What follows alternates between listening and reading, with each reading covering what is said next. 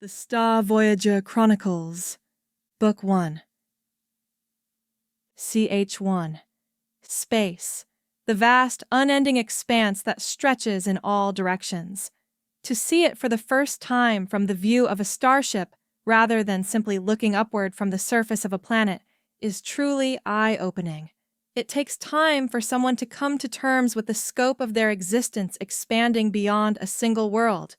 But time is a scarce resource. Captain, we're detecting an energy signature on our long-range scanners. The captain reeled herself back in from her mental wandering as one of the bridge staff relayed the alert to her. Is it a match? Her eyes swiftly darted across to the blurry monitor. The vague outline of a ship began to take shape as the readings continued to come in. Preliminary scans indicate the craft is a cruiser, most likely an infiltrator class. The bridge staffer paused. Energy levels and hull markings suggest the ship is of Ralerin origin. Jackpot, she thought to herself. Send a message over an open channel. Captain, shouldn't we contact Sector Command and... That ship will escape before any reinforcements can get here. We must act now, or risk letting them slip through our fingers again. This game of cat and mouse has gone on for long enough. It's time to end it. Channel is opened on you, Captain. The captain took a deep breath and cleared her head. Unidentified vessel, this is Captain Lorraine Laroach of the Aster. You are operating illegally under Article 7 of the Galactic Assembly Resolution on... Captain! The unidentified vessel is charging weapons and has launched fighters. So much for the civil approach. How many? Scanners indicate 4 fighters, Enforcer class. These are definitely Ralerins. Ready all weapon systems and raise forward shields. I don't want a repeat of last time. Lorraine could still see the vivid memories from their previous attempt at capturing the ship. This time would be different. The command consoles aboard the Aster's bridge sprang to life. The weapons systems showed the readouts from the batteries as their rounds were locked, loaded, and aimed towards the enemy vessel. The ship's front end was soon covered in the dim light blue hexagonal field of the ship's shields. Captain, enemy fighters coming across the starboard side. The 4 fighters zipped towards the ship and let loose a torrent of laser fire before gliding above the ship. Fighters in range of port side batteries. Fire at will. The batteries set loose their barrage of laser fire, forcing the Ralerin fighters to take evasive maneuvers. One of the laser bolts managed to hit a fighter near its fuselage as a thin trail of fire formed before the fighter exploded. The remaining fighters attempted another run at the ship, blazing towards it from the port side. The Aster was better prepared this time and fired 3 quick bursts from its port side batteries. The faster bursts of laser bolts surprised the fighters, making 2 pull up from the run. The 3rd fighter was too slow to react and took a bolt to its wing before exploding. Fighters have disengaged us, Captain. 1 step closer to victory. Good. Now to deal with the cruiser. Ready ion charges and aim for the ship's engines. The weapons officers inputted the new targeting parameters into their consoles, and the batteries adjusted their facing. Before the salvo was ready, the Ralerin cruiser fired off a fierce barrage of laser fire at the Aster. The blast of laser fire thundered against the ship's shields before dissipating.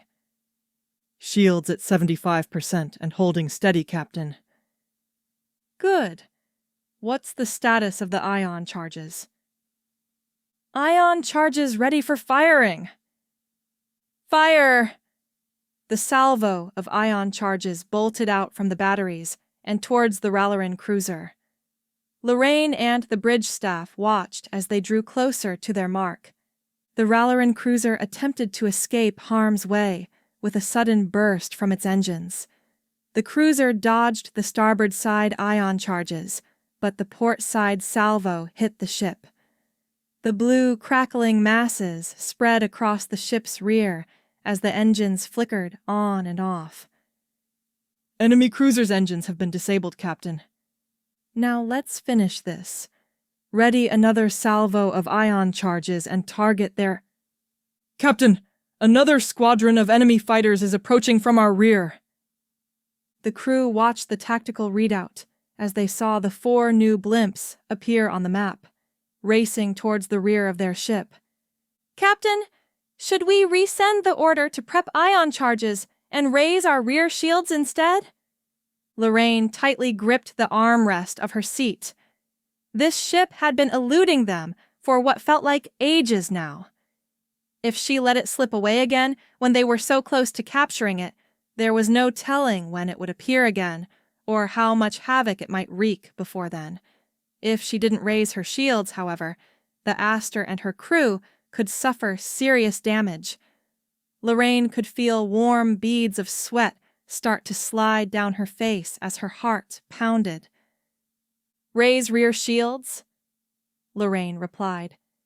She could feel a sinking feeling in her stomach as she watched the tactical readout. The building energy in the batteries disappeared, and instead, the same pale blue hexagonal pattern appeared around the rear of the ship, now fully covering it. The bridge crew watched as the fighters soared across the ship's length, strafing it with their laser barrage as the blast crackled against the shields. "Captain, we're detecting a new energy signature. Some sort of fighter craft. I haven't seen anything like it before." Lorraine brought her gaze to the new blimp on the readout. "Scans are still coming in, but so far this seems to be an unknown model of fighter." Just her luck, Lorraine was this close to capturing the elusive Ralerin cruiser they had been hunting for weeks when a new squadron and a new type of fighter came to its rescue. Her fingernails dug against the palm of her hand in frustration. "Ready burst salvos and decrease rear shields." The batteries prepared for their new targeting and brought their barrels to bear towards the new fighter. They let loose their quick burst of laser fire at the approaching fighter. The fighter suddenly launched forward as it pushed its engines to full throttle. It managed to dash through the incoming barrage of laser fire before priming its weapons. "Captain, we're detecting 3 missile clusters on the enemy craft, and they're locked onto the bridge."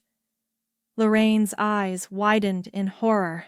She knew the shields could withstand a few salvos from the ship and strafing runs from the fighters, but a missile barrage might be too much for them currently.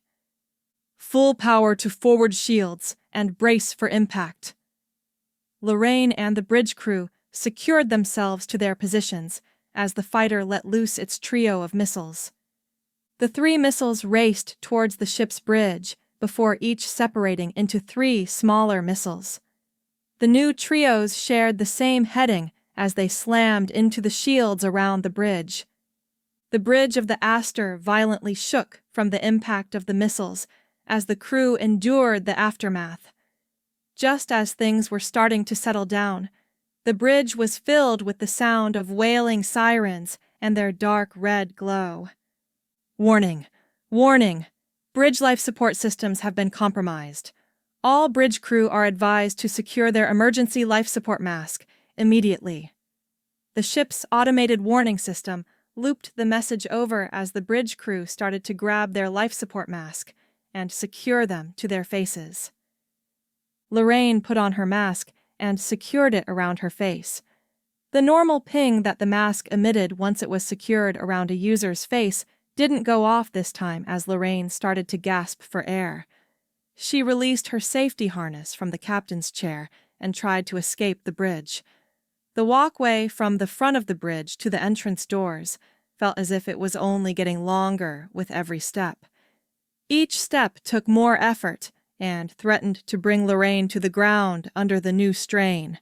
The last thing Lorraine recalled before becoming overcome by unconsciousness was the Aster turning away from the crippled Ralerin cruiser and feeling the sudden jolt from the warp engines as the ship escaped. She may not have captured the Ralerin cruiser this time, but she and her crew lived to fight another day to continue the hunt. That was victory enough for her. The Galactic Tribune. We have recently passed the 5-year anniversary of what most have dubbed the Blackout. For those who need a refresher, a cyber attack crippled the very heart of the Ralerin Empire, causing mass mayhem to ensue. In the wake of the attack, Ralerin officials traced the source of the attack to Brigantia, a moderate world in the southeastern quadrant of the galaxy. After receiving a majority approval vote in the Galactic Assembly's Military Council, an expeditionary force was allowed to pass into the quadrant and attempt to apprehend those responsible. Sources still dispute the exact occurrences on Brigantia, but here is what we know. The Ralerin Expeditionary Force failed in capturing the culprit of the attack. The Ralerin forces on Brigantia and the surrounding worlds were forcibly removed by an ad hoc coalition. Many of the forces that repelled the Ralerins formally banded together under a long-forgotten charter of the Galactic Assembly. Tune in later for the continuation of this story. CH2. Lorraine looked around the small white and gray room. It was supposedly a bedroom in the medical bay of the Starbase for Sector Command. However, it still felt like a spare machine room aboard an old space refinery, with wire ports in the wall and the occasional oil stain. She looked out the viewing port from her bed and could see the nearby anchorage modules where the Aster was currently dry-docked. From what she read in the mission report, the Aster had sustained damage to its bridge life support systems and minor damage to the hull, batteries, and shield array. Lorraine crawled out of bed and made her way over to the viewing port. She held her hand against the glass and slowly gazed over the blast marks that littered the hull of her ship. The Aster might not be the fastest or the most powerful ship in the sector, but it was her ship, and she wouldn't trade it for anything. Lorraine made her way back over to the bed and sat across the side of it. She brushed her foot against the small table next to the bed and brought her mind back to what she had been trying not to dwell on, the report.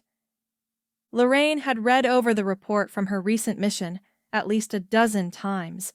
Each time she read it, some new possibilities or what-ifs popped into her mind about how she could have done things differently.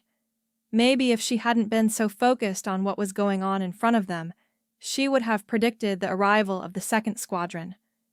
Perhaps, if she had reported the sighting like she was supposed to, the ship would have been forced to surrender or otherwise been overwhelmed by multiple foes. Lorraine dragged her fingers through her hair and took a deep breath. She exhaled and looked over at the table next to her, where the action report sat. The small tan folder held yet another critique of her performance in the field. Reaching over, she grabbed the report and started to thumb through it again, waiting to see what new thoughts might emerge. Frigate Aster, under the command of Captain Laroach, sighted target vessel Serpent. Captain Laroach deviated from protocol and engaged the ship before reporting to command, much to her and her crew's peril. Lorraine could feel the condescending comment sting at her confidence. It hurt reading it the first time, and it still hurt this time. It was easy to judge another person's mistakes when you're half a system away from the fighting, not to mention after the fact. She searched further in the document. Frigate Aster managed to destroy 2 Ralerin fighters and temporarily crippled Serpent before being flanked by Ralerin reinforcements.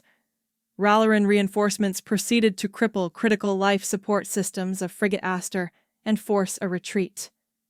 Managed, temporarily. Forced. She could still feel the doubt in the written words of the document. It was no secret to Lorraine that not all of her superiors shared her eagerness to act in the moment. She did her best to think things through, but ultimately, she knew that she couldn't afford to dot every I or cross every T, not with the current state of things. A knock came at the door, dragging Lorraine's head out of the report and back to the moment at hand. Yes? My apologies for interrupting, Captain. Admiral Goslin requests your presence. Of course, Lorraine had been too busy sulking and thinking over what-ifs to recall the real thing that she had been dreading. Another chewing out. Have a seat, Captain Laroach. I'm eager to review your performance from your last engagement. Admiral Goslin gestured to the empty seat at the far side of the table. Thank you, Admiral Goslin. Lorraine made her way across the room and took her seat. I'm eager to review your performance. He didn't have to rub in how eager he was to be chewing her out. She sighed internally and interlocked her fingers together as she watched Admiral Goslin sort through his copy of the report. I understand that you managed to engage Serpent, but were unable to capture the vessel. Yes, sir.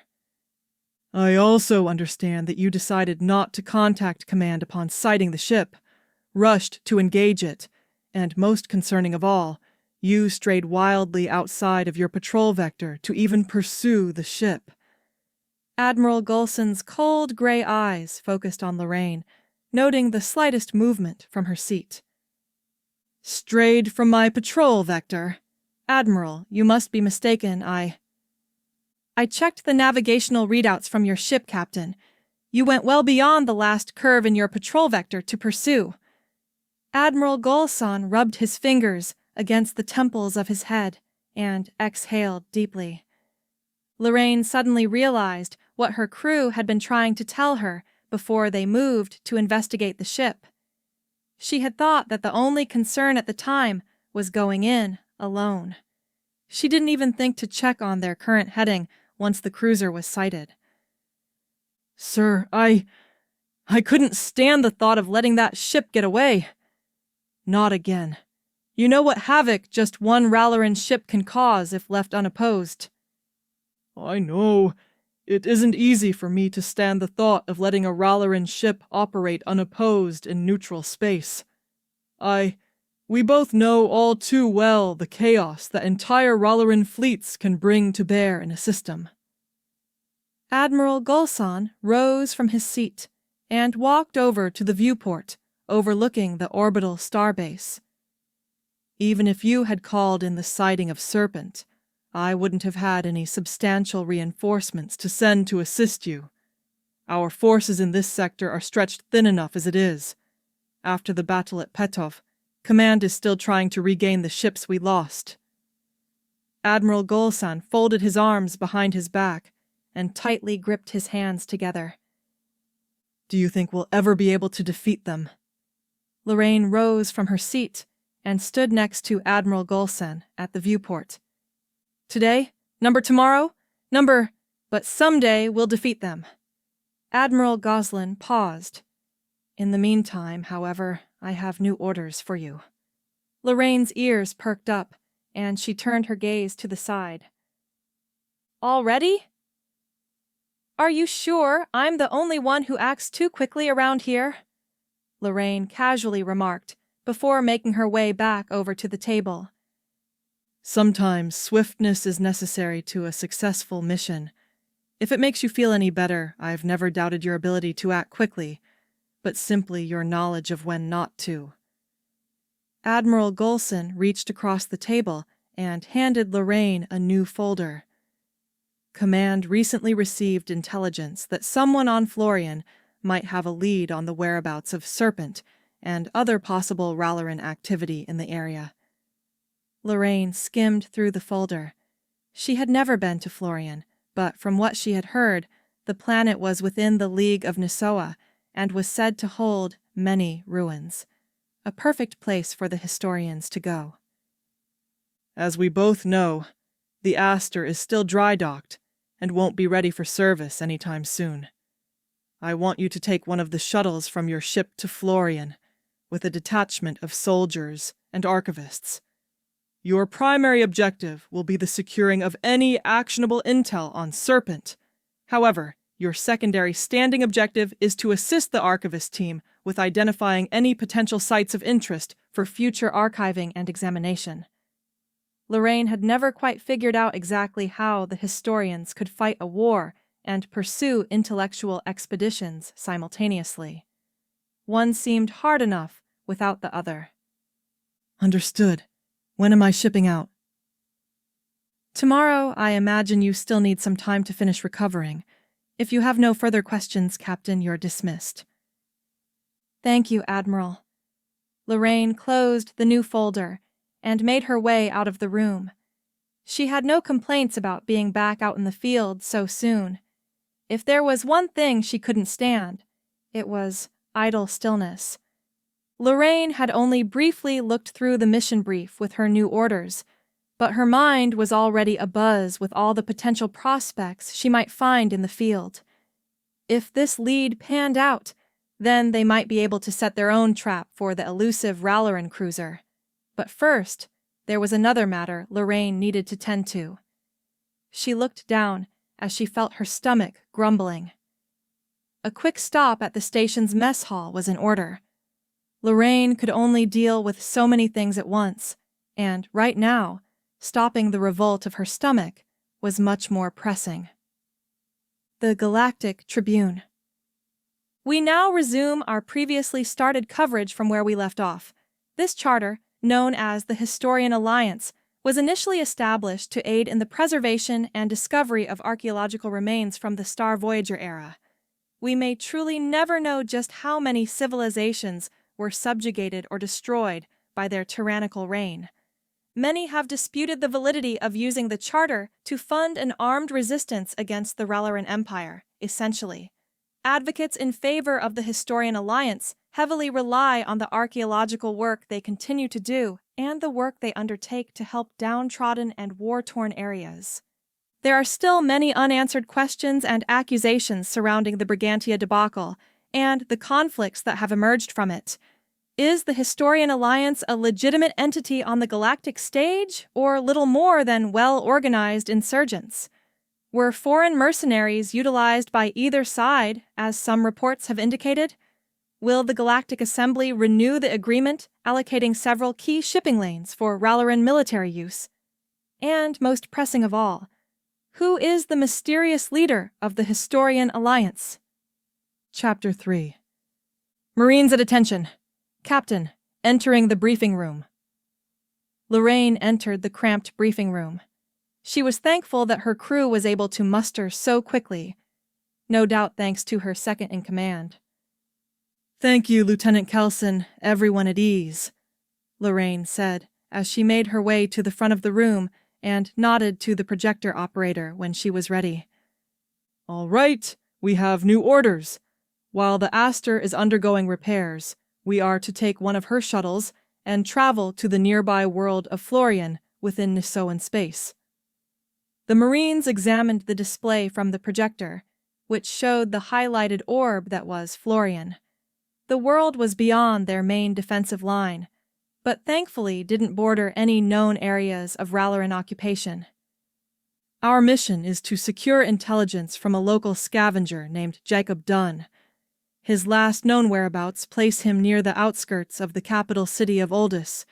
We are unsure about the extent of this intel, but Target Serpent was last reported near the system, Lorraine said, before nodding again. A click from the projector and the image display changed to show an old map of the capital city of Oldus. Currently, we are unaware of any Ralerin activity on the planet, but Command has not ruled out the possibility of Ralerin operatives on the surface. If all goes well, we'll find Jacob, secure the intel, and be back in a day. Unless there are any questions, I suggest you all— Aren't you forgetting something, Captain Laroach? An elderly voice from the back of the briefing room called out. Lorraine squinted a bit in the dark, but was quickly able to make out who the stiff silhouette was. Kaufman Tiller, head archivist aboard the Aster, another of her regular critics. Right. As per usual historian protocol, we will be taking a small team of archivists with us. Our primary objective is still the intel, but we are to report any sites of interest for future examination. She paused, looking back towards the elderly silhouette.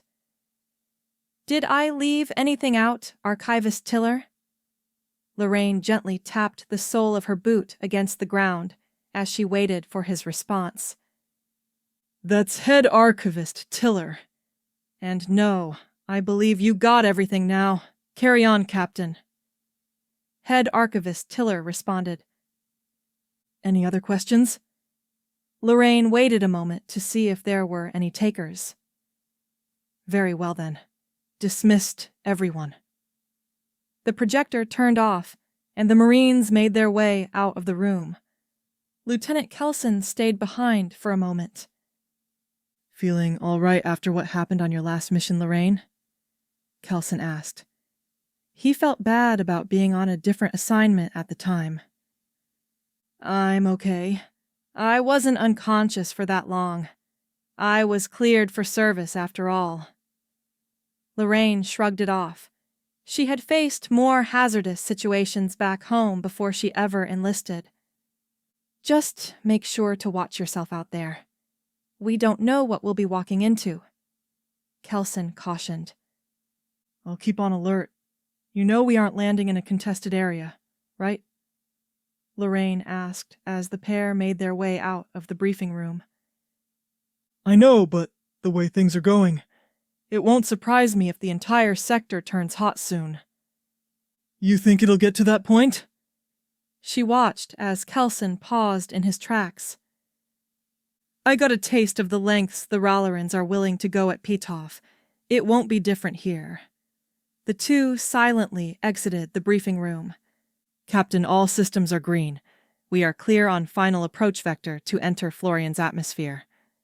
One of the shuttle's pilots radioed back to Lorraine. Counting the two pilots, the shuttle held herself, 16 Marines, and 4 archivists. 3 if Head Archivist Tiller was counted as a living artifact.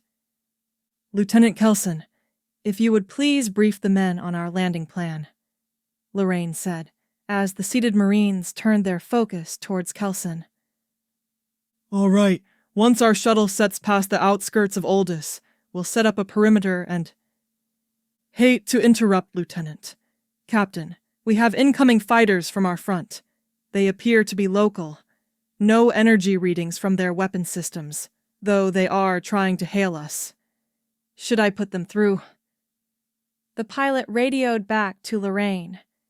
She knew Florian had a defense force, but it seemed odd for them to be investigating a ship as small as their shuttle traveling in a domestic lane. Talking to them appeared to be the quickest path towards finding out what was in store for them on the planet itself. Put them through, Lorraine replied, as she heard the comm click from an external source. Unidentified vessel. This is Colonel Akos of the Florian Defense Force. You are entering space under the protection of the League of Nisoa. State your purpose. A stern voice said over the comm channel.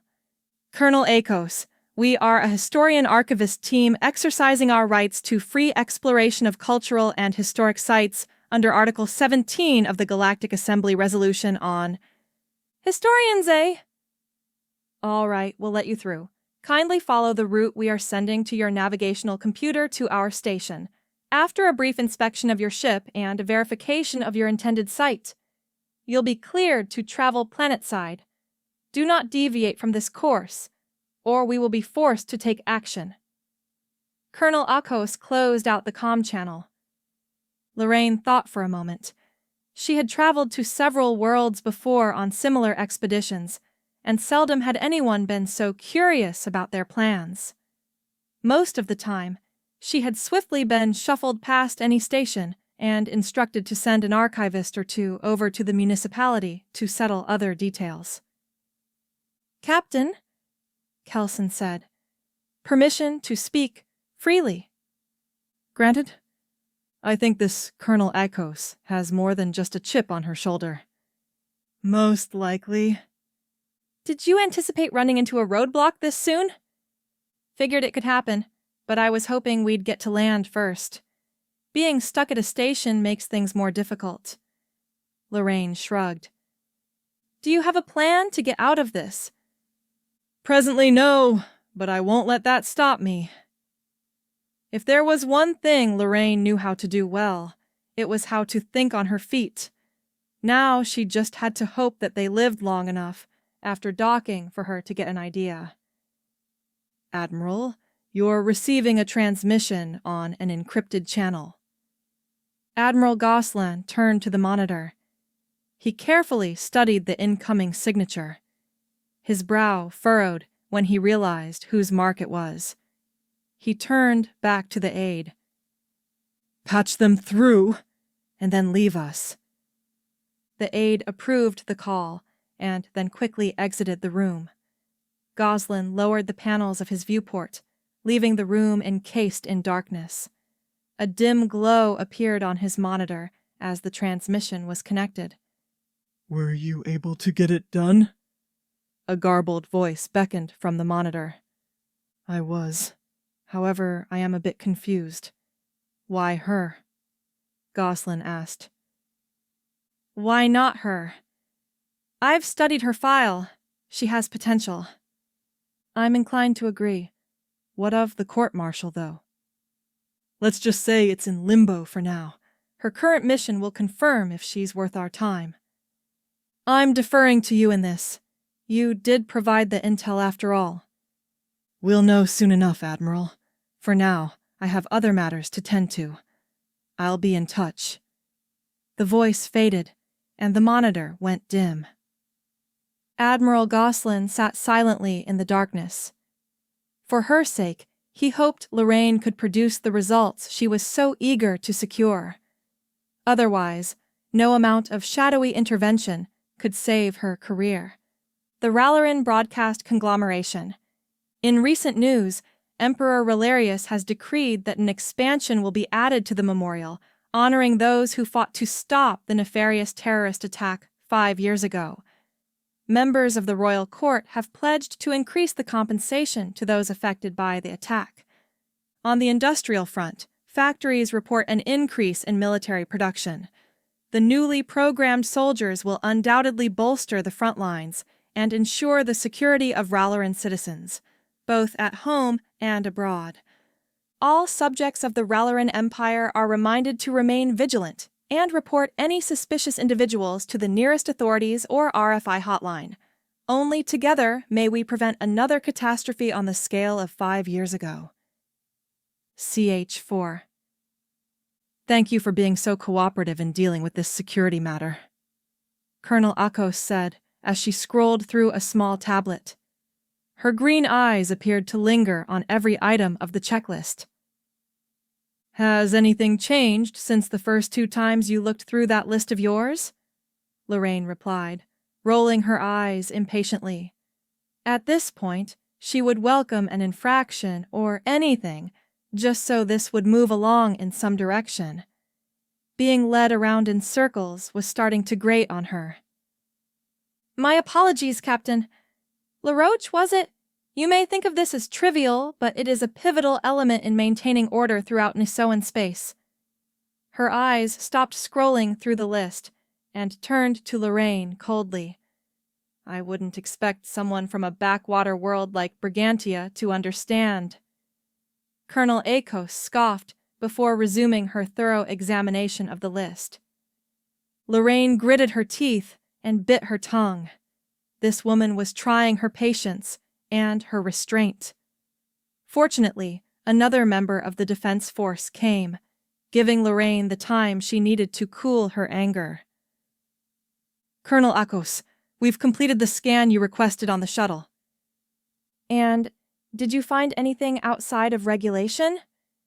No, ma'am. The shuttle meets all required standards.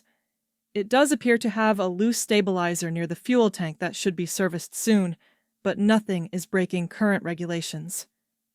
Thank you, Private. Colonel Akos waved the soldier off as he returned to his prior duties. Well, it looks like your ship managed to check out. I am, however, a bit confused. For a simple detachment of historians, your cargo manifest shows you carrying an awful lot of weapons. Any comment on that? What can I say? You never know what you'll find when you go searching through centuries-old ruins of long-dead civilizations. Pays to be able to defend yourself," Lorraine said, tapping the tips of her fingers against the empty holster on the side of her belt. She knew well enough to leave her blaster on the ship. The last thing she needed was to give an excuse to detain her. I suppose. Still, I feel concerned knowing that some renegade group of well-armed archaeologists is running around loose on Florian.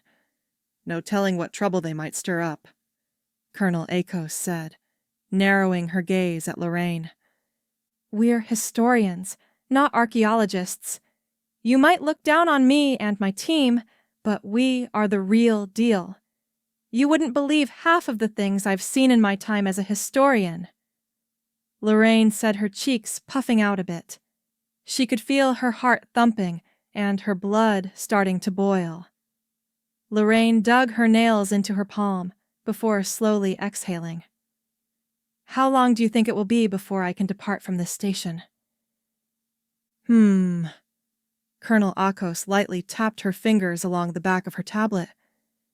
"Presently, the rest of your inspection should be done in an hour or so. After that, I'll fill out the necessary paperwork and send a report to Command Planetside. They will have to process the report and likely send their own questions or inspection requests back. Once I send them a confirmation, I can conduct any additional inspections and send those details back Planetside. Once everything is checked off, you'll be set, though you'll want to be careful when you do depart." "Why's that?" Lorraine slowly gritted her teeth. "Well, this time of year our planet is known for long and intense atmospheric storms. I would just hate to think I sent someone out to their death," Colonel Akos said, the corner of her lips slightly curling up. "Do you have a problem with that?" No, Colonel. "Good. You may return to your ship for now if you wish, but do not attempt to leave this station or you will be fired upon."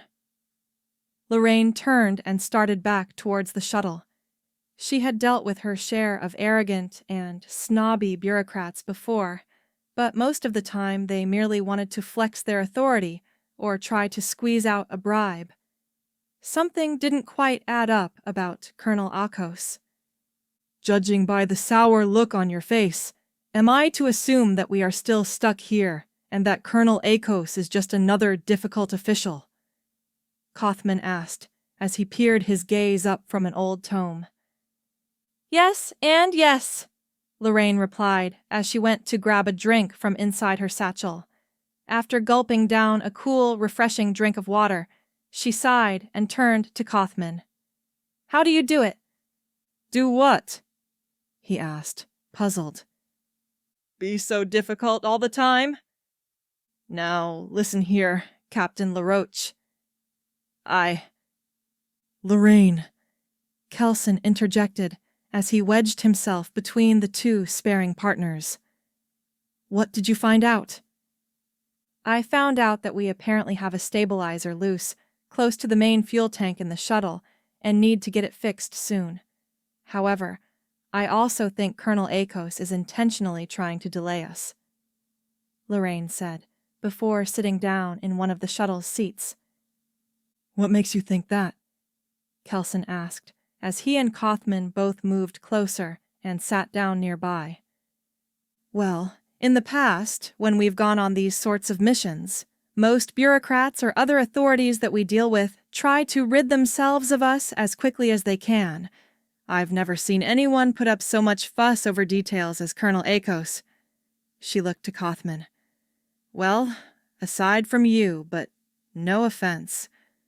After the runaround, patronizing, and blatant superiority complex she'd seen from the Colonel, Kothman wasn't that bad in comparison." "None taken. A rare compliment even if you didn't intend it." Kothman shrugged. "While you were dealing with that harpy, I had been looking through some old Nisoan tomes, and I think I know why she is trying to stall us." Kothman flipped through the pages of the aged tome that he had been reading. As the pages rapidly slid between his fingers, the musky smell of the tome's leather cover and aged paper assaulted the nostrils of Lorraine and Kelson, who both turned away until the desired page had been reached. Ah, here we are. Kaufman moved the book closer for the other two to see. Florian was once home to a research installation of the star Voyager Empire. From what I've been able to gather, the site remains relatively well preserved, though few have dared to go near it. "Why's that?" Lorraine asked, as she looked through the aged pages of the book. The drawing in the book was crude, but from what she could see, the base was comprised of a pentagonal shape with an elegant dome forming at its center, with thick beams converging from the 5 prongs. Bad omen. It might seem trivial to us, but many of these ruins hold haunting memories for the locals of many worlds, and that stigma has been passed down from generations. Kaufman scratched at his chin.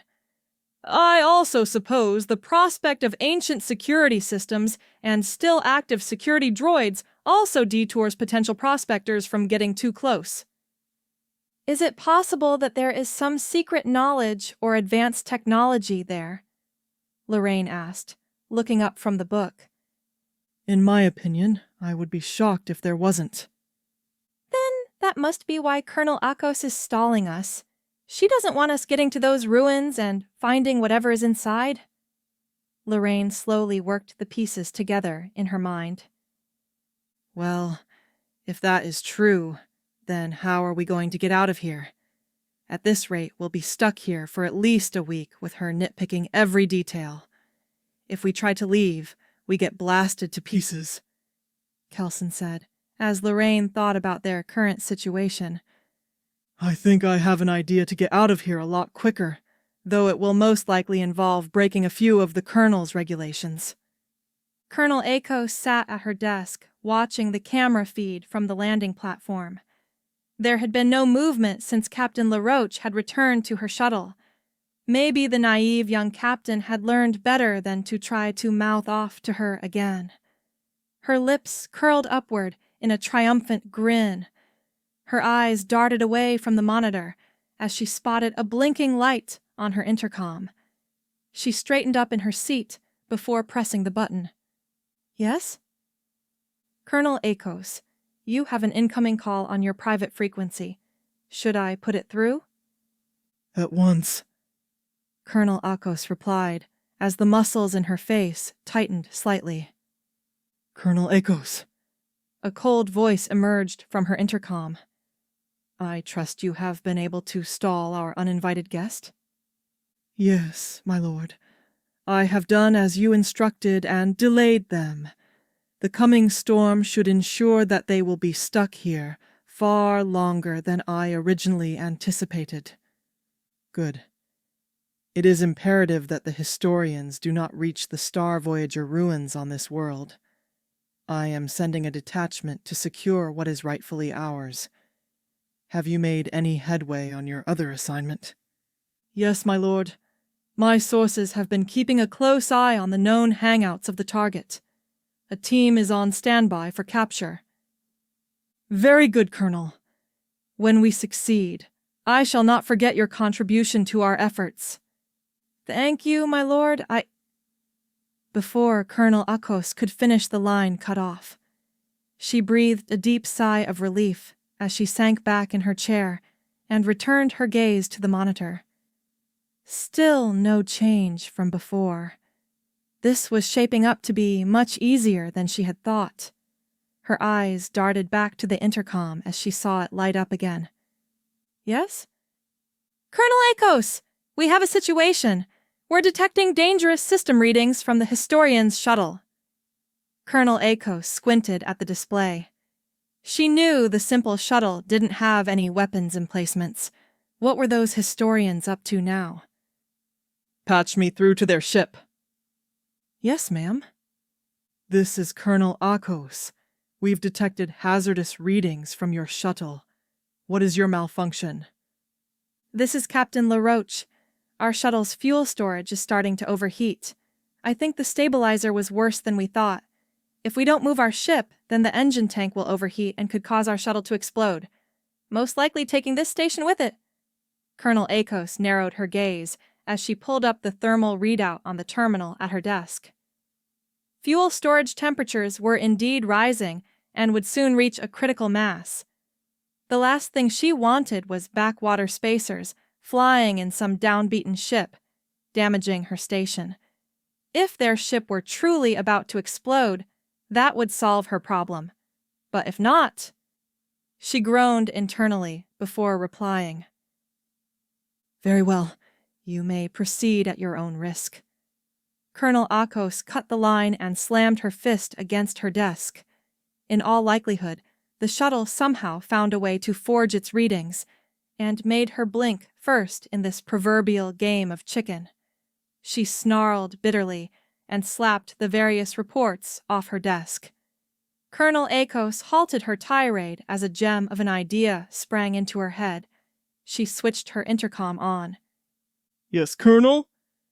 Run a scan and see if Captain Laroach's shuttle still had its station ID key logged before their impromptu departure. Yes, ma'am. There was a moment of silence as Colonel Akos could hear typing. Yes, the shuttle still had the station ID key logged into the system. Good. Kindly activate the tracking system embedded in the ID key. In the event of the shuttle exploding before they can get help, I would like to know where to report the crash to. Of course, ma'am. Is there anything else you need? No, I think I have everything under control now. Colonel Akos clicked off the line and recomposed herself. Captain Laroach may have gotten away for now, but this was far from over. The Free Historian Broadcast. Thank you for tuning in to our nightly broadcast from the front lines in the East to the core of the Southeast and to all of our listeners beyond.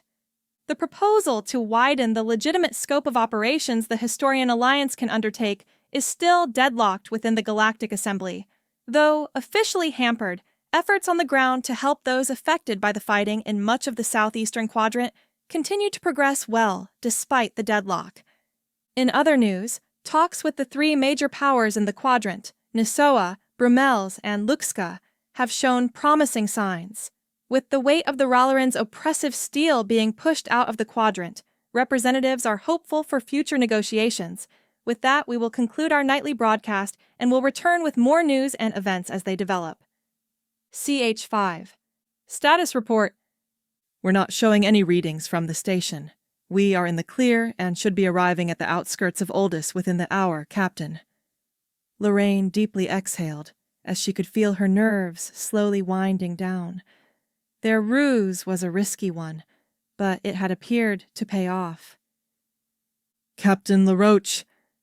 Kothman exhaled as his nostrils flared out. Was there any chance that this feint of yours might not have worked? Well, maybe a small chance, but I can't stress this enough that it was a very small chance. Lorraine brought her hand behind her head and scratched through her hair as she tried to refrain from laughing. She didn't want to tell him about the small trick they had pulled off to heat the casing of the stabilizer. It would only anger him more. Just a small chance. Just a small chance we could have been blown to bits by our own engine. Or worse, shot to pieces by Colonel Akos and her goons. Kothman's aged face turned from its worn tan complexion to an intense boiling red as his tirade ensued. He continued to rave in his seat until he gradually started to lose steam. One of these days I'll get that transfer. One of these days. Lorraine was uncertain if Kothman was simply too tired to vocalize his annoyance, or if he was merely resigned to the fate that he was stuck with her. Look on the bright side. We get to dive into ancient ruins of the most terrifying civilization in known history. Just think about what untapped treasures or long-forgotten secrets could be inside. Kothman's head slowly perked up, and he reached for the nearby tome he had previously been reading from. It didn't take much to reignite an archivist spirit, even one of Kothman's advanced age. I forgot to tell you earlier. while you were working on your reckless plan to get us out of the station." Kothman shot her a stern look before resuming. "An archivist may be quick to forgive, but seldom do they forget. I had done some more digging through the Nisoan tomes I had brought." Kothman flipped to a page he had flagged. The pages of the old tome flew between his fingers, and from their gust came the same dank odor from before, making Lorraine turn away for a moment to breathe in some uncontaminated air. She had seen it coming, but made the mistake of inhaling right when he started flipping. "I was able to get a better idea about some of the research that went on at this site. According to various local accounts from the time, they reported seeing strange aircraft soaring through the night skies. Whether or not anything useful ever came of these experimental craft is unknown. Still, the data from their testing could potentially be very valuable."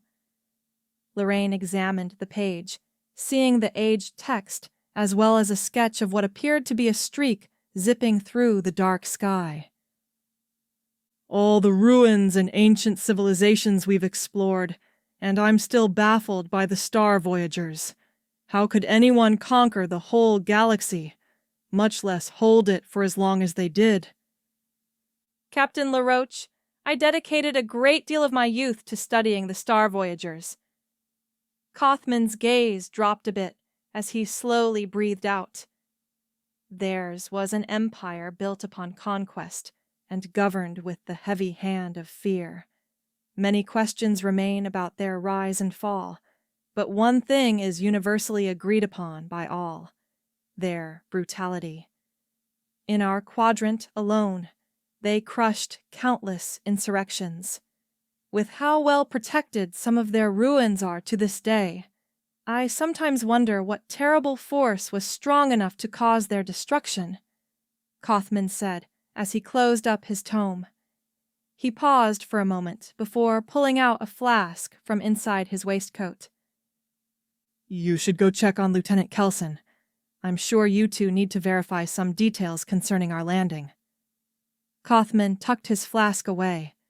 His eyes closed as he turned inward to reflect. Lorraine sometimes forgot that Kothman not only possessed the knowledge of a seasoned archivist, but also the scars that came with it. "I'll go check on him," Lorraine said, getting up from her seat. Before leaving, she placed a hand on Kothman's shoulder. "Once we get camp set up for the night, I'd like to hear your input on how we should proceed in dealing with the ruins, Head Archivist Tiller." Kothman nodded. "Of course, Captain Laroach." Kothman reached into his bag for a different tome as Lorraine made her way to the front half of the shuttle.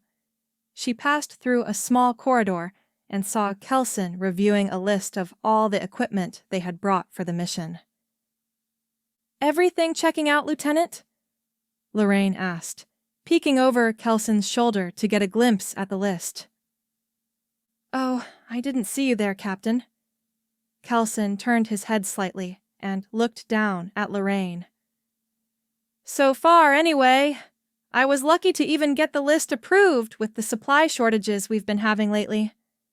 Does the station's quartermaster still have a thing for you?" Lorraine nudged Kelson as her eyes lit up with curiosity and an impish smile formed on her face. "If I say yes, will you stop bothering me about it?" "Probably not." "Then no." Kelson looked through his list before stopping at an entry. "Hey, Lorraine, did you put in a request for 4 LAR rocket launchers?" He looked over at her as she shuffled her feet and innocently whistled. "Perhaps." Kelson slowly dragged the palm of his hand down the length of his forehead. "Hey, you know how on our last mission we kept having to deal with Ralerin drones taking pot shots at us? Well, I figured this time we could properly respond to them. With what little heavy ordnance we have to spare, I'm surprised these got approved." "Well, what can I say except the quartermaster has a thing for you? Doubt she would want her favorite lieutenant to get killed in the field by some pesky Ralerin drones." Kelson huffed and went to the other side of the cargo bay, checking the inventory. Lorraine followed him over and noticed the seemingly out-of-place steamer chest. Another of head archivist Tiller's requested items he had brought along on the trip. She could only imagine how many tomes, charts, and other ancient texts he had managed to squeeze into it. If worse comes to worst, you think we have enough firepower to hold our own? Lorraine asked, examining the numerous boxes stored around them. I would think so. You worried about us having to deal with the defense force, potentially? Them, I think we can avoid. I'm just worried about whoever else is trying to get the intel and get to the ruins. If they're with the Ralerins, you know they'll have a lot of soldiers. We've fought our fair share of Ralerins. They may have numbers on their side, but I'd say we have a few tricks of our own. Kelson paused at another item on the list. And, thanks to you, even more munitions. Why do you always add on more equipment than we need? Kelson peered over at Lorraine. Not my fault. My father taught me to always have more minitons than necessary to deal with your problems. Lorraine peeked back at the list. If it makes you feel any better, I've started cutting back. Lorraine looked down and felt her comm link buzzing. She clicked it on. Captain Laroach, we are approaching the outskirts of Oldis, one of the pilots said over Lorraine's comm link. Still no hostile readings on the shuttle's sensors? None whatsoever, Captain. Just another smooth entry. We've already secured landing clearance in one of the landing zones you mentioned recently. We should be landed in 10 minutes or so. Lorraine keyed off her comm link and turned back to Kelson. Looks like we're about to find out if we'll need our extra firepower or not. The Galactic Tribune. We now return to conclude our coverage. Who is the commander of the Historian Alliance? Little is known about the man who has ignited his own war against the behemoth Ralerin Empire. Conspiracy theories vary in scope on his past and motives. Some say that he's an exiled Ralerin noble and seeks revenge. Others say that he is an operative from one of the old northern powers, seeking to shake up the galactic order and make some openings. A few even believe that he isn't real and is instead a front for interests aligned against the Ralerins. So, what do we know? The exact world of his birth is unknown, but it is believed to be within the chaotic core of the southeastern quadrant. It is known that he spent many years on Brigantia and resided there when the Ralerin Expeditionary Force embarked to that region of space. No one has been able to conclusively place him within Ralerin space or on their homeworld during the blackout. Though the Ralerins steadfastly maintain his involvement, all information they have concerning the incident is classified. Only time will tell just what happened on that fateful day 5 years ago. The question on our mind is, who will bring an end to this war and how the galactic balance of power will shift at its conclusion? Thank you for tuning in. This has been the Galactic Tribune. CH-6. The shuttle glided through the airspace above Oldis. Lorraine could see the aged city from the front viewport of the shuttle.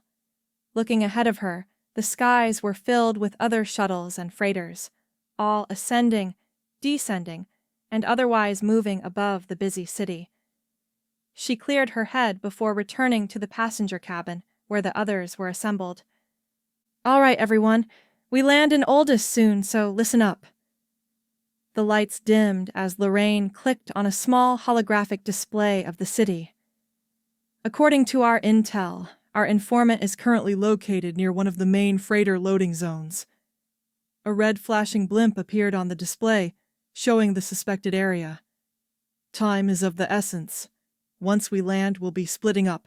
Lieutenant Kelson and I will make contact with the informant and secure the intel. We suspect Ralerin or pro-Ralerin forces will descend on the Star Voyager site.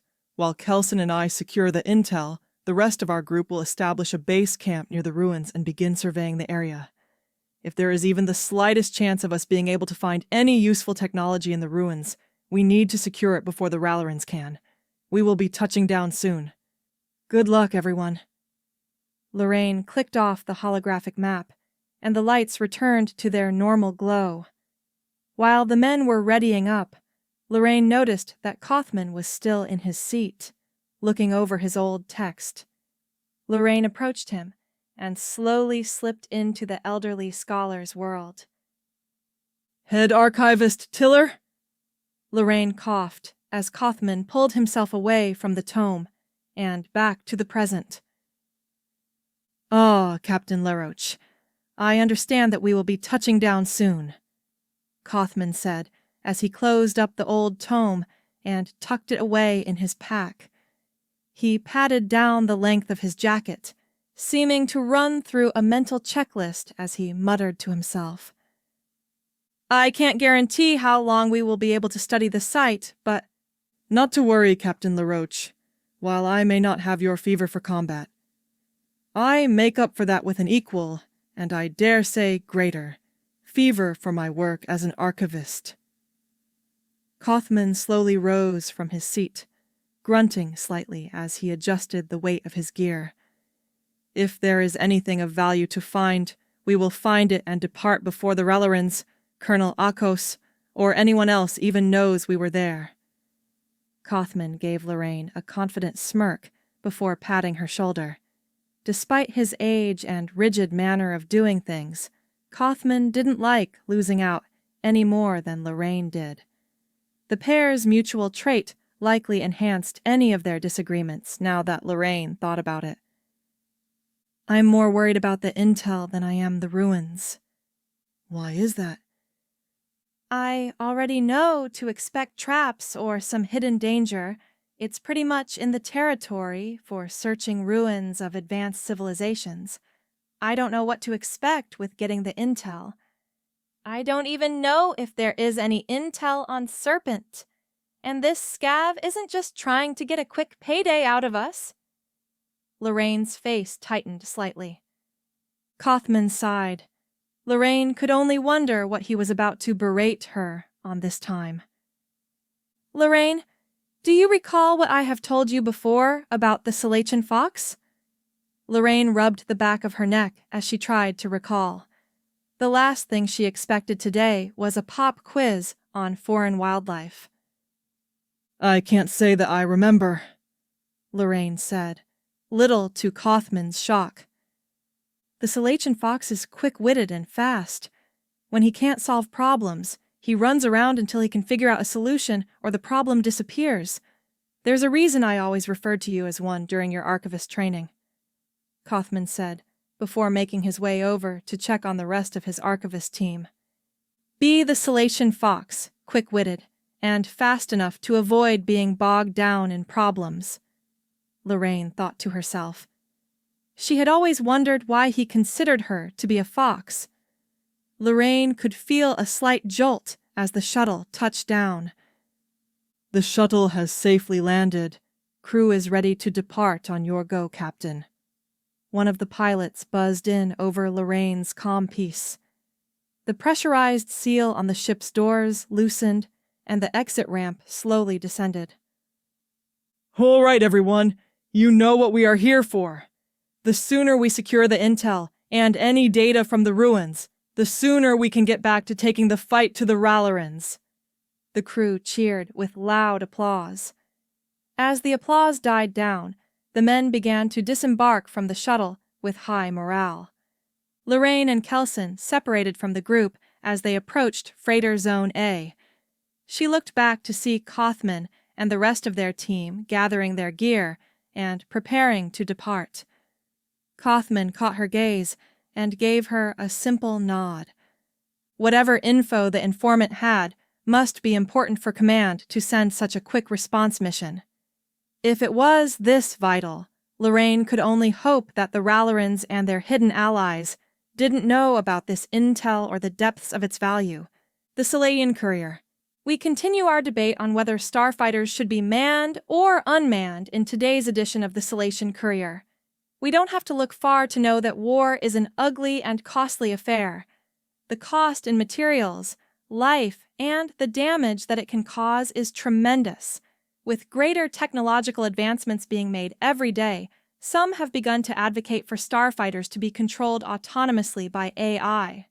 Those in favor of this approach cite the number of lives that can be saved as well as the cost that would be saved from not having to train human pilots. If a human ace is killed, then years of experience across multiple engagements are lost in an instant. If an AI starfighter is lost, merely upload its last build into a new starfighter and it's off to fight again. Critics of this new approach have emerged from several different sides. Within Salatius alone, many prominent members of the various flight houses view this as a move to strip the honor and valor from starfighter combat. Others within the scientific community warn that placing too much reliance on AI could weaken military readiness and create new targets within the defense apparatus. If a cyber attack were to damage the AI in control of the starfighters, it could at best render them ineffective or at worst turn them against the very hands that made them. A human must be bribed or coerced into turning on their home, but an AI can be hacked and reprogrammed in a fraction of the time. There are critics on both sides who cite the Ralerin war machine as both a positive and negative example of what a more autonomous military would look like. Though their cost in life is low, their material cost, logistical needs, and technical needs all run at a higher price. It is this reporter's humble opinion that if a day were to come when the last starfighter pilot would slide into his cockpit to soar into his final battle, then that pilot would be a Salatian. CH7. Kelson, I don't like the look of this place, Lorraine said, turning her gaze to the side slightly to see Kelson's own reaction. His expression was very open and showed the same degree of concern as did her own. Lorraine, I know it looks rough. No, not that. This place looks like it's one meager hit away from crumbling down, Lorraine replied as the pair looked over the building. Each glance offered a new, and often more concerning, flaw to the structure than the previous glance. If our informant is here, he's in more danger from this building than from any assassin. Lorraine sighed internally. Of all the places their informant could possibly pick to hide in, it had to be the condemned building awaiting its notice. Shall we? Kelson nudged Lorraine's shoulder, an amused grin spreading across his face. It took all of her willpower not to smack it off his smug face. Fine, but if this place comes down on our heads, know that I'm getting you back in the next life, Lorraine huffed as she started towards the door. After getting his fill of amusement, Kelson followed behind, and the pair entered the bar. Upon entering, the two were greeted with the pungent odor of alcohol, stale pretzels, and a hint of sweat, and tears to even out the fragrance. Lorraine's eyes scoured the bar, hopeful they might find their contact soon and be rid of this place. So far, she had only seen a few barflies and parties of what vaguely passed as sailors toasting their latest gains. A few lone drinkers stood out to Lorraine in her scan of the room. Grievers, drunkards, and potentially hired mercenaries were a quick way to complicate their mission. I think we have a good enough lay of the land. Time to ask the bartender if he's seen anyone matching our informant's description, Lorraine whispered to Kelson, who nodded. She made her way over to the bar as Kelson hung back a bit to keep a steady eye on the room. Lorraine slid onto a bar stool and waited for the bartender to finish pouring another patron a tall glass of booze. After filling the glass, he made his way over to Lorraine's stool. "What's your poison?" the bartender dryly asked as he fetched a fresh glass from underneath the bar counter and started to scrub its murky surface with his worn rag. "Not looking to quench my thirst, but maybe you can help quench my curiosity," Lorraine said, as the bartender slid the glass back underneath the counter. "You'd be better off with a drink. Information tends to be a top-shelf item, don't you know?" the bartender replied, crossing his arms with an unimpressed look. Lorraine could already tell that she wasn't his first or last customer wanting information. I'm looking for a scavenger, supposed to live around here. Name, Dunn sound familiar at all? Lorraine asked. Can't say that I've heard of him. I suggest you buy a drink, else this conversation is done. The bartender snapped as he grit his teeth. That's a shame, see? I found some money he wanted me to give to you. Said it was for a favor you did for him. Lorraine pulled out a small pouch and placed it on the bar counter. The soft metallic clinking of coins inside could be heard as the bulging pouch spread partly on the countertop. The bartender slowly reached a hand for the pouch before sliding it into a pocket of his dirty apron. You know, now that I think about it, your friend got a room here the other day. If I recall correctly, he should still be there. Room 3, third door on the right. You can't miss it. The bartender replied with a wink before heading to another part of the counter to serve a new patron. Lorraine cocked her head towards Kelson and nodded for him to follow her as she made her way towards a flight of stairs that led up to the second level of the structure. Looking down at her feet, Lorraine could see that the stairs had certainly seen better days. She was almost shocked when her boot pressed down on a board that didn't squeak, ache, or otherwise moan in complaint. The pair finally made their way up to the bar's second floor. Ahead of them was a narrow hallway with faded and peeling wallpaper. Only a few of the light fixtures in the hallway even worked, and those that did lacked their decorative cover. Making their way down the hallway to the third door on the right, the duo stopped right outside the door. Lorraine slid a hand into her coat and could feel the smooth wooden grip of her blaster as Kelson kept a hand on his holster. Lorraine knocked at the door, the old wood softly echoing the beat from her knocks. No response. Lorraine knocked again, this time a bit louder. The vibrations made the door lightly shake at its weak hinges. Still no response. Lorraine huffed and pulled out her blaster, beating its butt against the door, leaving a few scrape marks near the impact. Finally, the pair heard a groan from inside the room, followed by the shuffling of footsteps along the floor. The pair exchanged glances before the door opened, and their gazes both turned to the figure standing before them. Hey, you aren't my friends, and you don't have more drinks. What's the big idea? The man asked, a bit miffed, as he balanced himself against the doorframe. Jacob Dunn? Kelson asked. The man matched the description in their brief, but he'd rather confirm that himself. I am he, yes. Jacob replied, unsure which of the pair to offer his hand to. He stumbled over himself a few times. His feet were loosely fixed to the ground, though the rest of his body slowly swung back and forth. Is there something I can do for you? You both? There are two of you, right? Jacob questioned. Each question pushing him into further uncertainty. The man reeked of beer. His brown eyes were riddled with strained, bloodshot nerves. Yes, actually there is. We're looking for a new bioscanner for our shuttle, Lorraine said slyly, slipping the sign included within their mission brief. Jacob stood there pondering for a moment. She could only hope that he still remembered the countersign, or even the intel for that matter. Yeah, I've got some new bioscanners, Jacob replied. Well, newish, he added as he wobbled his way back into his room.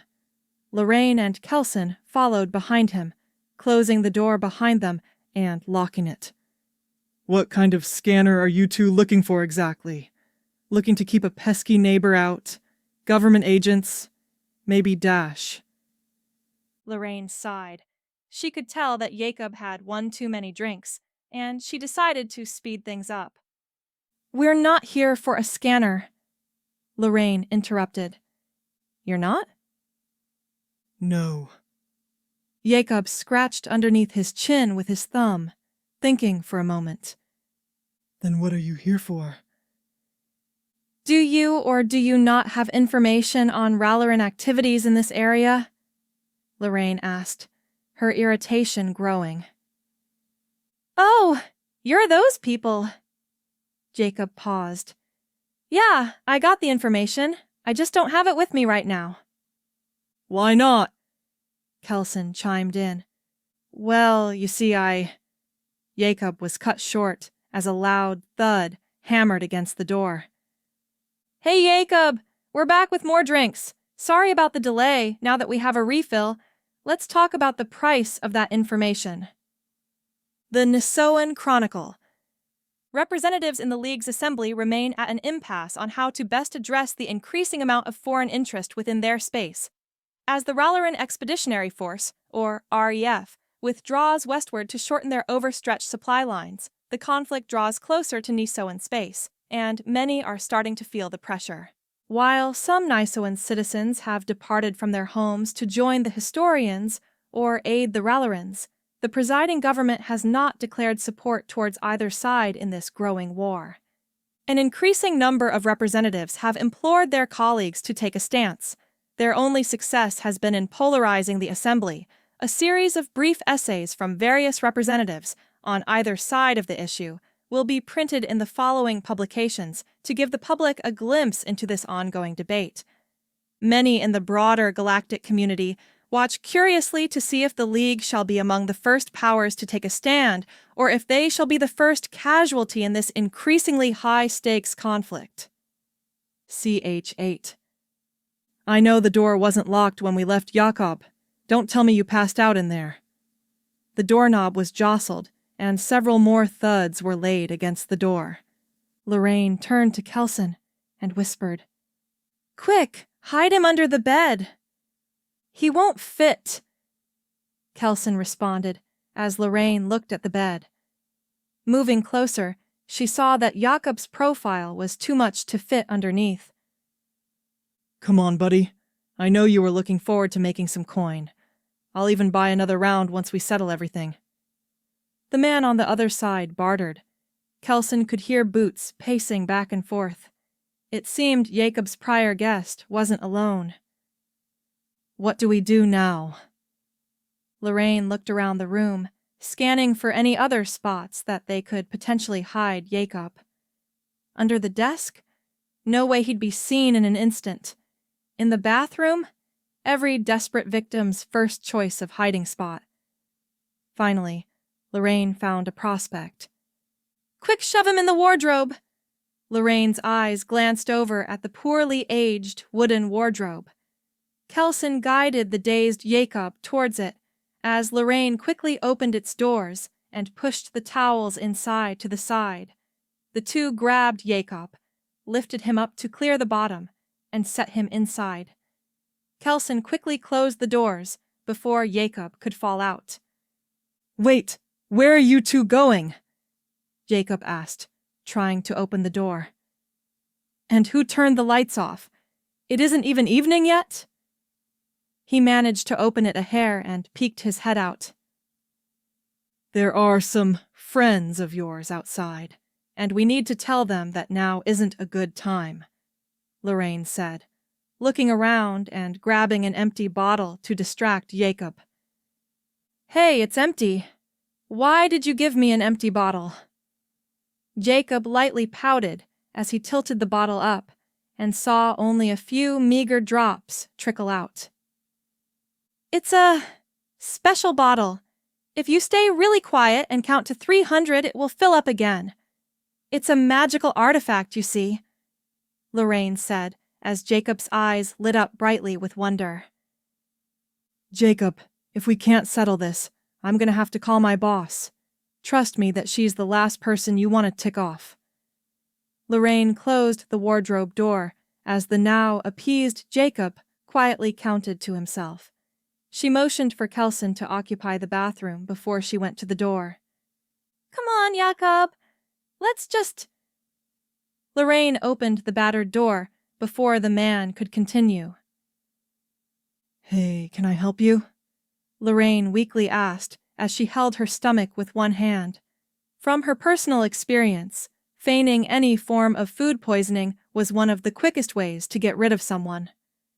"Where'd Jacob go?" the man asked, looking down at Lorraine. "Jacob! Who? The only people here are my friend Katie and me." Lorraine moved back into the room a bit. As she expected, the man at the door stepped inside, his eyes surveying the room. "Who's in the bathroom?" the man asked, noting the closed door and light shining from under the doorframe. "I told you, my friend Katie. We're both really sick. You haven't eaten here, right?" Lorraine asked.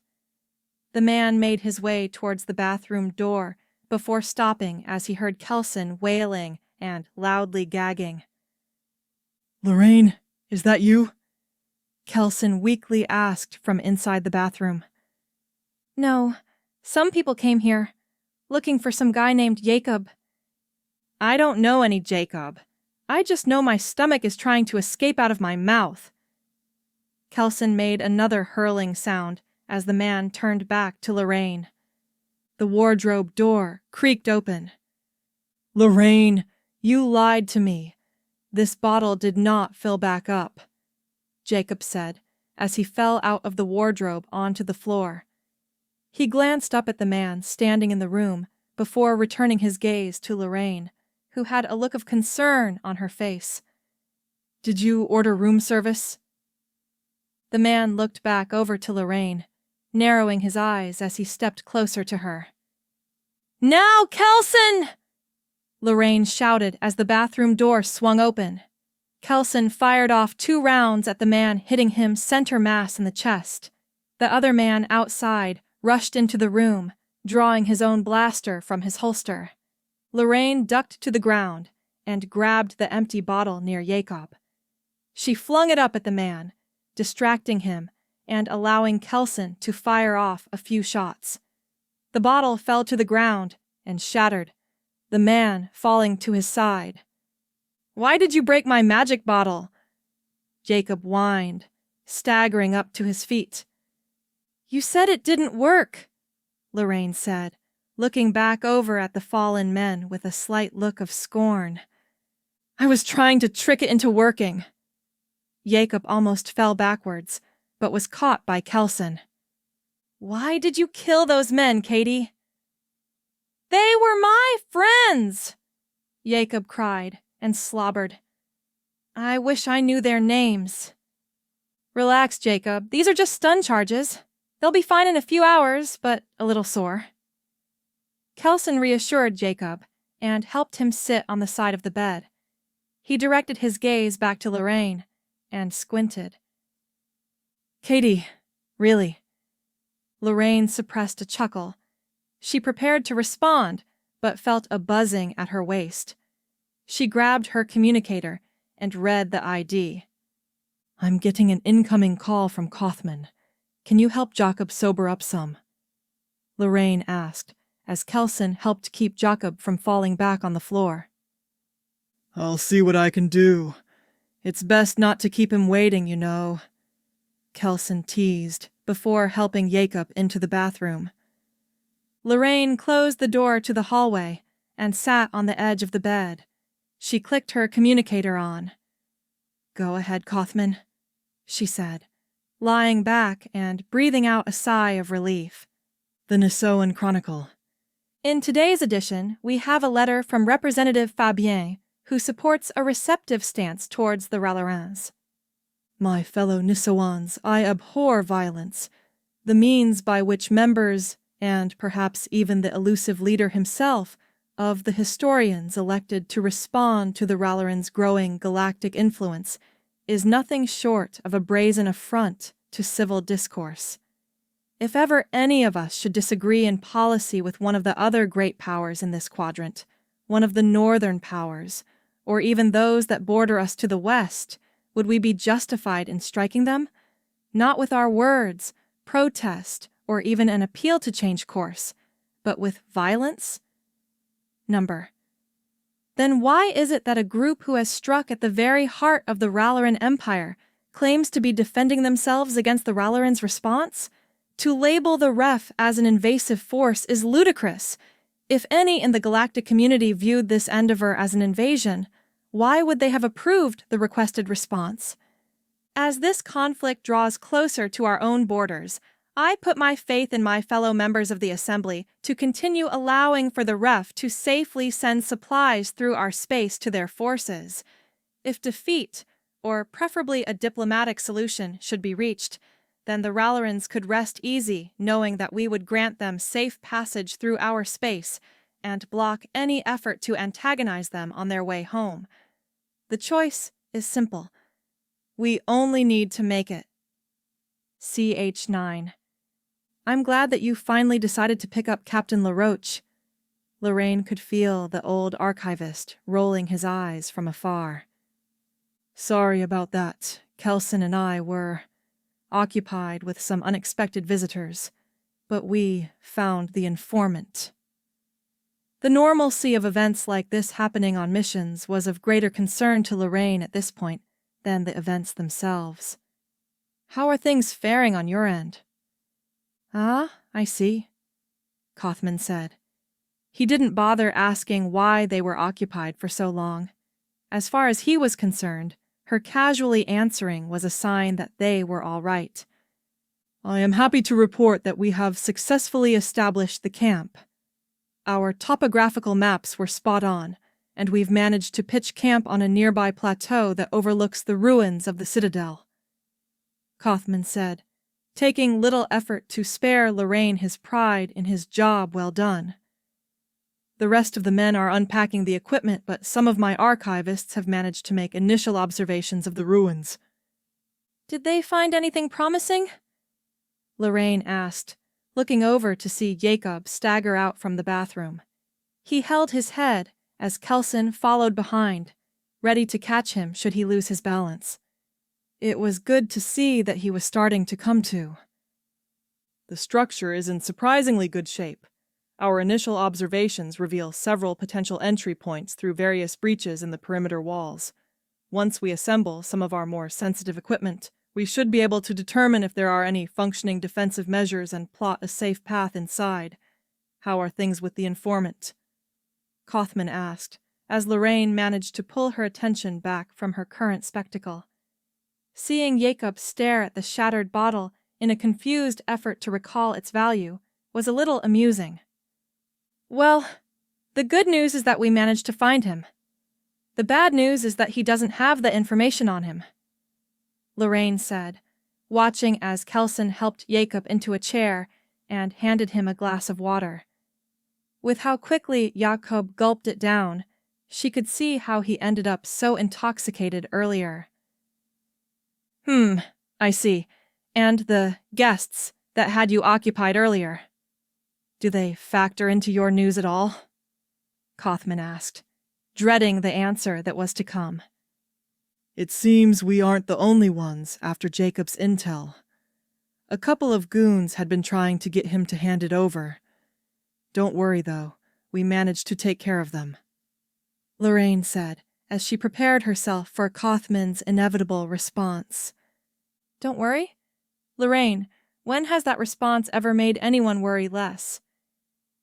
I'm sure it's happened sometime. Maybe your next big research project could be documenting known cases. Never mind that. Kaufman huffed and exhaled before calming himself and continuing. Do you and Kelson need any help securing the intel? We've got it covered. We're waiting for the informant to sober up a bit more, and then we're going to where he stashed it. Captain Laroach, if you've already encountered trouble, chances are more will be coming. I can send some of the Marines to help.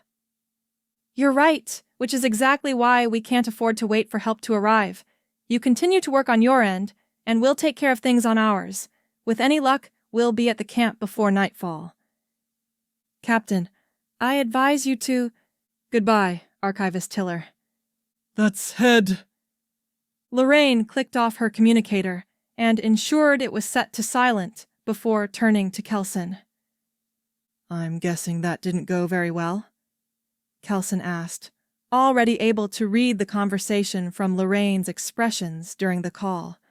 Kaufman's louder responses were also a dead giveaway.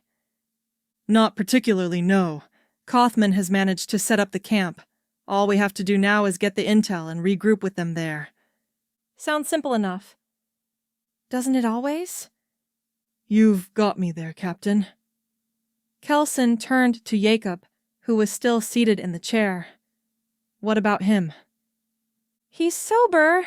Enough, these are hardly ideal circumstances, but that's what we're used to, Lorraine said, before walking over to the chair and patting Jacob's shoulder. Say, you're the woman who wanted to buy the scanner. He paused, an idea sluggishly surfacing in his brain. No, you're the ones here for the intel, right? Jacob asked, blinking a few times. That's right, Jacob.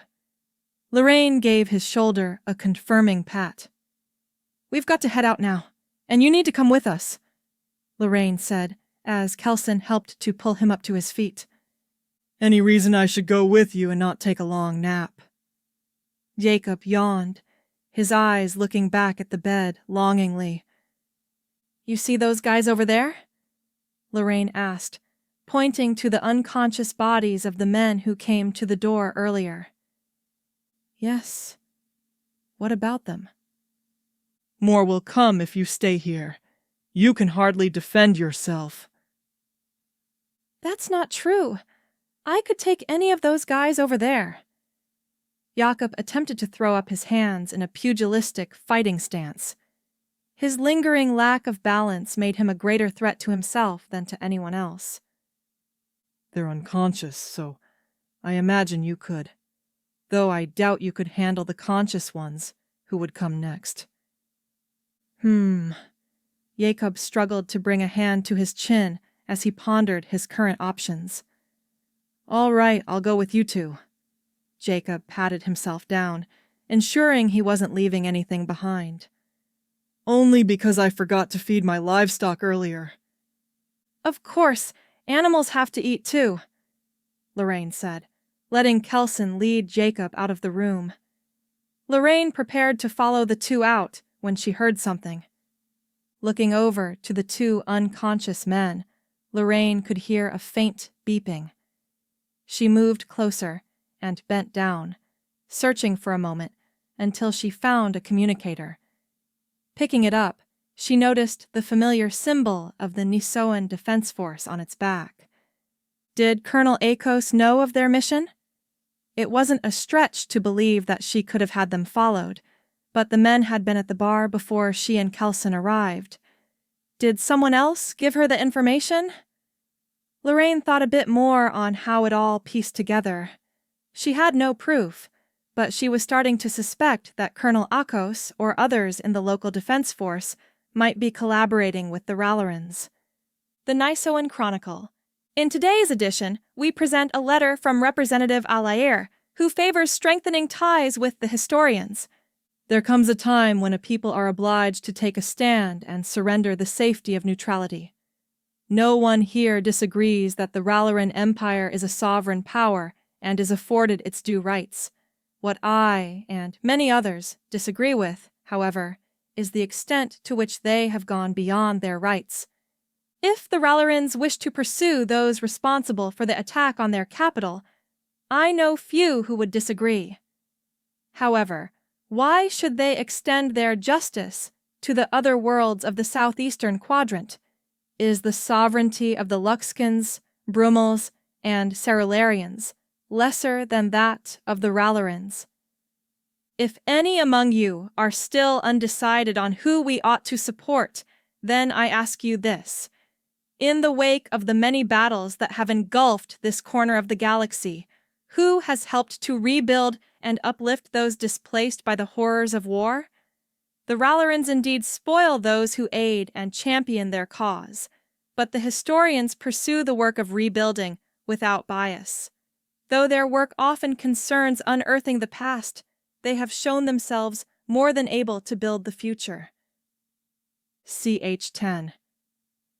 How many do you see? I count at least 4 men, most likely more inside captain, Kelson paused as he peered through his binoculars. Think they've figured out the team at the bar failed? Let's find out, Lorraine said, as she inserted the comm chip she had taken from one of the men's communicators back at the bar. She adjusted her own to its frequency and waited for something to come over the channel. Team 3. Colonel Akos wants an update. What's your status? This is Team 3. We are still searching through the property. So far, we haven't been able to find the target. Continue your search. We haven't received a new report from Team 1 yet. Negotiations might be stalling, or they're slacking off. Damn rookies! Team 2 is still on overwatch at the starport. Lorraine breathed a sigh of relief. They were still unaware that the team at the bar had been dealt with. She was concerned about the prospect that Colonel Akos had a group guarding their ship. Having to fight their way into the city and onto their ship to escape for such a simple mission wouldn't earn them any commendations. Not to mention, it wouldn't go over very well with Admiral Goslan or the rest of command. How do you want to do this? Kelson asked as the two looked down at the property from atop a nearby hill. From what they had observed, Jakob's old homestead consisted of 3 buildings: an old farmhouse on the far east side of the property, a workshop on the south end, and a barn nestled into the southwestern corner of the property. Within the fenced-in perimeter of the property were various piles of junk, most likely taken in by Jakob as salvage to sell or fix up. Well, first, figuring out where exactly the intel is hidden might be a good idea. Lorraine looked behind herself and Kelson to see Jakob fast asleep. They had hardly been here for 5 minutes before he decided to doze off. But seeing as Jacob is asleep, we may as well go ahead and secure this place, Lorraine said as she reached over to her pack and pulled out a long metal case. She opened it up and began to assemble a long-barrel blaster rifle. Kelson, Lorraine said as she continued to piece together her rifle. I want you to make your way through the property. I'll provide overwatch from here and direct you as needed. Remember, non-lethal blows if you can manage it. Colonel Akos might be corrupt, but we don't know for certain if all of the defense force is as well. Kelson nodded and made his way down from the hill and crept up to the front gate of the homestead. He peered through the planks and radioed over to Lorraine. I see a single guard lingering near some junk piles on the north wall. Think you can take him out? Kelson asked over their comms as Lorraine rested the barrel of her rifle on the ground and peered through the scope. Taking the shot standby, Lorraine said as she lined up the guard in her crosshairs. She slowly exhaled and fired. She watched through her scope and saw the man drop to the ground. He's down. You're clear to enter, Lorraine said as she watched Kelson slip past the gate. Once inside, Kelson made his way over to the body of the guard and dragged it behind one of the piles of junk. He crept behind a junk pile and peered over the top of it. All right, Kelson. There's one by the entrance to the barn and 2 near the workshop. Give me a moment and I can verify the rest, Lorraine said as she reached down and turned on her thermal optics. 1 inside of the main house. Beyond that, just the 3 outside. All right, I'll take the one by the barn and wait for your go on the workshop, Kelson said as he sneaked forward. He crept along the wall of the barn before slowly moving forward. Peering around the corner, he picked up a small piece of scrap from a nearby pile and tossed it in through the nearby barn door. The piece hit with a soft thud, loud enough to catch the attention of the nearby guard who went inside to investigate. Lorraine watched through her thermal scope as she saw the guard near the barn disappear inside before Kelson slipped in behind him and proceeded to knock him out. Kelson, I've got eyes on the 2 near the workshop. We'll need to drop them quickly. I'll take the one on the far side and you rush the closer one," Lorraine said as she saw Kelson slide back outside the barn and take up position on the side wall of the workshop. "On you!" Kelson said, gripping his blaster pistol firmly. "Go," Lorraine said, taking the shot. The far guard slumped to the ground. The one closer to Kelson looked to the side in shock, but was quickly taken down by Kelson before he could respond. "All right, we just have the one left in the house. Move into position near the entrance. I want a few answers from this one before he takes a nap," Lorraine said as she lifted her rifle and flung it over her shoulder. Lorraine sighed as she saw the still, slumbering Jacob curled up on the ground, softly snoring. "Wake up," Lorraine said, lightly kicking her boot against his foot. "No, I don't wanna," Jacob groggily replied as he rolled on his side, turning away from Lorraine. "I wasn't asking you to wake up. I'm telling you to," Lorraine replied, lightly stomping on Jacob's boot. He sprawled out and loudly yawned. "Okay, I'm up," Jacob replied, slowly rising to his feet. He was given little time to find his balance as Lorraine grabbed him by the wrist and dragged him along with her to meet up with Kelson. Once on the property, they made their way over to Kelson, who was kneeling behind a pile of junk near the house. "I see you finally managed to get our friend up," Kelson chuckled before Lorraine punched him on the arm. Thanks to you," Lorraine snarked. "Seen any further movement inside?" "None so far. Do you think the guy inside is just looking for any potential leads?" Kelson asked as the group looked through the illuminated window of the house. They could see the figure of a man hunched over a table, sifting through documents. "All right, here's the plan. Kelson, I want you to..." Lorraine was staunchly interrupted as Jacob suddenly stood up and began to shout. "Hey, jerk, get out of my house! Didn't anyone teach you any manners?" Jacob's words slurred out, along with some saliva, as the man inside turned and made his way to the front of the house. He walked through the door and spotted Jacob. "Stop right there! Throw up your hands and..." Before the man could continue, Kelson landed a shot on his knee, causing him to fall back onto the porch. He tried to get up, only to receive another shot to the shoulder. "Keep trying if you want. I've got more rounds to spare," Kelson said, keeping his blaster trained on the man.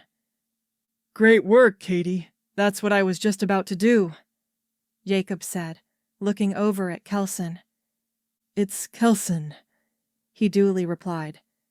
The pair looked over at Jacob, who had already begun to make his way over to his house. "Thanks for getting me home, guys. I'll leave a tip on the counter." Jacob sluggishly walked up the steps to his house and went inside. Lorraine moved closer to the last man, who was still conscious, and leaned closer to him. "You both are in big trouble, interrupting an official investigation, assaulting officers." Lorraine slapped the man to stop his useless listing of criminal offenses. "Official investigation, huh? The two men we encountered at the bar didn't seem too official to us. Did they, Kelson?" Lorraine asked, as Kelson walked closer, his blaster still aimed at the man. "They didn't seem too keen on talking to us. I checked their blasters before we left them to nap. Not a single stun round to be found." Kelson responded. "The man you are helping is a dangerous criminal. He stole property from a defense force ship and even..." The man was promptly cut off as Jacob returned from his house and hit the man over the head with a wooden board. "I found one of my favorite vases smashed. It must have been this guy. He was the only one in the house." Jacob kicked the man's side, making him roll down the few steps in front of the house and down to the ground. If he can guess that, he must be getting closer to sobering up, Kelson commented. Lorraine gave him a nudge. Kelson, give Jacob a hand, will you?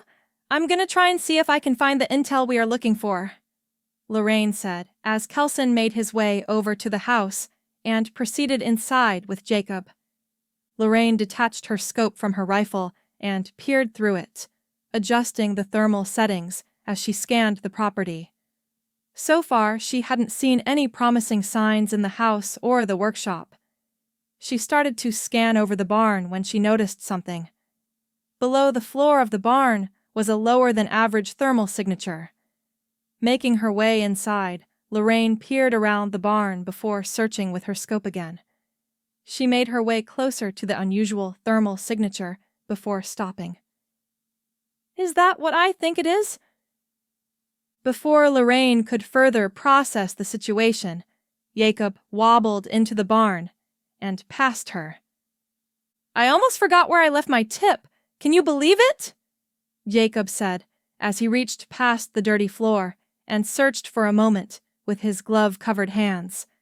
Finally, he found the latch he was looking for and pulled up. Lorraine watched as the top of a hidden trapdoor lifted up, and Jacob peered down inside. Yep, it's still here, thankfully. Jacob pulled up a large metal sphere attached to some broken plating before setting it down on the nearby barn floor. Lorraine looked over the device carefully. It had the correct, dense metallic casing. The broken plating near it appeared to be made of the proper steel. It even had the serial numbers from the factory that made it. Kelson arrived a few moments later, slow on Jacob's heels after searching the house for him. He prepared to speak, but paused when he saw what the pair had been looking at. Do you have it? Lorraine asked, and Kelson nodded, reaching into his backpack to pull out a small, oval-shaped device. Kaufman had been reluctant to let her borrow one of his toys, but he conceded after it was deemed essential to the mission. Kelson, agreeing to carry it, did ease his resistance somewhat. He powered up the device and aimed its lens at the serial number. It hummed after processing the image and began to search for the numbers. The three stood there, silently waiting for the results to come through. After a few minutes, the device dinged as its findings appeared on the screen. What's the verdict? Lorraine asked. She clenched her fist by her side and looked over to Kelson. He checked and double-checked the readings before his eyes glanced up to Lorraine's, and he responded. We found a positive match on its model and ship of origin. And? It's a match for an RFI model surveillance drone. He stepped closer and showed Lorraine the exact readout. She studied the results, her eyes widening as she read the whole line. We found the trail. It's from Serpent. The Ralerin broadcast conglomeration. Is the Historian menace closer than you think? This story and more will be covered tonight. Good evening, citizens and subjects of the Ralerin Empire. Praise be to His Imperial Majesty and the ruling council. Since the devastating terrorist attack 5 years ago, many have asked the question, are we truly safe? Though there has never been an invasion into the depths of Ralerin space, many feel a lingering fear, and they may be right. Earlier this week, a joint Ralerian Field Intelligence and Knights of Ralerius task force, comprising RFI and KOR, respectively, apprehended foreign operatives believed to have ties to the Historian Alliance. Although no charges have been formally announced, an investigation is still ongoing to determine their purpose. It is unclear if any members of this group managed to evade capture. Citizens and subjects are advised not to approach anyone they suspect may be suspicious and instead contact the proper authorities. The RFI and other agencies are still hard at work to locate and apprehend potential terror cells before they can undermine the greater goals of our empire, or worse, threaten the welfare and safety of our people. Remain vigilant and remember that only together can we prevent calamity and ensure His Majesty's vision for the future. Ch 11. Lorraine had never managed to see one up close. It was hard to believe that something so small was such a vital element of the Ralerin war machine. And this one could lead them back to Serpent. Her target, her prize. She's a real beauty, isn't she? Jacob said, patting the top of the sphere as if it were a prized trophy. Lorraine could already guess what was coming next from Jacob's demeanor. "Now, about my fee," Jacob said, moving protectively in front of the sphere. He was no match for both her and Kelson, but she couldn't fault him for being cautious. They did bail him out of a few tough spots, but he had been drunk for most of it. "We have the sum of money disclosed by command for such retrievals." Lorraine nodded to Kelson, who reached into his pack and pulled out a satchel that was bulging at the seams. "But," Lorraine said, as Kelson paused for a moment, turning to her curiously. "Since no one has ever brought in an intact Ralerin processor before, I'm going to give you a bonus," Lorraine said, as she reached to the backside of her belt and pulled out a small coin purse. She emptied a heavy handful of gold coins and extended her palm towards Jacob. From what she knew of dealing with scavs in the past, they often preferred to deal in unaffiliated currencies. Command meant well with their preference for using more widely regulated currencies, which regional powers favored, but gold always has value, no matter where you go. "Do we have a deal?" Lorraine asked, as Jacob's eyes glossed over the satchel filled with money and the handful of gold coins Lorraine had added to the sum. "I have one additional item I want before I give you the processor," Jacob said, his face tensed as he sighed deeply. "If it's more money, we'll have to—" "It isn't money," Jacob interjected. "Can you get me off of this planet?" Lorraine was somewhat stunned by the request. Most of the time, she had to go back and forth haggling with contacts and command to reach a price that both parties would be willing to accept. "Any particular reason why?" "If you don't mind my asking," Lorraine asked. "I've made some mistakes in my life, and well, I'd like to fix them. I can't very well do that if I'm stuck here, though," Jacob said, lowering his head slightly. Lorraine and Kelson exchanged glances. It was hardly an inconvenient request. Their own shuttle had enough space for additional passengers, though it would be a struggle if he wished to bring any of his salvage along with him. "All right, we have a deal," Lorraine said, walking over to Jacob. She extended her hand with the coins, and Jacob took them, then shook her hand happily. Kelson walked over and handed the satchel of money to Jacob, who then handed the Ralerin processor over to him. Thank you. Thank you so much, Captain Laroach. I can't begin to thank you for what you've done for me," Jacob said as he fought back tears in his eyes. "Don't mention it. Listen, we can provide you a ride off-world with us. Just gather anything you need to take with you, and we'll make our way to our camp." "Your camp? You mean one of your historian archaeological sites or something like that?" Jacob asked, narrowing his eyes slightly at Lorraine. "Yes. Why do you ask?" Lorraine replied, feeling a dreadful urge that she wasn't done with her deal just yet. "Oh boy, I've always wanted to explore the ruins of this world and see a historian camp in action. This day just keeps getting better," Jacob said giddily, grinning happily like a child. Lorraine breathed an internal sigh of relief as she was spared a second round of negotiating. "I'll get my things together real quick, and we can be out of here. I don't have much to pack, so it shouldn't take long. You're welcome to come inside if you want," Jacob said, making off to his house in a mad dash. Kelson still had a slight look of awe on his face from how easily the negotiations had gone. That was much easier than I thought it would be. I feel like I'm jinxing it now, Kelson said. Their earlier efforts to get this far had only recently settled in their minds. Well, we're not out of here yet, so there's still a chance for things to get rougher.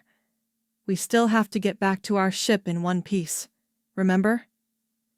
Lorraine smirked before nudging his elbow. He wasn't wrong, however. Compared to incapacitating the goons from the defense force, actually getting the intel from Jakob was a breeze. Now she worried that she was jinxing herself. Yes, I recall. May as well head inside for now. I could use a drink after all that excitement, Kelson said, before the pair exited from the barn and made their way over to Jakob's house. Lorraine and Kelson were shocked to see that the interior of the house was far more maintained than the rest of the property. Though there was a lingering mess from the recent investigation, it wasn't too hard to see the original placement of the furniture and other decorations through the mess. I'm just gathering a few personal effects. I'm the sentimental type, if it weren't obvious, Jakob said as he worked at packing up a suitcase. I have some food and drinks still in the fridge. You're welcome to it if you want. No sense letting it spoil. Kelson didn't need any further instruction, and made his way over to the fridge to search for something to quench his thirst and a bite to eat. It was more physically draining to incapacitate a man than simply killing him after all. Lorraine slowly paced around the living room and looked over the walls. During his time here, Jakob had displayed various interesting pieces of salvage, including old metal signs, fragments of derelict starships, and other trinkets, on the walls and shelves throughout his living room. Lorraine stopped as she noticed a shelf among the sea of oddities that housed a few old photos. She moved in front of the shelf and looked at the 4 photos present. The first appeared to be a much younger Jakob, accompanied by an older man, standing in front of the barn. Judging by the photo, Lorraine assumed it was either his father or grandfather who might have owned the place before him. The second photo was of Jakob and another man in the workshop. Both looked relatively young and were on either side of a large rust-covered speeder. The third photo was of Jakob, the previous man, and now a woman with them. Like the previous photo, it was still inside the workshop, but the speeder was in far better condition, lacking any rust and sporting an elegant detailing. It seemed that Jakob and his friend worked well with their hands. The fourth and final photo was of Jakob, the woman from the previous photo, and 2 young girls. Looking closer at the picture, Lorraine could see a wide smile on Jakob's face. Oh, I almost forgot. Lorraine's attention was pulled away from the photos as she saw Jakob approach the shelf. He paused for a moment, looking over the photos himself. He went on to grab the first and last photos before returning to his suitcase. Lorraine started over to the table where Jakob was packing his suitcase, but she stopped herself. With the mission at hand not yet complete, her personal curiosities could wait for another time. Lorraine decided instead to go over to Kelson, who had already downed a few glasses of water from the fridge. He had even managed to clean off half a plate of leftover roast. Think you should go ahead and contact Kaufman to let him know we got a new present for him? Kelson asked, after finishing a lengthy drink of water. I suppose I should. Lorraine reached towards her belt and pulled out her communicator. It feels a bit hot in here. I might go outside and call him, Lorraine said, as she started outside the house. A cool, nightly breeze swept across the property, helping to cool Lorraine off. She walked a little way from the house to enjoy the breeze better. Looking up at the night sky, Lorraine gazed at the many stars above as she dialed in Kaufman's frequency. She brought the communicator up to her ear and prepared to send out the transmission. However, she paused for a moment as a cold sensation nudged against her shoulder blade.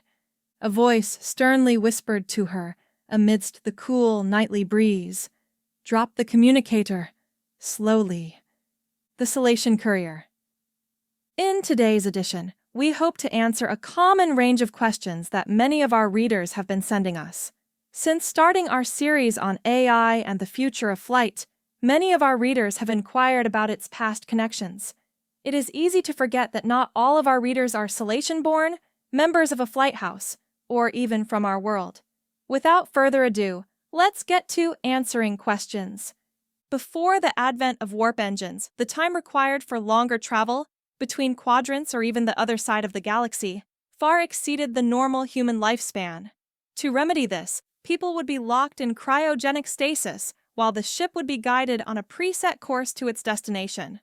As any of our readers might suspect, few trips ever go to plan. Short of appointing a night crew to watch over ships during their travel, the next best course was to create AI that could respond both in limited and more dynamic ways to any situation that might arise. There are only so many situations that people can plan for. Having someone, or some AI, who can deal with them in real time offers a greater chance of survival than a confused subroutine driving into destruction. This support role has largely shaped how AIs are used currently in starships. For larger military and even commercial vessels, AIs serve as an all-in-one assistant for quickly responding to or ordering any changes in course or systems. When faced with ever-evolving conditions, swift and reliable information can greatly impact decisions and be the difference between life and death. Many have speculated what the next big leap for AI in travel shall be. With countless experiments conducted daily, as well as the futuristic view that the Ralerin military and economy offer, the possibilities extend far beyond the boundless horizon. Only time will tell what great event or need will steer AI advancement in a new direction. We hope we have managed to answer some of the questions from our dear readers, and perhaps even spark more. CH-12. "I'm not going to tell you again! Drop the communicator!" the voice called from behind Lorraine. Her nerves tightened as she remained motionless. She knew that she couldn't get the drop on whoever was behind her. At least, not currently. Lorraine's grip on the communicator tightened, and her breathing hitched a bit, half from actual nerves and half to convey a false sense of fear to the stranger. She slowly loosened her grip on her communicator, letting it fall freely. Lorraine waited to hear a thud, but instead the stranger caught it. If she had a better feel for how close they were, she would have already made a move. "Where's Jakob?" the stranger asked. So it was about Jakob again. Just another reminder of how vital the Ralerin processor he found was. Lorraine had already worked hard enough just to get here and get her hands on the damn thing. The last thing she planned on doing was handing it over to Colonel Akos, or whoever else was after it. "Can't say that I know of any Jakob. I'm just here looking for salvage," Lorraine replied. She knew the longer she drew this out, the more she could find out. "Don't bother pretending that you don't know him. I saw you and your friend take care of the men that were here," the stranger said, nudging the barrel of her blaster pistol more firmly against Lorraine's back. If the stranger had tracked them here and bothered to watch them cut through Colonel Akos's men, there was a good chance they were either another of her lackeys or hired muscle. "What's it matter to you where Jakob is?" Lorraine asked, hoping to pry some hint of information from the stranger. If she could figure out why they were here and what they wanted, maybe she could reason with them. "I'm the one asking the questions here, not you or your criminal friend, got it?" she said. Criminal! That was the second time someone made that claim. Jakob didn't appear to be a model citizen, but Lorraine would hardly think of him as a criminal. Perhaps Colonel Akos posted a bounty on him in the hopes of receiving more assistance in locating Jacob and the processor sooner. I think you have the wrong idea. The only wrong idea I'm having right now is continuing this conversation, she sighed. But go on, turn around slowly, and no funny business. The stranger stepped back a few paces. Lorraine slowly started to turn around. She kept her movement lethargic, hoping to find some weakness in the stranger, or possibly a chance to make a break for one of the nearby junk piles.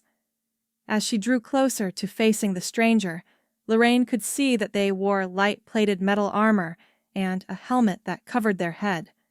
From their voice, she assumed the bounty hunter was a woman, her height being around Lorraine's own, which supported this idea in her mind. It was unlikely that she was dealing with some rookie bounty hunter. Lorraine's movement ground to a halt as she was now face to face with the helmeted stranger.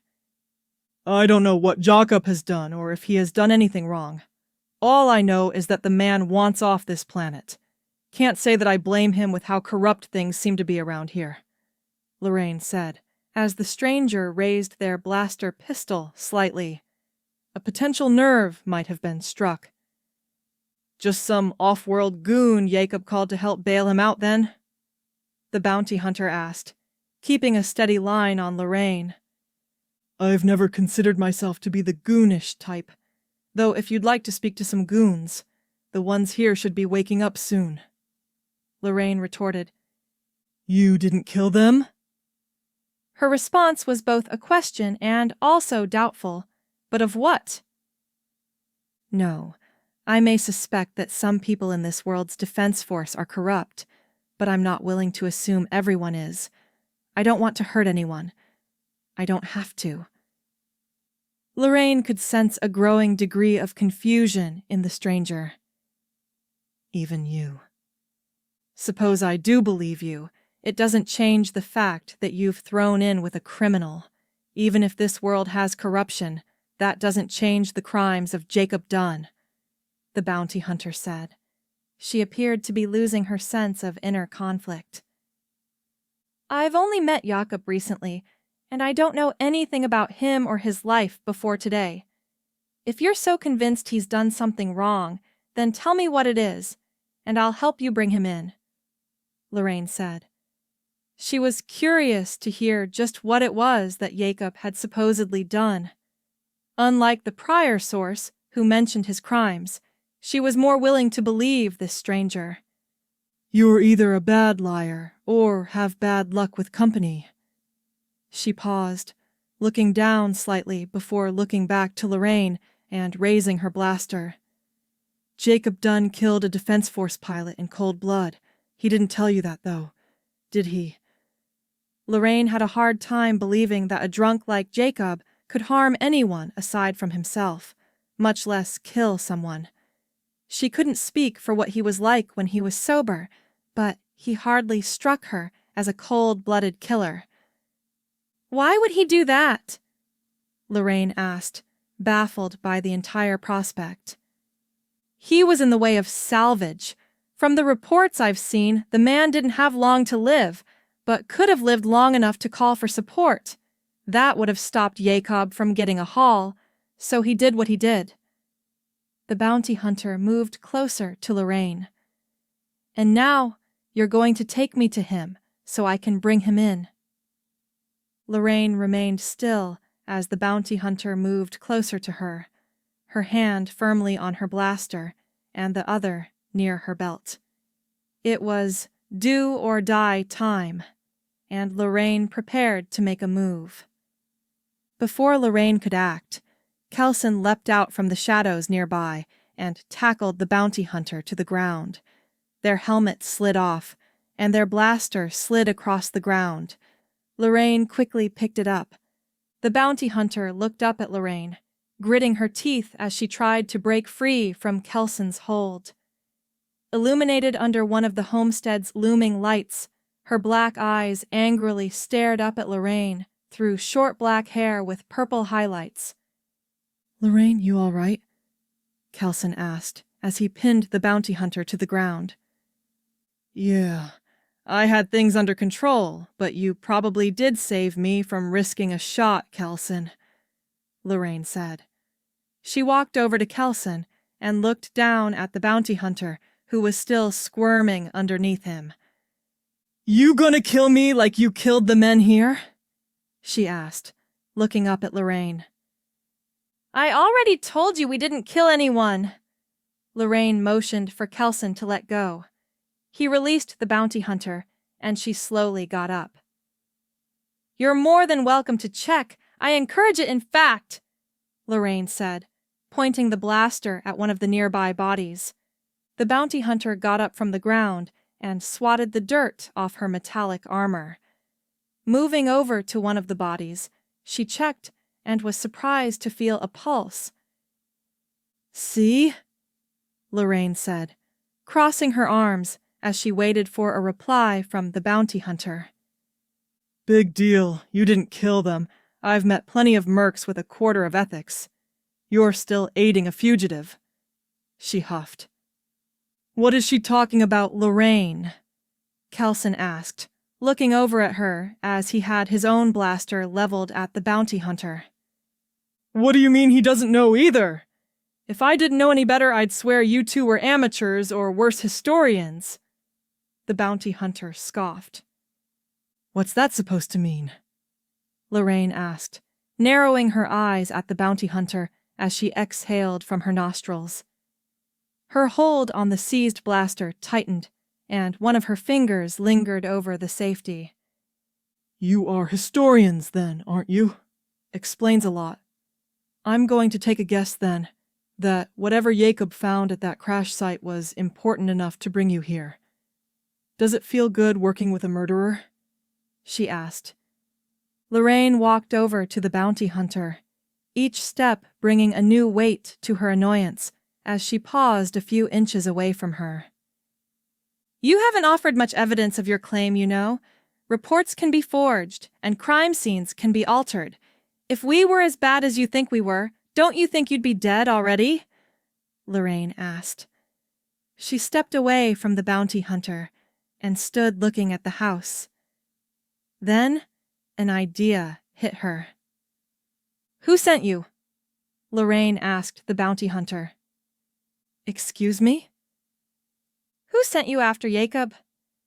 I took the bounty like anyone else could have. Why? She asked, uncertain of why it even mattered. Do you recall who posted it? Lorraine asked, insisting on the point. Some Colonel Akos of the Defense Force, I think. Lorraine's eyes widened as she made off towards the house. Kelson and the bounty hunter stood there, both puzzled and curious about what Lorraine was after. Moments later, she came outside carrying a datapad. This is part of the mission brief for the men sent here. I found it in the pack of the man who was rummaging through Jacob's house, Lorraine said, as she handed the datapad over to the bounty hunter. The bounty hunter quickly grabbed it from Lorraine's hand and began to read through it. As she continued to read on, Lorraine watched as she could feel her anger slowly start to simmer down, until it swiftly flared back up now at a different source. I see your point, the bounty hunter sighed. So, what are you going to do with me now? Nothing. I told you before. I don't have any interest in harming anyone. I don't have to, Lorraine said. She walked over to the bounty hunter with her blaster still in hand. She stopped a few paces away and offered the blaster pistol back to her. The bounty hunter took her pistol back and holstered it. Do you have a name? You've already heard both of ours, Lorraine asked, as she could see the woman's eyes quickly darting through the datapad. Mara Isgro, she replied, not missing a line as she continued reading. A few moments later, she turned to Lorraine, her expression filled with urgency and concern. If what's in the datapad is true, then Florian is in grave danger. The Nissoan Chronicle. As the debate over which side the League should support still rages on, Both parties look at the looming vote at the end of next month as a chance to muster more representatives to their side. With the polarization becoming increasingly stronger, the once common debate and decorum of the assembly has seemingly been replaced with partisan drums of war. However, neither side dares to strike the other first. The present pause in fighting has only drawn further attention to this looming impasse, as both sides speculate on who will strike next and where the balance of power shall rest once the dust settles. Concerns have risen over rumors that covert operatives from the Historians and Ralerins are hard at work to incite hysteria and permanently shift public opinion. These are, however, just rumors, and both powers vehemently reject the prospect of such a thing. How will things change once the vote is cast? Only time will tell what surprises and developments await us until that faithful day. CH 13. The speeder whooshed through the thinly illuminated forest clearing before coming to a sudden stop. The doors opened up as Lorraine, Kelson, and Jacob exited from the speeder.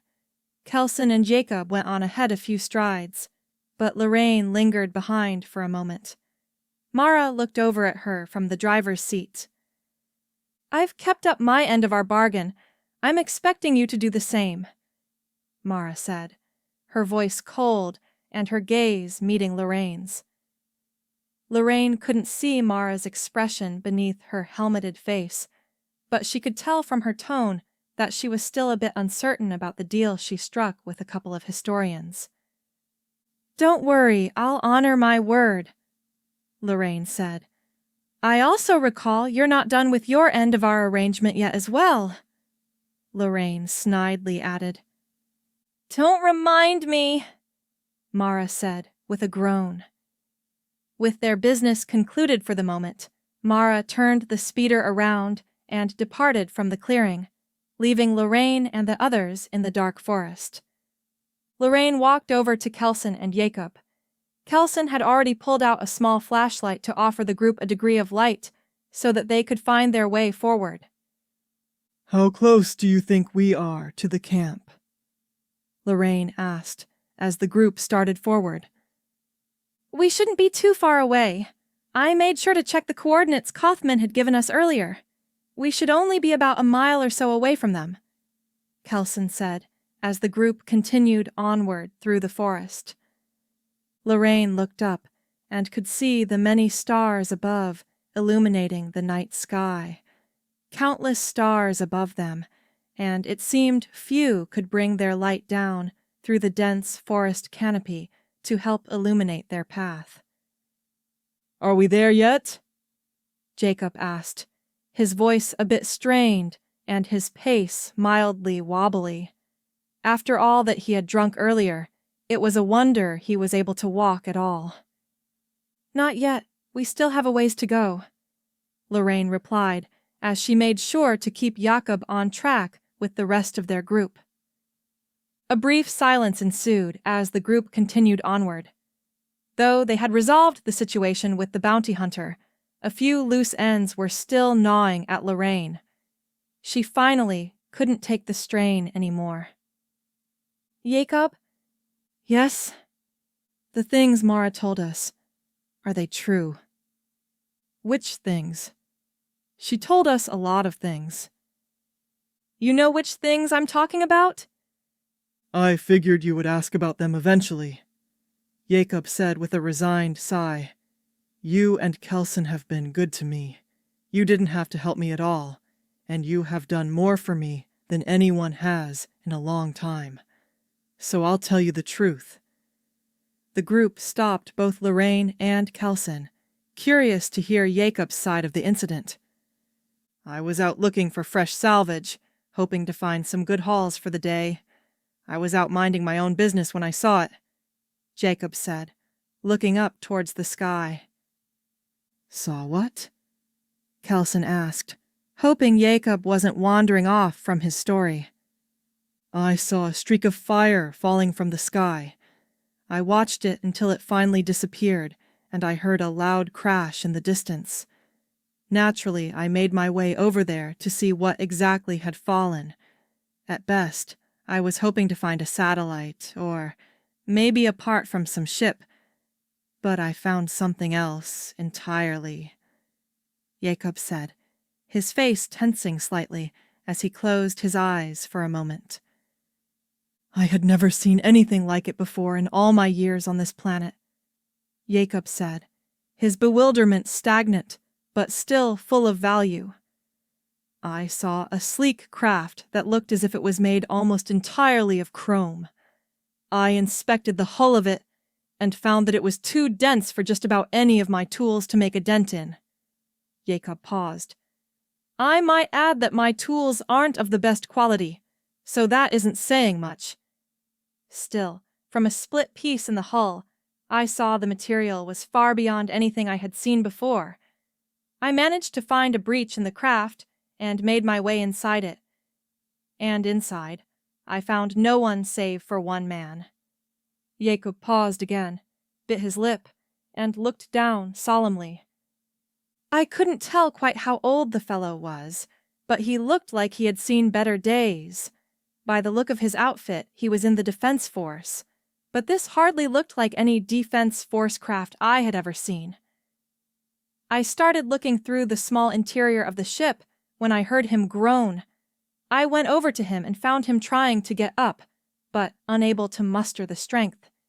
He tried to look around, but he seemed panicked. I figure he wasn't able to see and was still in shock from the event. He tried to speak, but couldn't muster any words together, just sounds and half words. That is, until he did manage to string together enough words for me to make sense of him, Jacob said, softly starting to weep. He told me that he had uncovered something dark. He tried to tell one of his superiors about it, but said that he was hauled away and taken to this ship.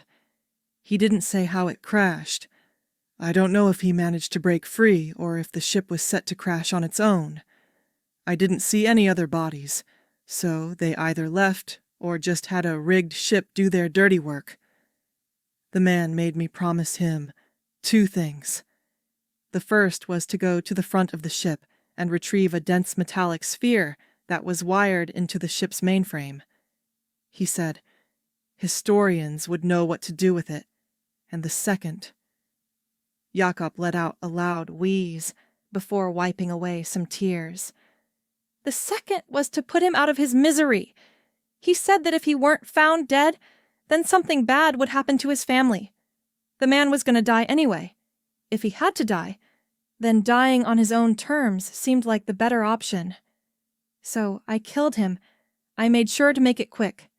I gave him a quick shot from my old blaster pistol. It was a painless enough death for a man in his state. So, that's my story. I just wanted to let you both know. Figured I owed you that much. Jacob, I'm sorry you had to go through that, Lorraine said, giving the old scavenger a light hug. It isn't your fault. I'm no stranger to seeing grisly sights. Just another part of the trade. I suppose we're all alike in that way. We'll make sure the Ralerin processor gets to the right people, Lorraine said, stepping back a bit from Jakob as he lifted his head up some. He wiped away what tears lingered on his face. Enough gawking, I suppose. We had best get to this camp of yours, Jacob said, as the group resumed their advance. Kelson, Lorraine started. Do you remember the countersign Kaufman told us to give when we reached our pickets? She asked, as Kelson looked back at her quickly. I thought you wrote it down. You told me you would write it down. Should we call Kaufman and ask? We are not calling Kaufman again, and I don't want to hear another of his lectures. Lorraine crossed her arms and huffed. I think I might remember it, but I'm not certain. What's the worst that can happen, though? Lorraine casually asked, only later thinking of the implications of that question. If it's all the same, then why don't you lead us off, in case anything goes wrong? Kelson said, as both he and Jacob casually slowed their pace so Lorraine would be in the lead. "Very funny, you two," Lorraine responded, speeding up her pace. With the long day they had endured, she was rather eager to finally be able to turn in for the night and get a good night's rest. Lorraine continued to blaze the path forward, making her way through the dimly illuminated forest towards their camp.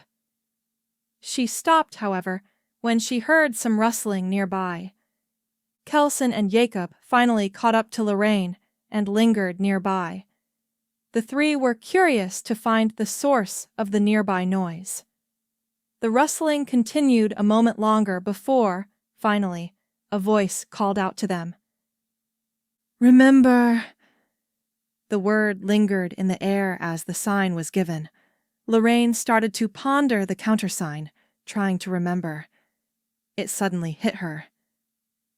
"Brigantia," Lorraine replied, as she and the others stood silently. The rustling picked up again, this time drawing closer until one of the Marines from their camp emerged from some nearby brush. "Glad to see you made it back all right, Captain Laroach. Head Archivist Tiller has been awaiting your arrival at camp," the soldier said, directing the group forward towards the nearby camp. "I'm sure he has," Lorraine muttered under her breath. "Thank you, Private. Any difficulties in setting up here?" she asked. "None, sir. Head Archivist Tiller has a report ready for you on our current status and the nearby ruins when you arrive," the private said. "Ah, joy," another of Kaufman's reports. No doubt already laminated and color-coded so she can understand and properly appreciate his analysis. "I'll be sure to speak with him when we arrive," Lorraine said, as the trio made their way through the nearby brush. Looking forward, Lorraine could see the soft orange glow of campfires and knew that they had finally arrived. She breathed out a heavy sigh of relief, a comfy standard-issue bed, and a nice report to help put her to sleep. And in the morning, ruins of an ancient civilization to explore. Just another day on the job. The Free Historian broadcast. Thank you for tuning in to our nightly broadcast from the front lines in the East to the core of the Southeast, and to all of our listeners beyond. As the lull in fighting on the Eastern Front continues, many of our forces stationed along the line have kept busy with drills and continued support missions to recovering areas.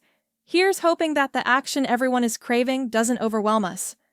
Diplomatic overtures made to the reclusive Promethean Empire have had little impact in opening their borders for trade or safe passage to the northeastern quadrant.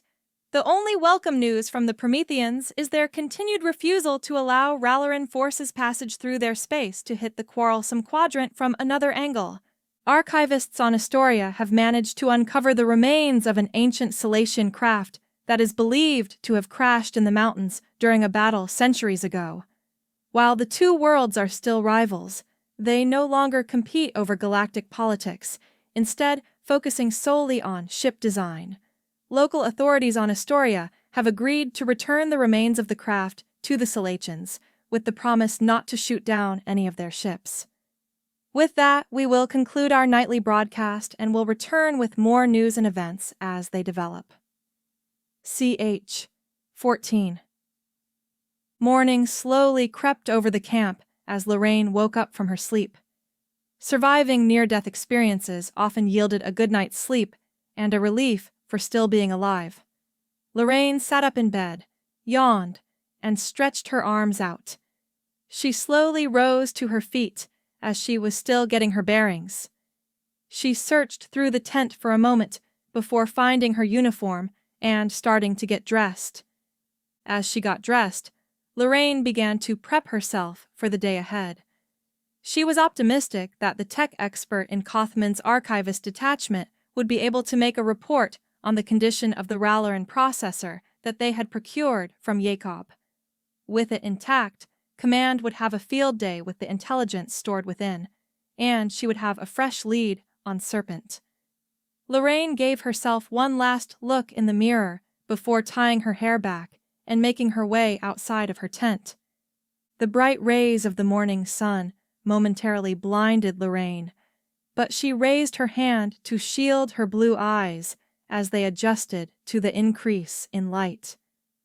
Walking through the camp, Lorraine greeted the Marines and archivists present as she made her way to the mess area to eat and get ready for their excursion.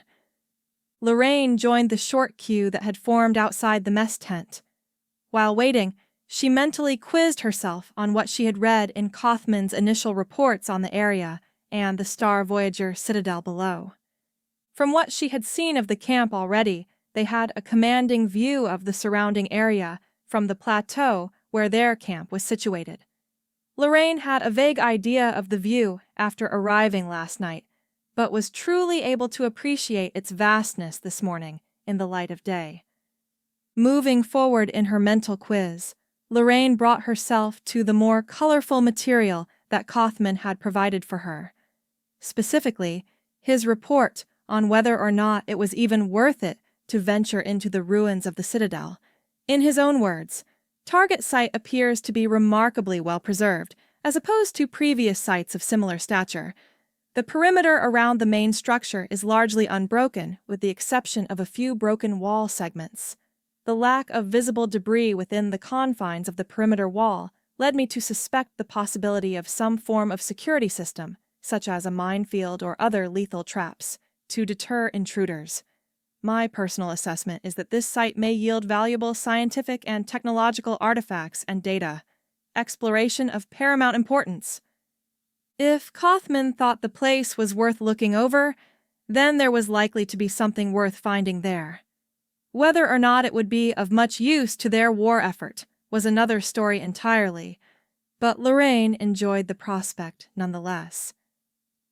"Captain Laroach," Kaufman called out as Lorraine turned to see him standing near the line. "I seem to recall instructing you to notify me when you arrived last night. I would hope you are not avoiding me," Kaufman said as he crossed his arms and raised an eyebrow. "Head Archivist Tiller," Lorraine replied cheerfully. "I don't quite recall you being given command of this mission or myself. I was informed upon arrival that you had already retired for the night, and I did not wish to disturb you. A gentleman of your advanced age needs to get rest before outings like this," Lorraine said, as Kaufman's face fumed slightly. "I am not sure which is worse, Captain Laroach, your lack of respect for me or the fact that you brought a scavenger into our camp. He could very well be a Ralerin spy or an agent sent by some criminal organization to steal the intel and whatever we might find in the ruins. Kaufman, your expertise lies in ancient text and research. I suggest you leave the human element of our work to me. People aren't as straightforward as books are," Lorraine retorted. "It's my expertise that found the location of this citadel, and it will be my expertise that will guide us through," Kaufman said, drawing closer to Lorraine, all while she progressed through the line. "It's not even breakfast yet, and the two of you are already fighting?" The two turned and saw Kelson standing near the edge of the mess area as he approached them with a tray in hand. "Do you think you two could avoid fighting? At least while we're traversing whatever traps are between us and the Citadel," Kelson said, as Kaufman huffed and walked off. "Thanks for the assist," Lorraine said, as she sat down at one of the tables outside the mess tent. "How's Jacob doing?" "He's fine. I think a good night's sleep did wonders for him. Once we delivered the Ralerin processor to Kaufman's team, he insisted on staying around to keep an eye on it for us. Said it was the least he could do after we saved his life," Kelson said, as the pair chuckled and began to dig into their breakfast. "Did you read through Kaufman's report?" "I did," Kelson replied between bites. "The better question is, did you?" "I read it." "All of it?" "Some of it." "Some of it?" "Okay." I glanced through the first and last page of each section, and connected the dots. "You know how his reports put me to sleep?" Lorraine said with a groan. She didn't care to admit to anyone, especially that stuffed shirt, that she did take his reports fairly seriously. At least once, the fluff, academic gymnastics, and other filler were removed. It wasn't a fluke that made the man a head archivist, and Lorraine knew better than to dismiss everything he said. Would you rather lose a limb to some trap in that citadel? Kelson retorted, pulling Lorraine from her thoughts. "Fair point," Lorraine said, as the two went on to finish their breakfast. After returning their plates, they made their way over to the command tent and went inside. How soon can we send a team down to the citadel? Lorraine asked, as she and Kelson approached a large table set up in the middle of the tent. Looking down, Lorraine could see a map of the nearby area. The plateau where their camp sat was situated to the south of the citadel. Surrounding the ancient structure were several acres of dense woods. We can have a team ready by the end of the hour, Captain, Kelson replied as he braced his hands against the edge of the table and looked down at the map. Any word of Ralerin or Defense Force traffic? Lorraine was unsure if their foes knew just how close they were to the ruins. She was still concerned about their shuttle, but if her favor came through, then that would be one less thing to worry about. We haven't managed to pick anything up. We do believe the Defense Force changed frequencies, though, after learning that we were patched into their comms, Kelson reported. Kothman, Lorraine said, turning her eyes to the silent elder who stood on the other side of the table.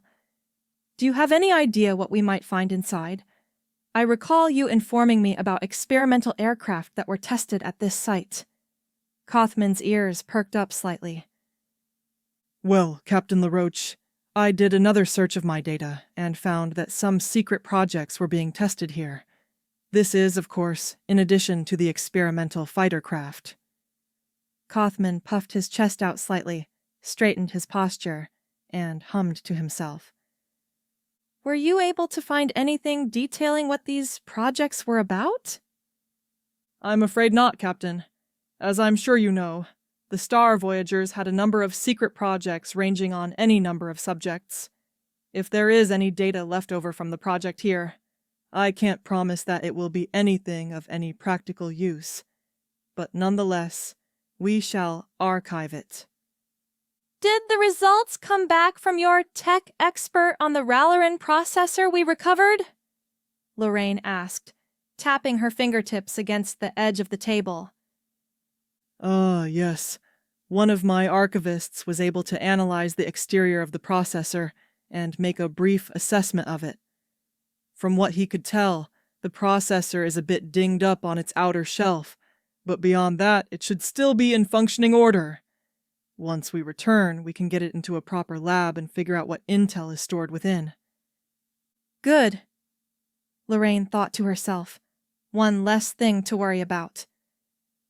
Kothman, I want you to prep your team and make sure they have the equipment they'll need to detect any traps inside. Kothman nodded and made his way out of the tent to gather his own gear and to assemble his team. Kelson, grab a squad to take with us in case we run into anything less than friendly in there. Have the rest of the men on alert, and the camp contact us if they detect any Ralerin or Florian forces approaching the camp. Kelson saluted before exiting from the tent and making his way out to assemble a squad. Lorraine checked through her own equipment and made sure she hadn't left anything back in her tent. With everything in order, Lorraine exited from the tent and made her way to the edge of the camp. She paused for a moment and looked down at the towering citadel that sat below them.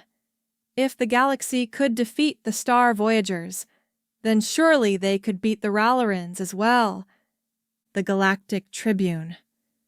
Few events echo as loudly or still cast as long a shadow as the reign of the Star Voyager Empire.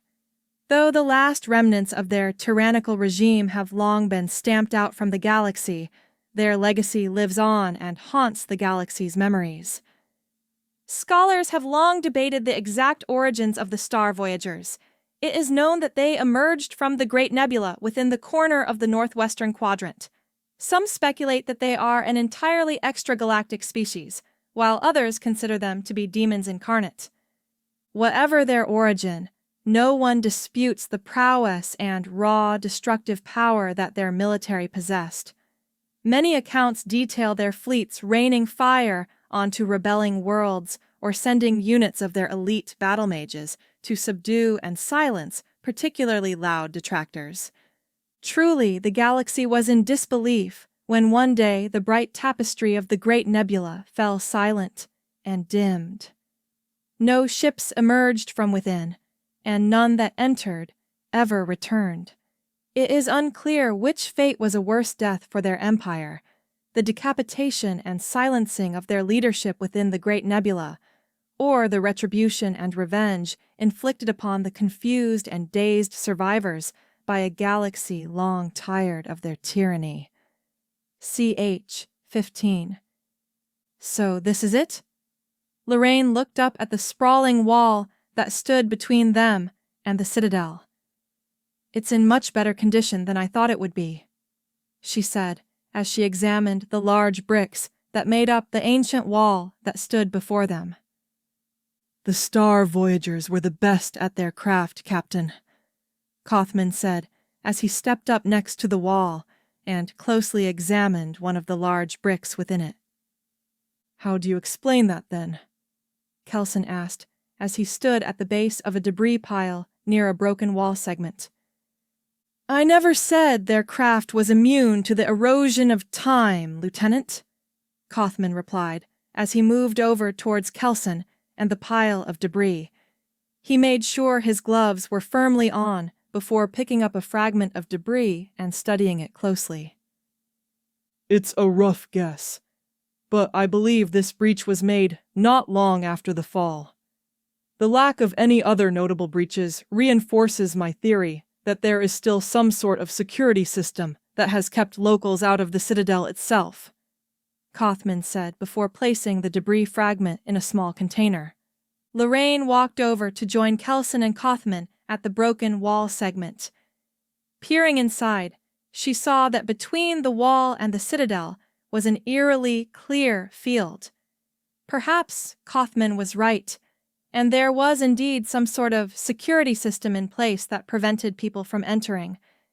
If it were something as simple as a minefield, there would most likely have been some craters or something from mines being set off over the ages. The lack of any craters or debris only deepened their concerns. Well, I suppose there's only one way to find out what it might be, Lorraine said, as she looked down and picked up a piece of broken wall. She extended her arm back and chunked the piece far into the courtyard. The trio stood there and watched as the piece arced into the air before finally coming down roughly halfway between them and the steps to the Citadel. The piece of rubble remained there for a moment before it slowly sank into the ground. So, that's what it is, Kothman muttered to himself as he pulled out a small journal from one of his coat pockets and jotted down a few notes. I have good news and bad news. What's the good news? I know how we can get through the field. And the bad news? It will take some time for us to move everyone across the courtyard safely, Kothman said as he went over to the large crate of equipment that his field team had dragged over for him. You see, the courtyard of the Citadel is protected by a powerful field that sucks down everything that comes into contact with it. The trap functions similarly to quicksand. As you just saw, the surface is made to look deceptively normal, Kothman said as he dug through the crate. Just be glad you haven't seen what the inside of that trap looks like, Kothman grimly added. However, finding the right frequency can allow us to match its opposite and create a balanced field between the two. In short, Special boots that'll keep us from sinking and most likely dying," Kaufman said as he pulled out several pairs of boots from the crate, 4 in total. Lorraine and Kelson looked them over. The boots were made of a very dense plastic, and their soles were several inches high, with several knobs on the sides. "I want both of you to go ahead and put a pair on.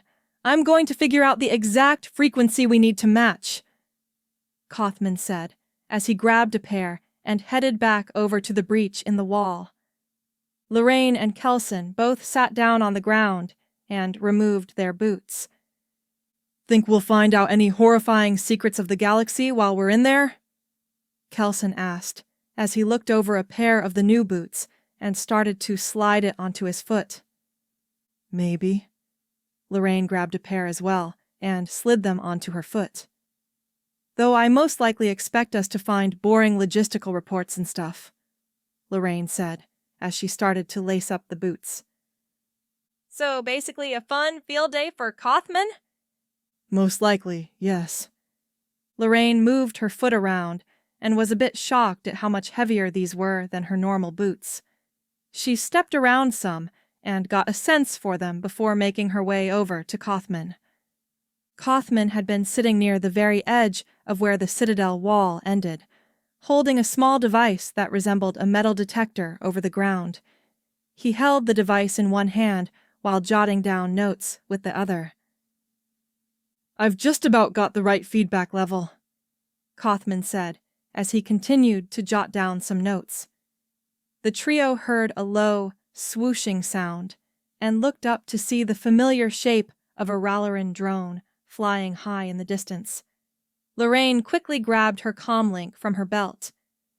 "Camp, this is Captain Laroach. We just sighted a Ralerin drone in the distance. Are you picking anything up?" Lorraine asked, as her eyes followed the distant shiny craft as it flew away. "We picked up a signal, briefly, Captain. From what we could tell, the drone made no outbound transmissions." Lorraine breathed a sigh of relief. "Keep me posted if you detect any more signatures or transmissions, and make sure all of the camouflage is set up," Lorraine said, clicking off her comlink after receiving an affirmative. "Do you have it?"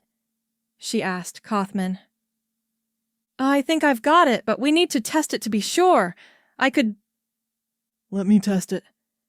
"Captain, that's too risky. We should—" "Don't worry. Just set one of the boots to the frequency, and I'll lightly press down on the ground with it. You and Kelson can hold me up, and if need be, pull me out in case I start sinking," Lorraine said, as Kaufman sighed in resignation. "All right, Captain.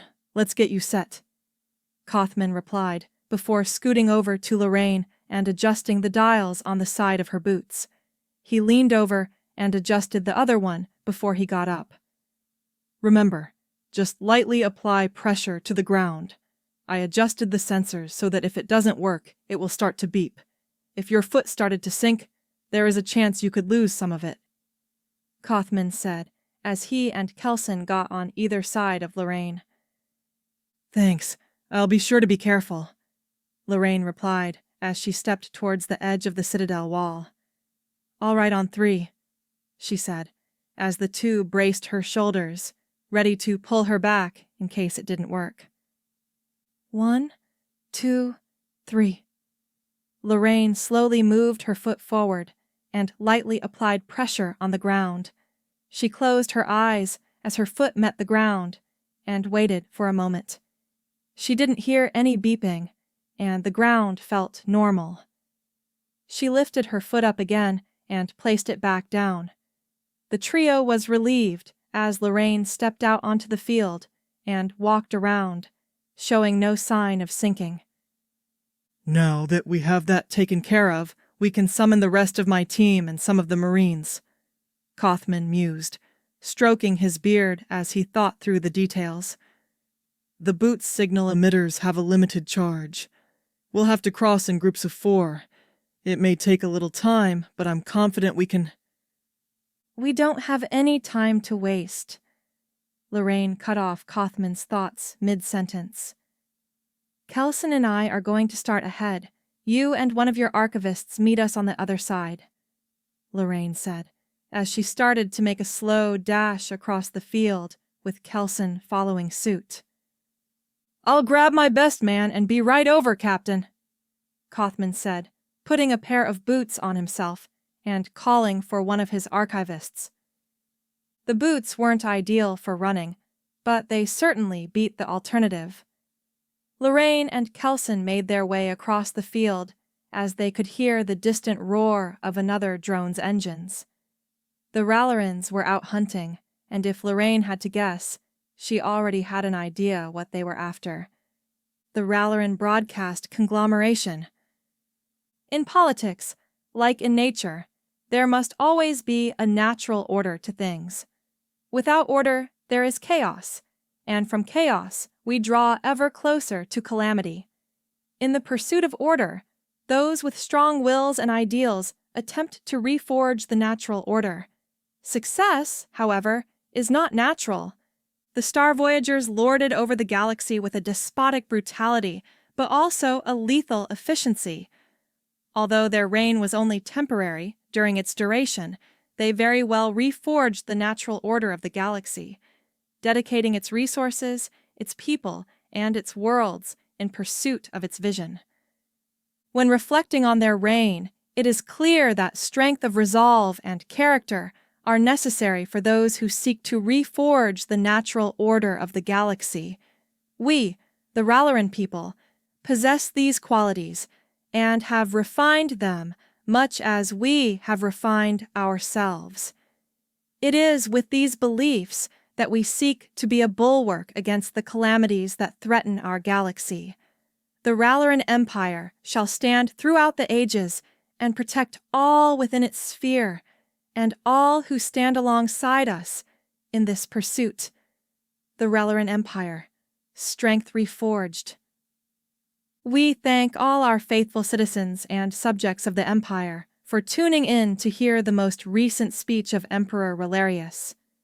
Remember to remain vigilant, and that only together can we prevent calamity and ensure His Majesty's vision for the future. CH-16. The Ralerin drone was a distant blur now, but the threat it heralded was all too present in Lorraine's mind. She panted a bit, catching her breath after breaking out into a mad dash across the field to close the distance to the Citadel. The last thing she wanted was to be spotted by a drone and have to dodge a strafing run in the middle of an open field. Lorraine, you all right? Kelson had just finished his own, less intense advance through the field.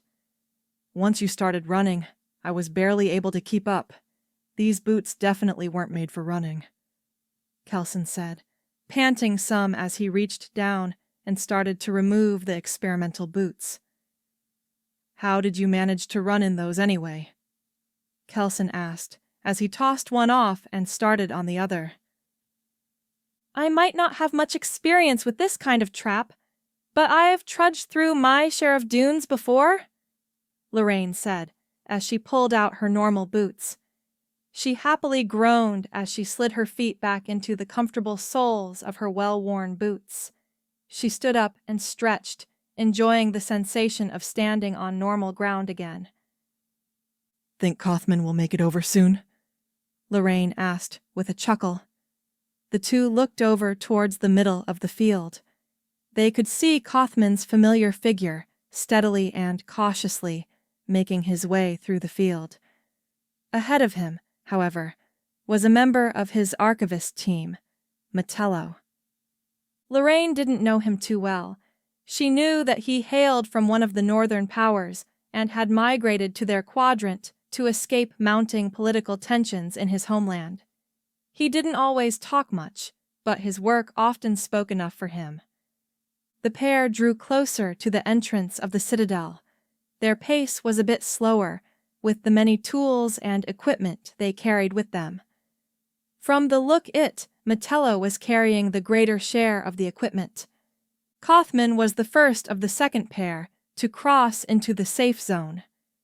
He walked over to one of the large steps at the base of the citadel and sat down panting heavily as he untethered his large backpack and started to remove his experimental boots. Metello wasn't too far behind him. He finally cleared into safety and flung the pack to the ground with a soft thud. Metello, be careful with that. Do you know how much that equipment cost us? Kothman shouted before panting again. Tired or not, he had his priorities. He pulled out his canteen from his pack and proceeded to inhale the water inside steadily. The equipment is durable, Head Archivist. I saw a blaster round bounce right off of it one time. Metello responded. He reached a hand up to his forehead and wiped some sweat away. What? When did this happen? On the last mission, a stray blaster round hit one of the sonar relays and bounced right off of it. It saved a life, you know, Metello said, pulling out the equipment and checking to make sure that none of it was damaged. The last thing he needed, or wanted, was to be responsible for damaging equipment from Kothman's personal inventory. That aside, Kothman groaned. We should be ready to enter the Citadel. Captain, I would ask that you let Metello or myself take the lead. Until we are certain of any security measures or traps inside, I would prefer not to risk you or Kelson's well-being. All right, lead the way, wise and aged one. Lorraine chuckled as she motioned for Kothman to lead the way into the Citadel. He huffed and started ahead up the steps and towards the large doors of the Citadel. Lorraine, Kelson, and Metello followed behind him. The group paused for a moment as they took in the truly massive sight of the Citadel up close. The Citadel loomed over them, an ancient but not forgotten monument to the tyranny of a long-deceased empire. The thick, towering metal doors were covered in rust, but still maintained their durability over the countless millennia. The primary structure of the Citadel was forged from an alloy foreign to the bulk of the galaxy, yet remaining to haunt the rest of the galaxy. Lorraine's eyes followed the many layers of bricks up until finally gazing at the Citadel's tall peak. She brought her eyes back down to the entrance where they now stood. Looking to the side of the large metal doors, Lorraine saw an old metal plaque on one of the bricks. Moving closer to it, Lorraine saw that it was largely faded from centuries of sun and rust. "Any way to make this out?" Lorraine asked, pointing to the plaque as the others turned and looked at it.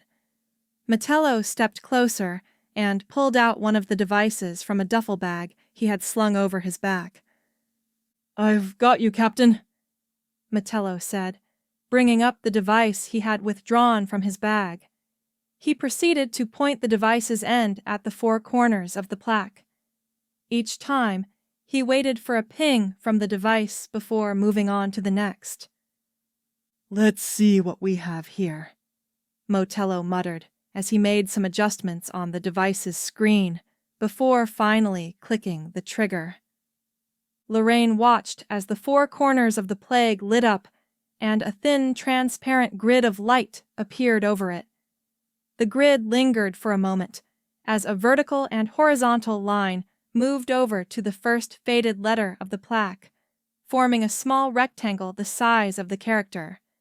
The rectangle slowly traced its way across the grid. After passing over each faded letter on the line, a bright character matching it appeared on the light grid.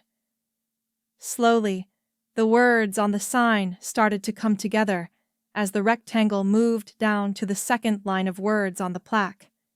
The first line read, "Star Voyager Command, Florian Sector Headquarters." It seemed Kothman's tomes were correct about the purpose of this base. If this were truly a regional headquarters, then there would be a decent chance it would have some degree of security to deter intruders. Whether there was any information within to justify their risk was still unknown. No, there was bound to be something. Lorraine was certain of it. That's weird, Metello said as the device started to beep. Captain, I'm getting some readings of another layer of writing. It isn't a part of the original. From my readings, it appears to be a lot younger in age. Should I apply the translator to it? Metello asked as Lorraine was pulled back to the present. Pull it up! If someone else wrote it, maybe it could be of some use to us before we go in, Lorraine said, watching as the device added a new horizontal and vertical line to the light grid as it found the start of the second layer. She was shocked when the rectangle that formed this time was much larger than the previous rectangle. Rather than moving in a straight line like the previous rectangle, this one moved diagonally across the aged plaque. Slowly, the letters of the second message started to appear on the light grid. Once complete, the message read, "Danger! Ruins not safe! Turn back now!" Well, that's reassuring, Kelson said, breaking the brief silence that hung in the air after the device finished translating the message. Bad omen, if you ask me, Metello said. How long until the boots will be recharged? He looked over to the group's pile of experimental boots. Metello, how old is that second layer of text? Lorraine asked, looking over the warning. Checking. Ah, here we are. Metello squinted at the screen on the device. Says it is at least 2,000 years old, Captain, Metello said. Kothman, Lorraine turned to him.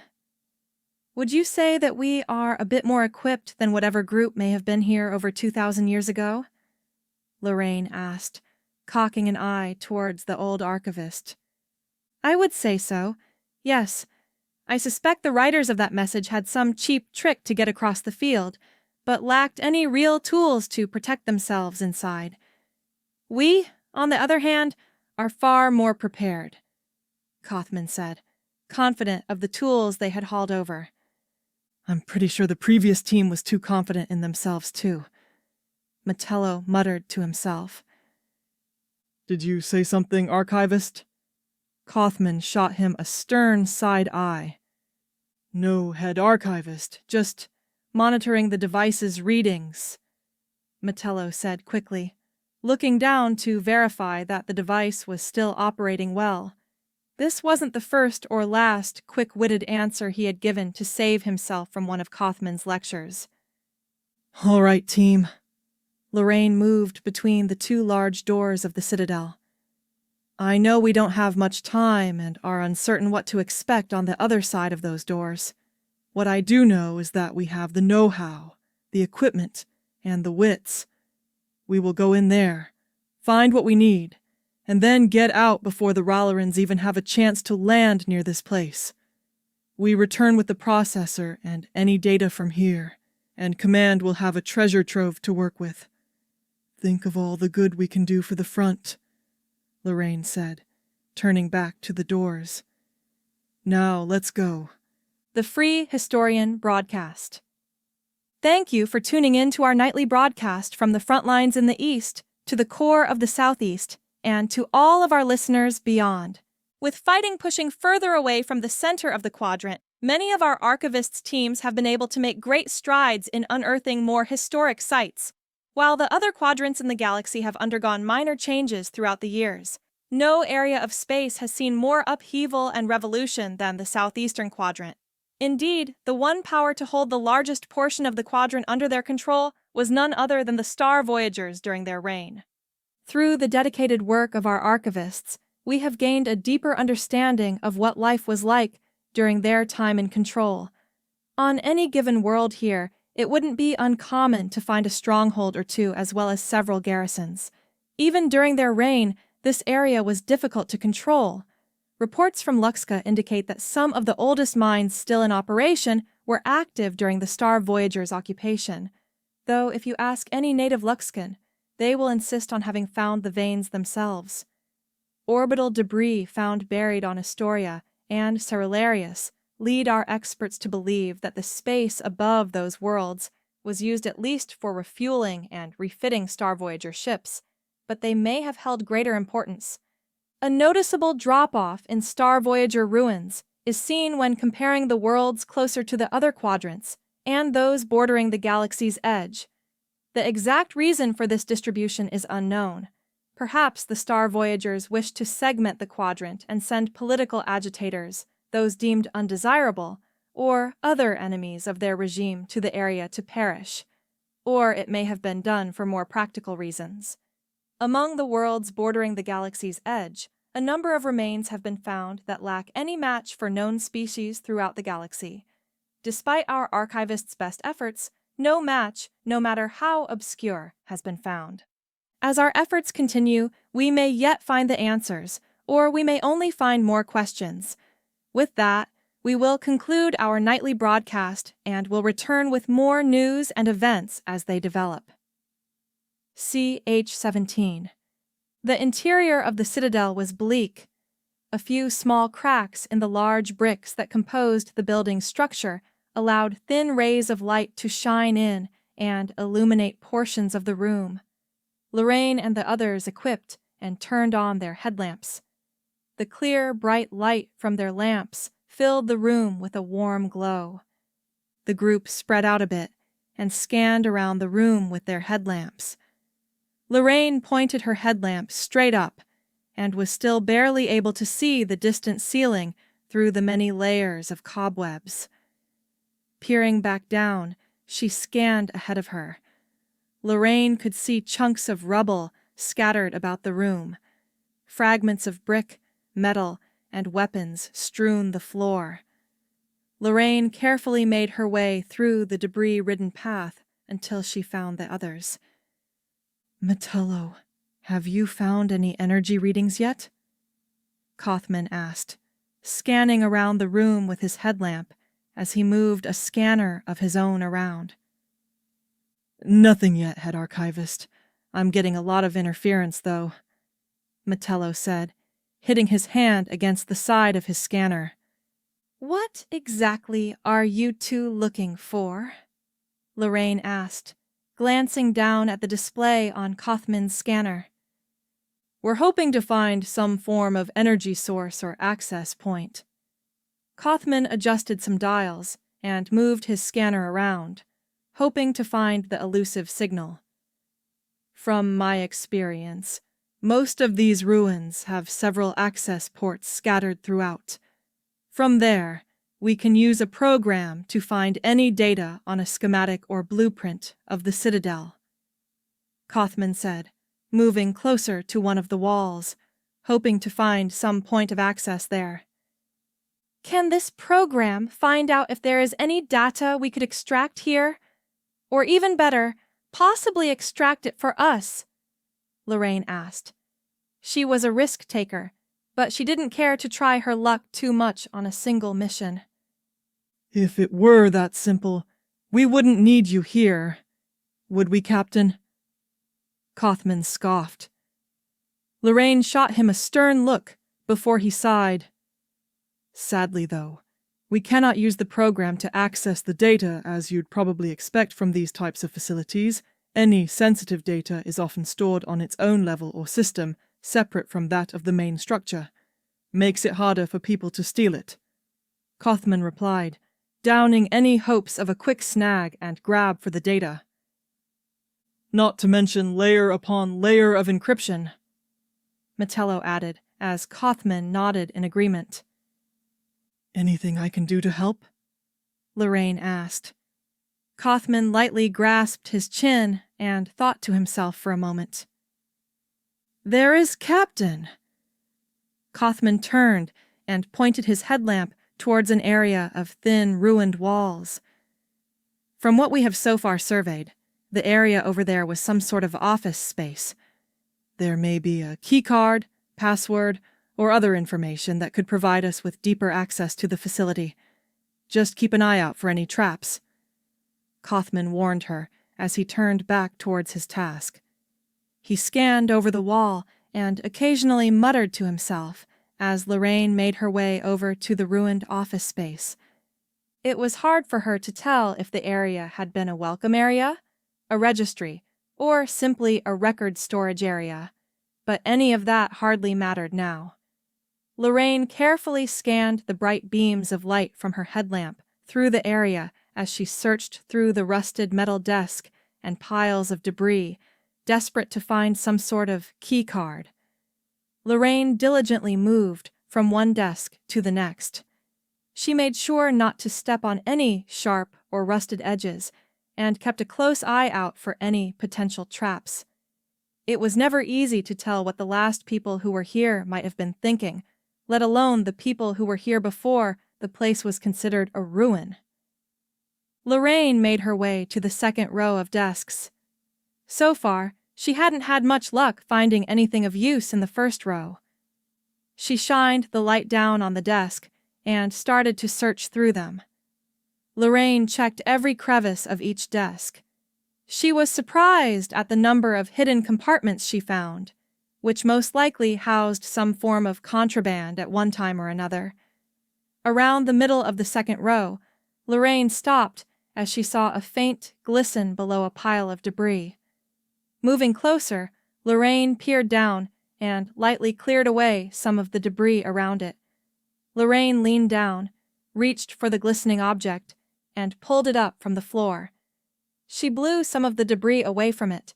She turned it around and examined it, realizing it may well be an access card. Lorraine slowly stood back up, holding the access card. Turning around to show Kaufman and the others her find, she noticed something she hadn't before. Fixed to one of the walls near the office space was what appeared to be a time clock-like device. What stood out to her, however, was the fact that it had a slot for the key card to slide in, and then a fingerprint reader. Lorraine moved over to the device and examined it curiously. She blew some dust off the old scanner and swatted the freed dust particles away from her face. Lorraine slowly brought her hand up closer to the handprint reader. As her hand drew closer to the reader's pad, a small red light came on at the top of the scanner. Lorraine's eyes darted to it, and in her surprise, she placed her hand against the scanner. The light burned brighter before Lorraine groaned. She tried to move her hand back, but was unable to, as the handprint scanner seemed to have some adhesive that kept her hand in place. Scan. Scanning new signature. A monotone voice called out from the box. Lorraine groaned louder as she felt a burning warmth against her hand. She beat her other hand against the box to break free, but it was to no avail. Captain Laroach! Metello shouted as he, Kaufman, and Kelson all quickly made their way over to her. Lorraine, what did you do? Kaufman frantically asked. Invalid signature. Please insert a blank ID card or face immediate termination. The monotone voice replied from the box. The group looked around as they could hear the sound of sliding from above and the wailing of distorted sirens. Looking around, Kelson was the first to spot panels sliding to reveal hidden blaster emplacements. Despite the age of this facility, the rusted machines still retained some charge. Quick, someone find an ID! In my front pocket, one of you put it in the machine. Lorraine groaned as the machine turned up the heat on her hand, burning her flesh. She gritted her teeth and pressed her boots against the wall, trying to force her hand free. Kelson quickly reached into his pocket and pulled out the card, then slid it into the wall-mounted machine. The mechanical sounds stopped, and the wailing of sirens subsided slightly. Lorraine could feel the heat from the scanner simmering down a bit. New ID accepted. Welcome, Lorraine.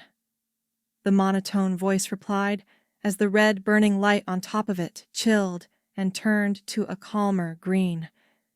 The group could hear a faint flicker as what remained of the lights above slowly clicked on, illuminating the room in light.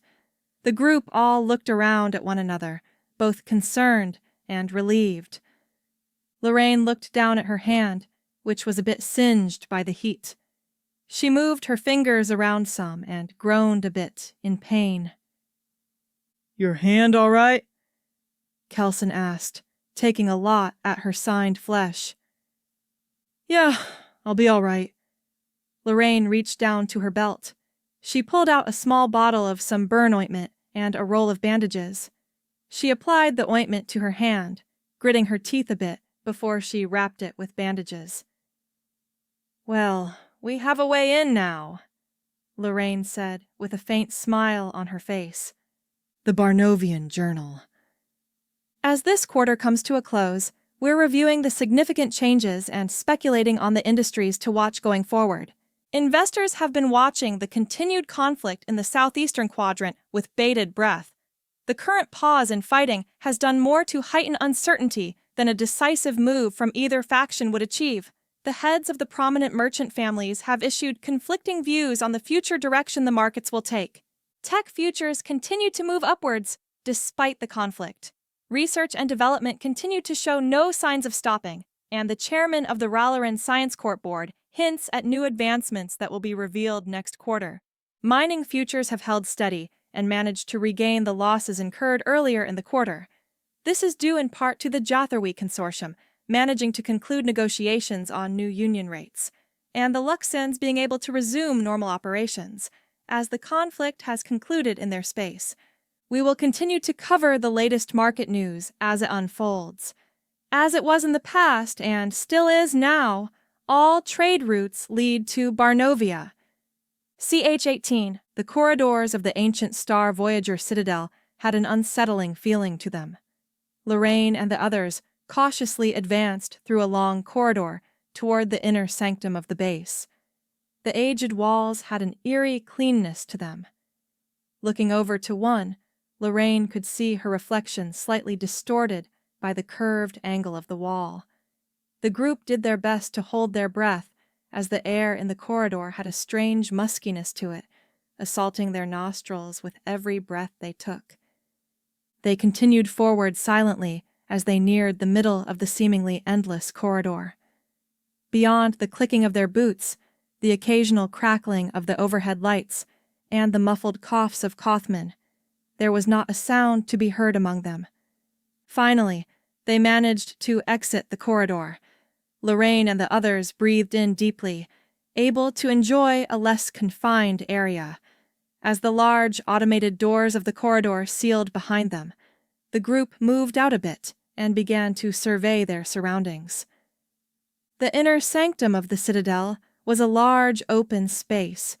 From the modestly elevated area, the group could see various work areas that lacked their long-deceased operators, long lines of machinery with lights, dials, and other readouts freshly returning to life, and several large monitors affixed to the walls of the sanctum, which slowly stirred from their long slumber.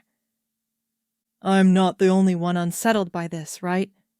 Kelson asked, breaking the silence among the group. No, I too am unsettled, Metello said, adjusting some knobs on his scanner. There are a lot of static channels now that the power is back on.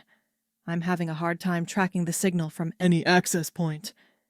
The group made their way down from the elevated area and descended to the floor of the inner sanctum through a nearby staircase. With this much equipment here in its present condition, it could take days to sift through it all. Kothman sighed. Days that we don't have, sadly. While Kothman and Metello discussed how to find an access point to locate the data they were looking for, Lorraine wandered further from the group.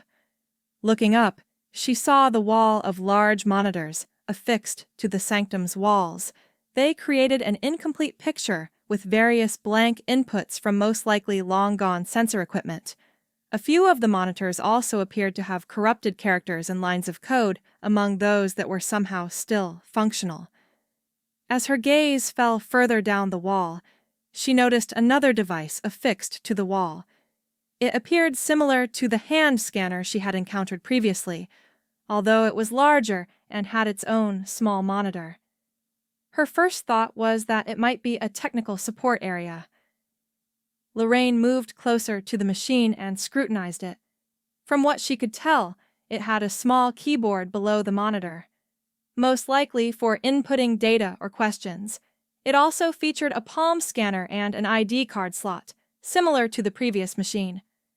Lorraine wasn't particularly eager to risk getting her hand scorched again, but ultimately decided to take the risk.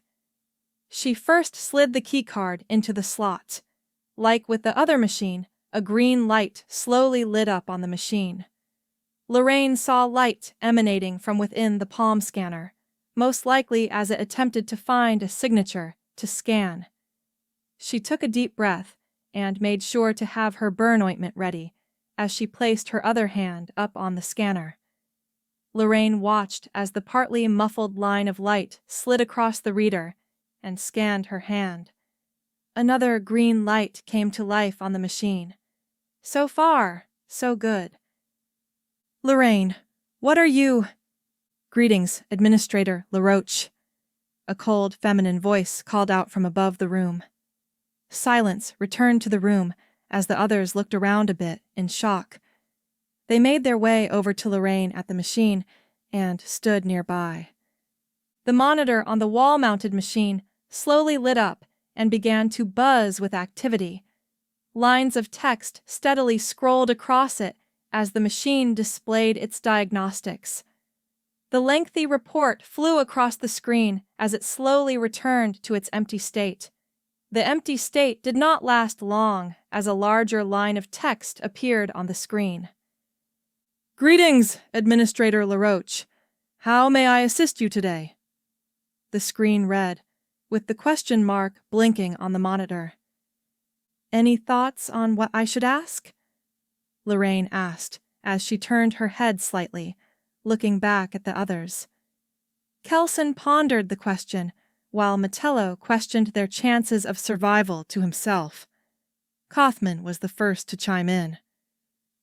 "Ask where the main data storage is located," Kaufman said, moving closer to Lorraine and the machine. As he finished his last step, a bright red light turned on from the machine, and a siren wailed. "Unidentified individual detected within the operating zone. Permission to use lethal force, Administrator," the monotone feminine voice asked as a panel above the machine opened up, revealing a small blaster which was trained on Kaufman. "What? Lorraine? Do some—" "Individual is not a threat," Lorraine started as she paused for a moment, thinking about how to proceed best. "Can the administrator give access status to other individuals?" she asked, as the red light on the machine slowly burned out and the concealing opening retracted, hiding the blaster. "Administrators have the authority to grant access to other individuals within their appropriate scope. Please provide scans and input the desired access levels of said individuals. Administrator Laroach," the machine replied. Lorraine breathed a sigh of relief before turning back to the others. "All right, which of you wants to go first?" Lorraine asked, chuckling, as she already had a vague idea in mind for the access levels she would grant. "I'll go first. No sense in wasting what limited time we have here," Kaufman said as he stepped forward towards the machine. Lorraine moved to the side as he placed his palm against the scanner. "New identity registered, user Tiller. Administrator, please input desired access level for new user," the machine replied as Lorraine moved back over to it. She scanned the monitor and reviewed the access levels to grant before finally selecting one. "Selection confirmed! Welcome, Intern Tiller!" "Intern!" Kaufman shouted in shock as he glared at Lorraine. "What can I say? I just couldn't resist!" Lorraine chuckled to herself. The pair stopped, however, as they heard the sound of mechanical motions from within the machine, which spat out an ID card for Kaufman. "All right, who's next?" Lorraine asked as Kothman quickly grabbed his card and made his way back, grumbling and mumbling. Kelson proceeded to step up to the machine, followed by Metello. The two of them were granted advanced level access. Lorraine had wanted to give them a higher level, but the system refused to go any higher without a written note from a higher level manager, and chances were they wouldn't be getting that anytime soon. Well, now that we are all in the system, perhaps we should get back to our original goal, Kothman said as Lorraine returned to the machine. She brought her fingers to the keyboard of the monitor and typed in her original question. After pressing enter, the machine beeped and processed the question for a moment. Main data storage is located in the rear of the facility. The monitor proceeded, transitioning to a map of the facility. From their current location, they would have to descend a few levels and travel a long corridor to reach the primary data storage. Lorraine's eye was caught as she noticed a small level that was deeper than the rest of the facility. When the screen returned to normal, Lorraine proceeded to type out a second question for the machine. It beeped as she pressed the enter key and processed her question. Data concerning facilities' special projects is stored in a secure data storage point below the facility.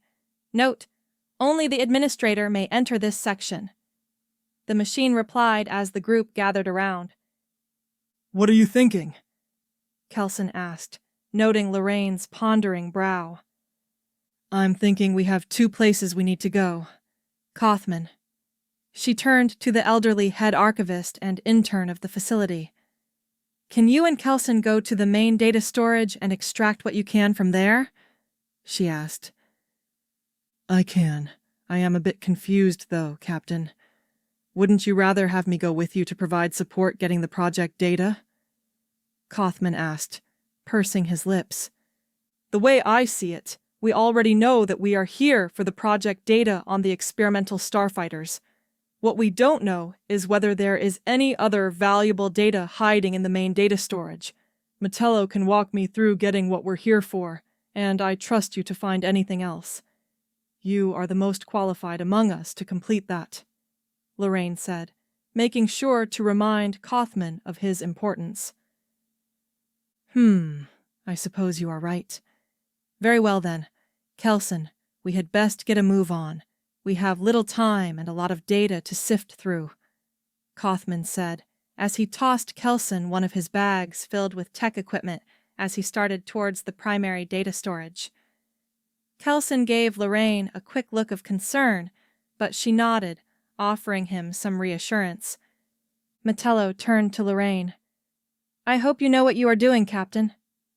Me too, Lorraine thought to herself. The Jatherwy Herald.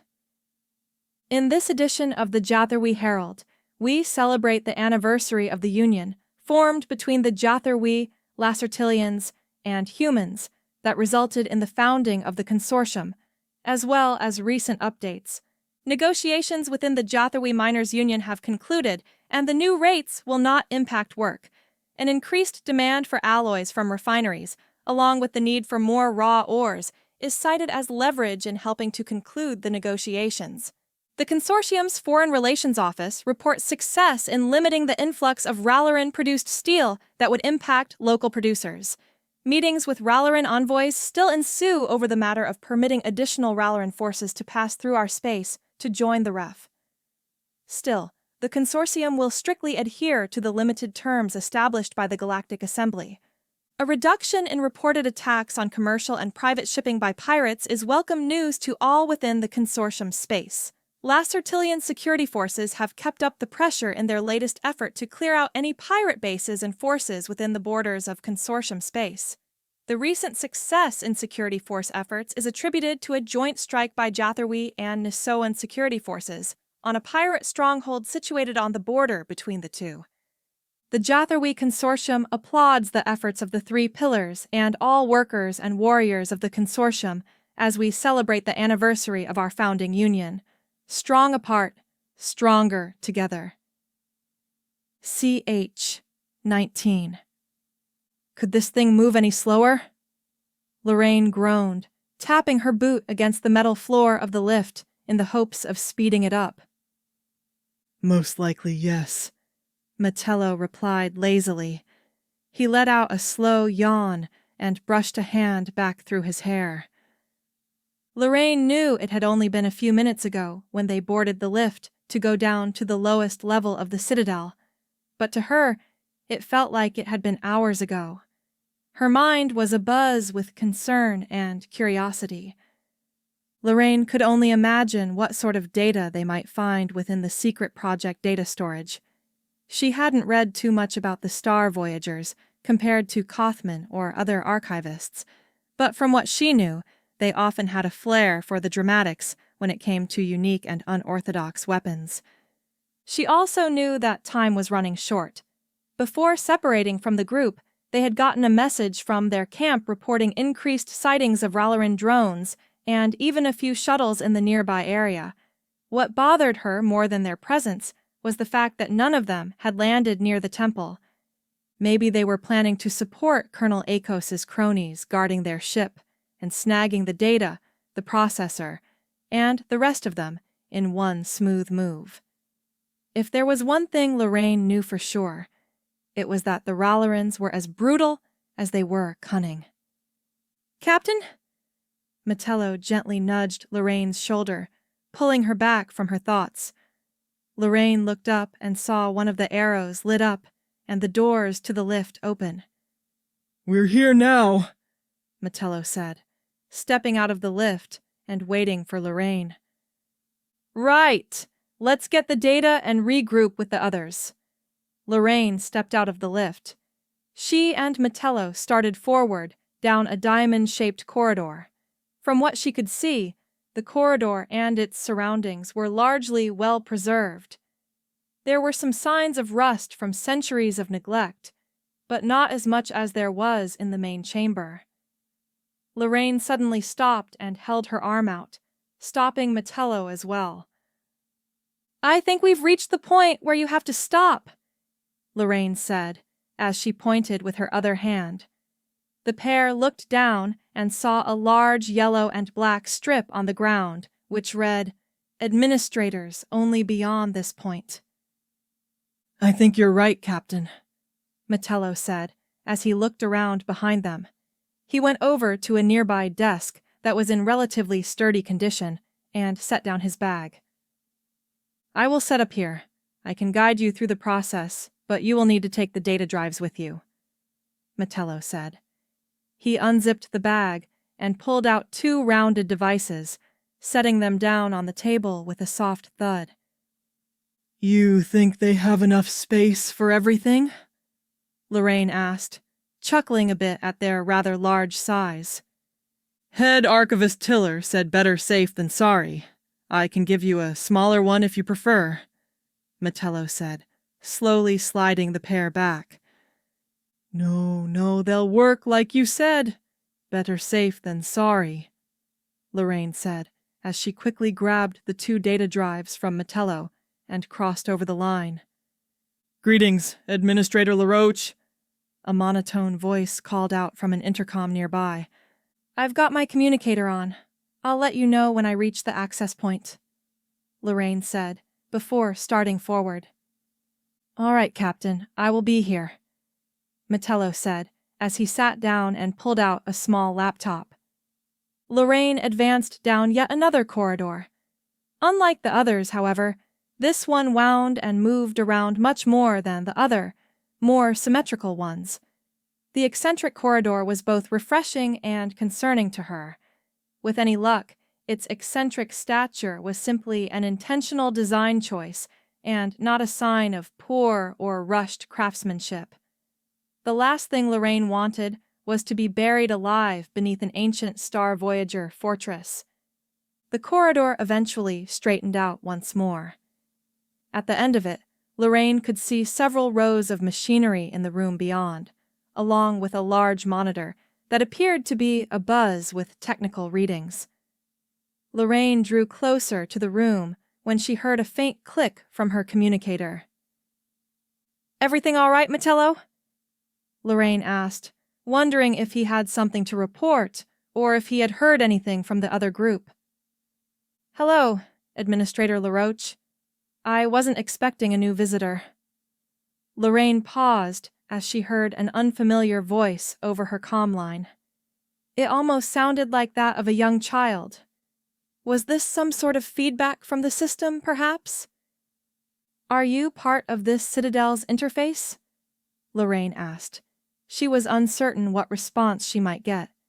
In her experience, asking an automated interface if it was part of an interface was met with either a quick, simple response or the program crashing and requiring a restart. "Well, not exactly. I'm inside the interface, though, just not a part of it," the young voice replied through her communicator. Lorraine was more puzzled than she was before. Unlike the other voices they had heard in the Citadel, it wasn't monotone, and its speech pattern almost implied it was making up replies as it went along. "Can you give me a moment?" Lorraine asked, stepping back a bit from the room, curious if the range of this particular interface was limited to proximity. "Of course, Administrator Laroach. I will be here if you need me," the voice cheerfully replied before the comm line went blank. Lorraine reached for her communicator and changed the frequency, then sent a message to Metello. "Have you reached the mainframe yet, Captain? Also, why did you have me change frequencies? Do you think the Ralerins are—" "Metello, I need your input on something." Lorraine paused and stepped back a bit more, just to be sure she was out of any proximity to the interface. "I was approaching the mainframe when a voice from the interface called me on my comm link and—" "Wait, it called you?" "Yeah, Do you think it's a ghost?" Ghost?" Lorraine asked skeptically. "Yes. A ghost, well, not a ghost in the sense you are thinking. You see some interfaces decay over time or get corrupted and adopt weird quirks such as—" "If I may interject," the young voice of the mainframe interface said, breaking his way into the conversation. "I am not a ghost or an interface. I am an experimental AI that was stored here with the data on the Citadel's other secret projects." "I thought I told you I would let you know if I needed anything," Lorraine said, scolding the voice. "Oh, I'm sorry, Administrator Laroach. I just couldn't help listening in on your call and had to interject to help clarify. It's a habit my programmers were unable to remove," the AI replied to them. "So what are we talking about now?" "Listen, we don't have time for—" "What is your name, AI?" Metello asked, stopping Lorraine from completing her angry tirade. "Oh, I thought you would never ask. My official designation is Problem Solver Fee 4, but most of the researchers just called me Solve on account of it being shorter and telling Solve to solve." The AI chuckled to itself over the comm line. Lorraine considered making her way back to Metello to try and regroup, possibly. Trying to plan anything with him over the comm line would just result in the AI hearing what they were talking about. There was, however, a chance that even if she did make it back to him, he would still be able to hear them wasting time and energy on a potentially fruitless effort. If this Solve really was an experimental Star Voyager AI, then Lorraine was concerned about what might lie below his seemingly innocent and helpful surface. Ultimately, she decided that the best course of action would be to obtain the data and, if possible, remove him from the system. If he genuinely was helpful as he claimed to be, he could offer a significant edge to the historians. But if he was secretly malicious, then disconnecting him from the system seemed like a safe move. "Solve." "Yes, Administrator Laroach. What projects are stored here?" "Well, aside from myself, there is data on an experimental fighter program. Give me a moment. I've been here for centuries, but am a bit groggy on account of just waking up. Thanks for that, by the way," Solve replied as he scanned through the secret project mainframe. "Ah, here we are." No, wait. Well, it's just me and the experimental starfighter project data. Everything else here is just clerical data and classified logistical postings. Not very exciting stuff if you ask me, though I might be a bit biased, Solve said. Lorraine had hesitantly started back towards the room with the mainframe, which contained the secret project data. She entered the room and approached the large monitor. Lorraine stood there for a moment before speaking. Solve, can you access the data within the regular Citadel's data mainframe? Directly? No, but fortunately I made a backdoor for myself when the programmers weren't looking. Is there something I can do for you? There is. Can you search through the main data mainframe and highlight any data within these categories? Lorraine said, as she moved her fingers to the nearby keyboard and inputted the categories she wanted him to search for. Of course, Administrator. Do you wish for me to send the results to another user? Send them to Intern Tiller. Lorraine resisted the urge to chuckle at Kaufman's reaction to being granted the lowest access level. All right. Done and done, Solve said as he paused for a moment. Since I've done a favor for you, could you do one for me? What might that be? Lorraine asked, a bit concerned about what this prospective favor might entail. Please get me out of this place. The Ralerin Broadcast Conglomeration. Good evening, citizens and subjects of the Ralerin Empire, and praise be to His Imperial Majesty. Though the conflict still ensues in the southeastern quadrant, life continues within our empire. Foreign dignitaries, business leaders, and other members of the galactic community were shown some of the latest advancements made to consumer AI models at a tech demo this week. The Ralerin Empire has long believed in fostering the scientific spirit that has been prevalent in the southwestern quadrant. Emperor Ralerius himself first made the great leap in Ralerin AI development, which subsequently revolutionized all facets of our society and the empire as a whole. To ensure that this immensely powerful knowledge did not fall into the wrong hands, our emperor wisely decided to seal it within his own body and his royal armor of state. The AI elements that we encounter in society are based on a similar premise to the source of the emperor, but scaled down and more tailored to help society. A key element in civilian AI is balancing the scope of operation, retention, and processing power. For example, an AI-controlled street sweep would primarily need to retain its assigned route, know how to sweep and turn, but wouldn't need to recite speeches or converse with passers-by. There is also a failsafe installed if an AI were to become overwhelmed, infected, or if its code were to begin to decay. These values and more are carefully considered to ensure that AIs can be safe and productive elements of society. Ralerin security forces use a hybrid between civilian and military AI to help maintain peace and stability within Ralerin space. They bolster a greater range of the three criteria, but operate with a stricter set of rules, and are often accompanied by security officials to help maximize their efficiency and ensure civilian safety. If you or a loved one believes that they have encountered a malfunctioning or rogue AI, contact the nearest authorities immediately. They may seek to cause harm to you or try to spread seditious information to undermine the safety of our empire. Remain vigilant, and remember that only together can we prevent calamity and ensure His Majesty's vision for the future. CH-20. Please, Administrator Laroach, get me out of this prison, Solve pleaded, his tone holding a bit of fear and uncertainty, as Lorraine could hear the tremors in his voice. I don't want to stay here anymore. How do I know you're not feigning this scared child act and are a malicious program with evil intent once free? Lorraine asked. From what she had seen so far, Solve seemed to ask first, and think later. She wasn't even entirely certain if he was actually a child or just trying to appear harmless. That's a valid question. Well, I have no control outside of whatever system I'm in.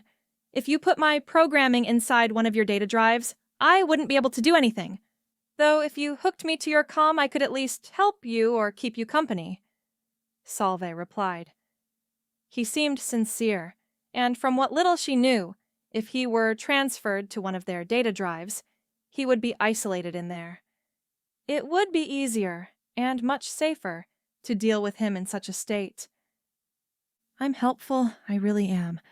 I might not be the perfect program, but I can help you. Solve paused. Please, don't leave me here. I don't want to be abandoned again. Solve said with a soft sniffle, his tone and mood tapering off at the end. Do you know what happened to this place? Lorraine asked, wondering if he could shed some light on the fate of the previous occupants. Oh, that I can answer. Solve searched through the data before continuing his response. The previous owners of this facility evacuated and fled. We'll just say a long time ago. Between you and me, some of the data here isn't in the best of shape, and I'd rather not touch it. Solve replied as Lorraine chuckled a bit.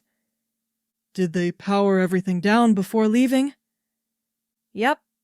Well, everything except security systems. You know how Star Voyagers are. They think they own everything, even when they abandon stuff.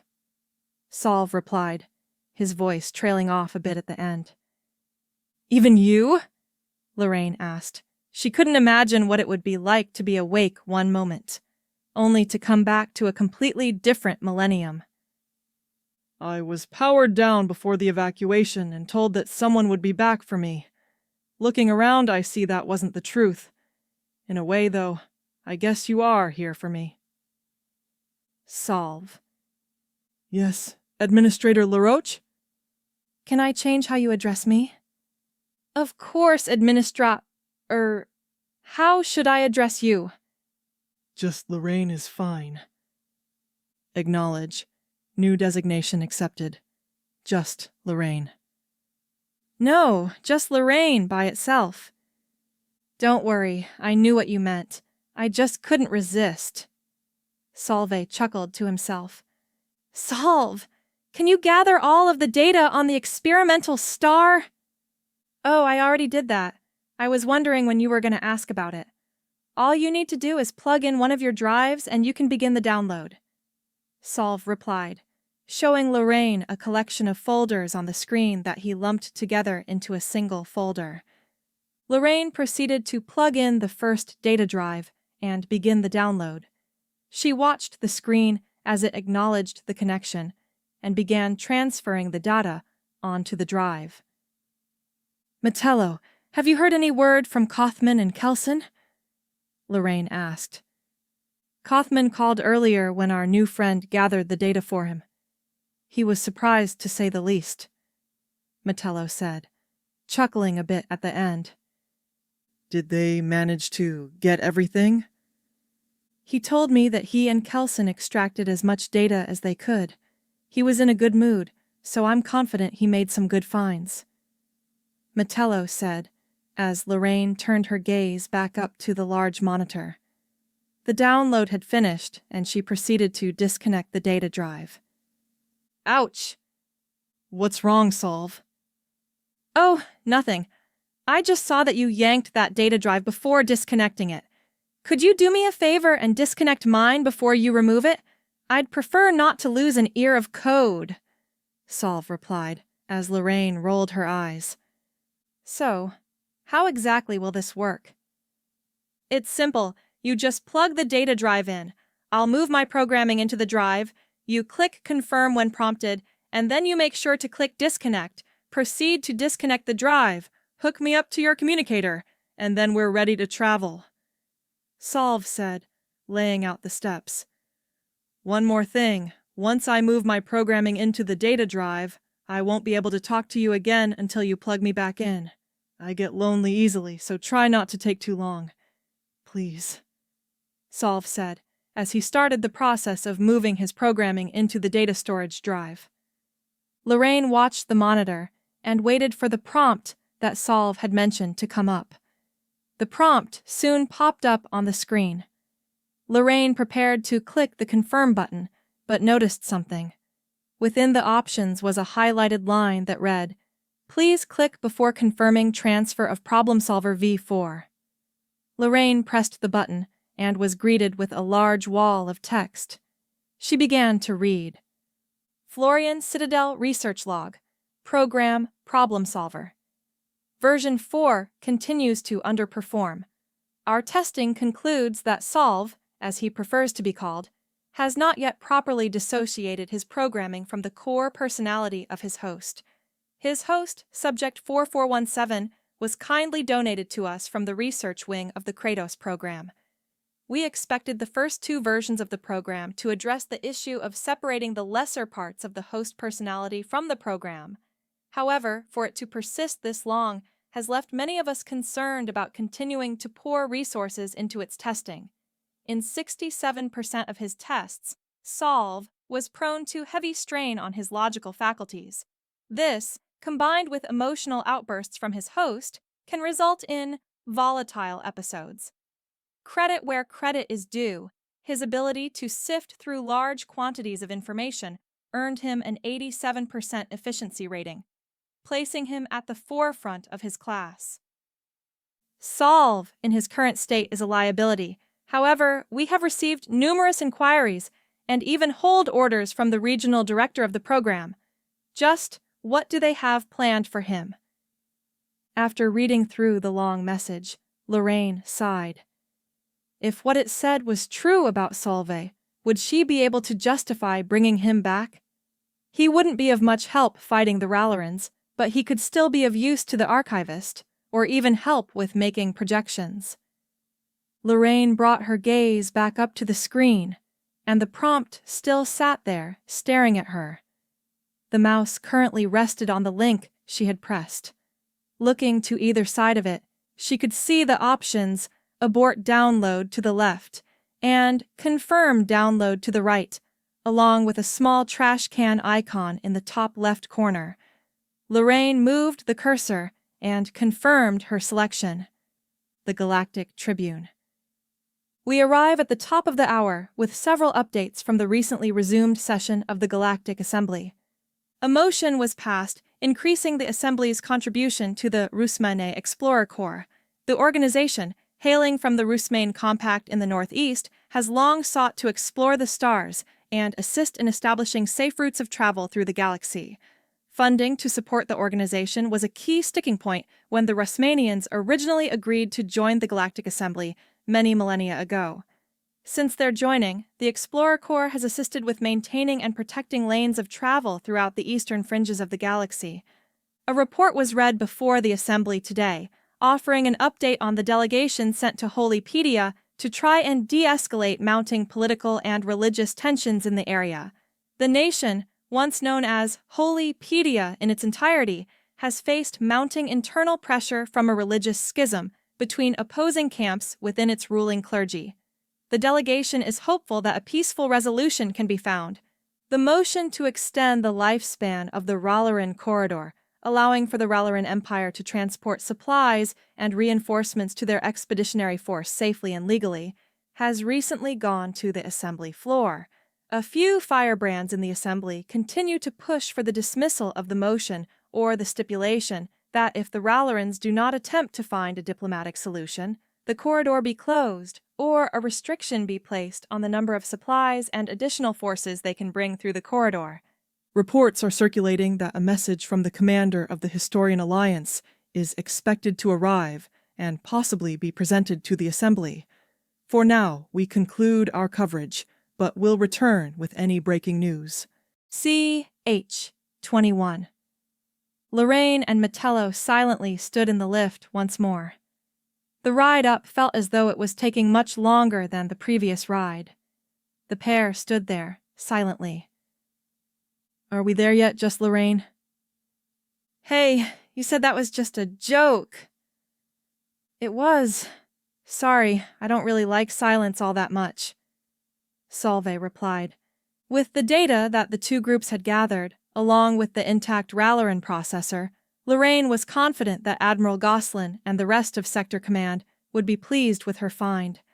The lift continued to ascend to the inner sanctum of the Citadel, lethargically. Metello casually whistled as the pair stood there waiting to arrive. Lorraine looked up at the lit, upward arrow in a vain effort to encourage it to move faster.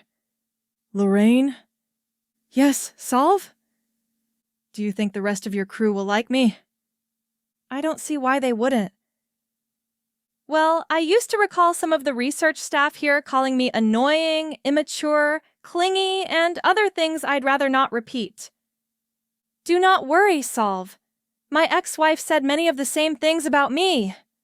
Lorraine shot Metello a side glare. Well, mainly the things I'd rather not repeat part. Solve, you'll be fine. Don't worry, Lorraine said, reaching down to pat the data drive she had connected to her belt in a leather cover. What if I don't fit in? Solve, none of us fit in. That's part of why we're here. Not fitting in brought you to this citadel? Solve asked, puzzled. Not directly, no, but we still ended up here, Lorraine replied. She brought her gaze back up to the arrow. They had yet to arrive. Who exactly do you work for? We're historians. Do you work for a library then?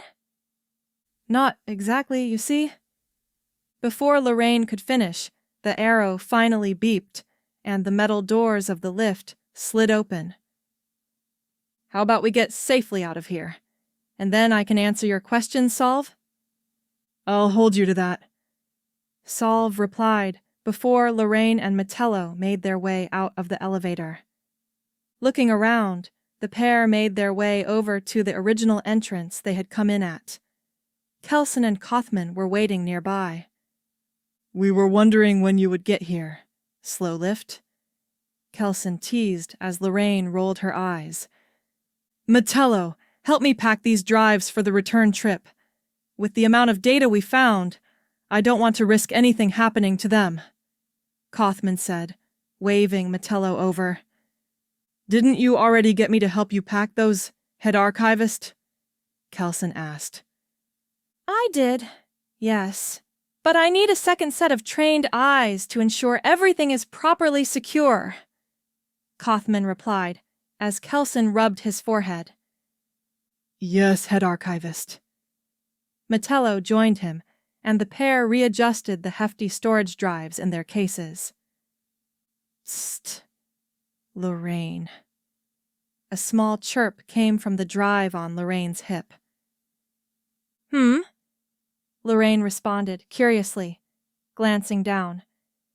Would you introduce me to your friends? I don't want to startle them. Solve sheepishly said.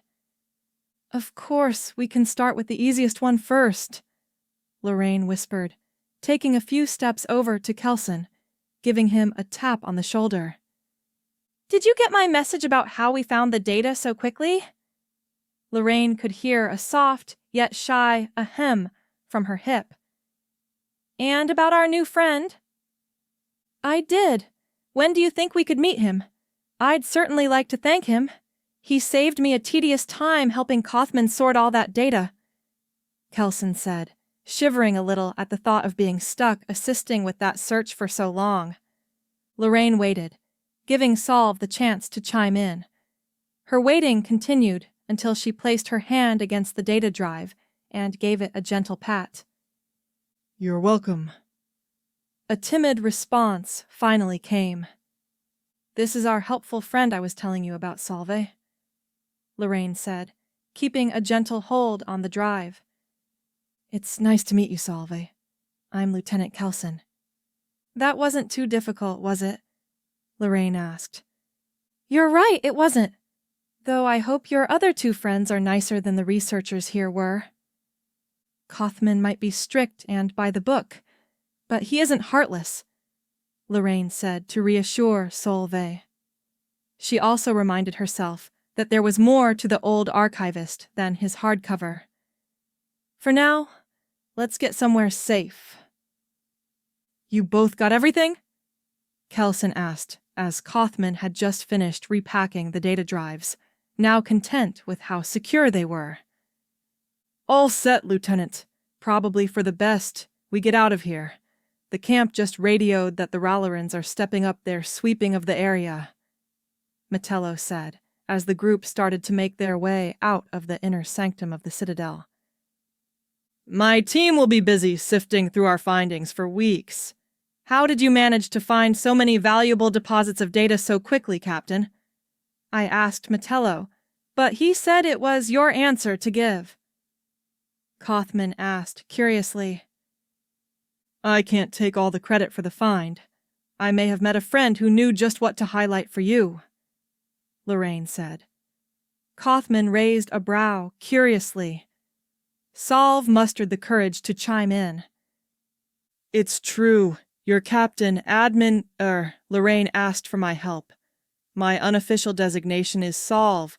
My primary directive is to assist with logical inquiries, Solve said. Lorraine could infer he had practiced the last part before. There was no telling how many scientists, officials, and other people he had to rehearse it for. I see. So it was you who did that so quickly, Kothman said, pausing for a moment. You certainly know your database well. We will need to run a few rudimentary scans before we can let you into our database. To speak frankly, however, I don't believe there will be an issue, Kothman said, easing Solve's worries. Thank you, Intern Tiller. Or should I address you by your rank of head archivist? Solve innocently asked. Lorraine did her best not to laugh, though Kothman took the question well. Head archivist, if you would be so kind, though being called an intern does remind me of my younger years when I was still an aspiring archivist, Kothman said nostalgically. We still need to get back to camp, you know, Metello said, interjecting an important reminder that hostile company could be headed their way. Right you are. Let's get a move on, Kothman said, securing the data drive's bag on himself. Lorraine and the others made their way through the lengthy corridor that had initially brought them into the inner sanctum. They soon reached the entrance chamber they had spent so long searching in. All right, everyone. Once we get out the door and past the wall, we gather the rest of our team, head back to camp, and pack up, Lorraine said, as she stood near the large doors of the Citadel. What about the field outside? Kothman asked. Oh, I disabled that. Well, temporarily anyway. You should be safe to make it across, Solve chimed in. I hope that was okay. He shyly added. It makes our exit a lot easier, so it's greatly appreciated. Good job, Solve. Lorraine patted his storage drive. If there are no other questions, let's get out of here. Lorraine pushed open one of the large metal doors of the Citadel and made her way outside as the others followed suit. Lorraine brought a hand over her eye as the bright rays of sunlight assaulted her vision. She flattened a few of her fingers and used them to shield her eyes and peer forward. The field was clear as it had been before. Looking around, she picked up a small bit of rubble nearby and tossed it out into the field. She watched it hit the ground and proceed not to sink. The group grabbed the pairs of experimental boots and flung them over their backs as they started to wade their way across the field. They could hear the distant roar of engines from the Ralerin drones, which patrolled in the skies above them. So far, their jamming equipment had managed to shield the area from their sensors, but the moment they decided to scrutinize the area more closely, their cover could be blown. What are those up there? Solve asked, having picked up on the roar of the engines. Those are Ralerin drones. I've never heard of Ralerins before. Be glad you haven't. They're not exactly the friendliest bunch. Have you heard of the Star Voyagers? Solve responded with a soft chuckle. Very funny. Am I going to have to mute you? Lorraine quipped. No, please don't. I'm sorry. Solve said, his tone becoming more shaky as he started to emit a coarse static sound from the communicator. Lorraine and the others covered their ears as the sound continued to increase in volume, soon reaching a deafening level. Lorraine, turn that thing off! Kaufman shouted over the thick waves of static. It only grew in intensity, making the drive on her hip vibrate violently. "You're not helping!" Lorraine shouted back as the two exchanged verbal jabs. "Guys!" What is it, Kelson? The pair was quickly silenced as one of the Ralerin drones from above strayed from its patrol route and headed straight for them. The Barnovian Journal, a new trade deal, an increase in arms sales, and the annual Promethean export report. These and more will be covered in this edition of the Barnovian Journal. Trade talks between representatives from the Ralerin Empire and the Union Crown concluded recently, with both powers satisfied about the outcome. The deal aims to foster further trade between the two powers' most lucrative industries and has both consumers and speculators excited. In the wake of fighting throughout much of the southeastern quadrant, arms sales have seen a drastic increase, as individuals, armies, and even entire nations seek to restock their arsenals. Arms manufacturers such as the Crimson Tide report record sales in the area. One of the largest buyers of arms from the group is none other than the Historian Alliance, which seeks to help recovering areas within its zone of operation. The much-anticipated annual export report from the reclusive Promethean Empire has recently been made available to the public. The report indicates a higher-than-average export of rare minerals from their space, which find use in everything from armaments to consumer goods and even core starship components. The Promethean Trade Minister cited an abundant harvest and the fondest blessings of the gods as the main reason for the increased amount in this year's export. We will continue to provide the latest market updates as they become available. CH-22. The Ralerin drone shot towards them. Its chrome covering made it appear like a fireball raining down on them from above.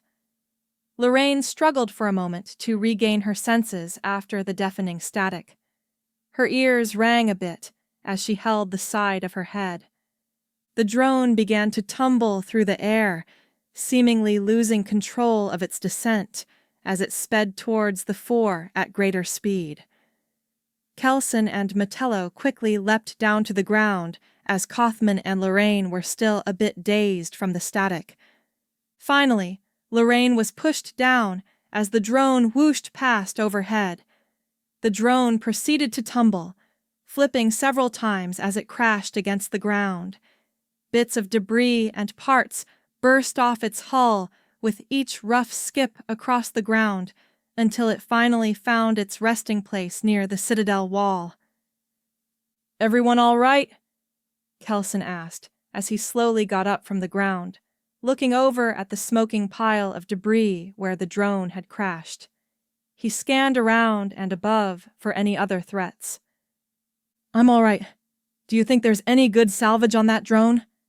Metello asked, looking over at the crashed drone. It proceeded to offer its answer, accompanied by an explosion as the hull burst into flames. "I guess not." Lorraine scratched her head as her heartbeat slowed and her senses eased. She looked around and tried to get up, but felt a heavy weight on her. Turning her head, she saw Kaufman lying across her feet. "It's over now. You can get up," Lorraine dryly said, trying to tug her feet out from under the elderly archivist. His additional weight from the data drives he had stored in his pack didn't help much. "Oh, right. My apologies, Captain," Kaufman said as he slowly started to make his way up. Lorraine pulled herself back up after the great weight had been removed from her back. Lorraine reached down and felt her communicator beeping. "Captain Laroach, are you all right? We saw that drone come down from here," a Marine from the base camp called over. "We're all right here. No injuries, and we have the data. How soon can we have camp packed and ready to move?" Lorraine asked, as the group started to make their way back to the breach in the Citadel's outer wall. We can start now and should hopefully be ready by the time you get back. Good. Lorraine paused. Did you manage to isolate the frequency from that drone?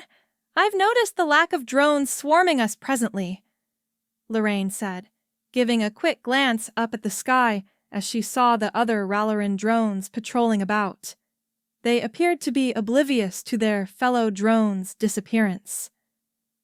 We managed to isolate the signal as soon as we detected it straying from its patrol path. What was that back there? Something threw its readings all over the place before causing it to shut down. So that explained it. Solve's static blast was as lethal to the drone as it was to their eardrums.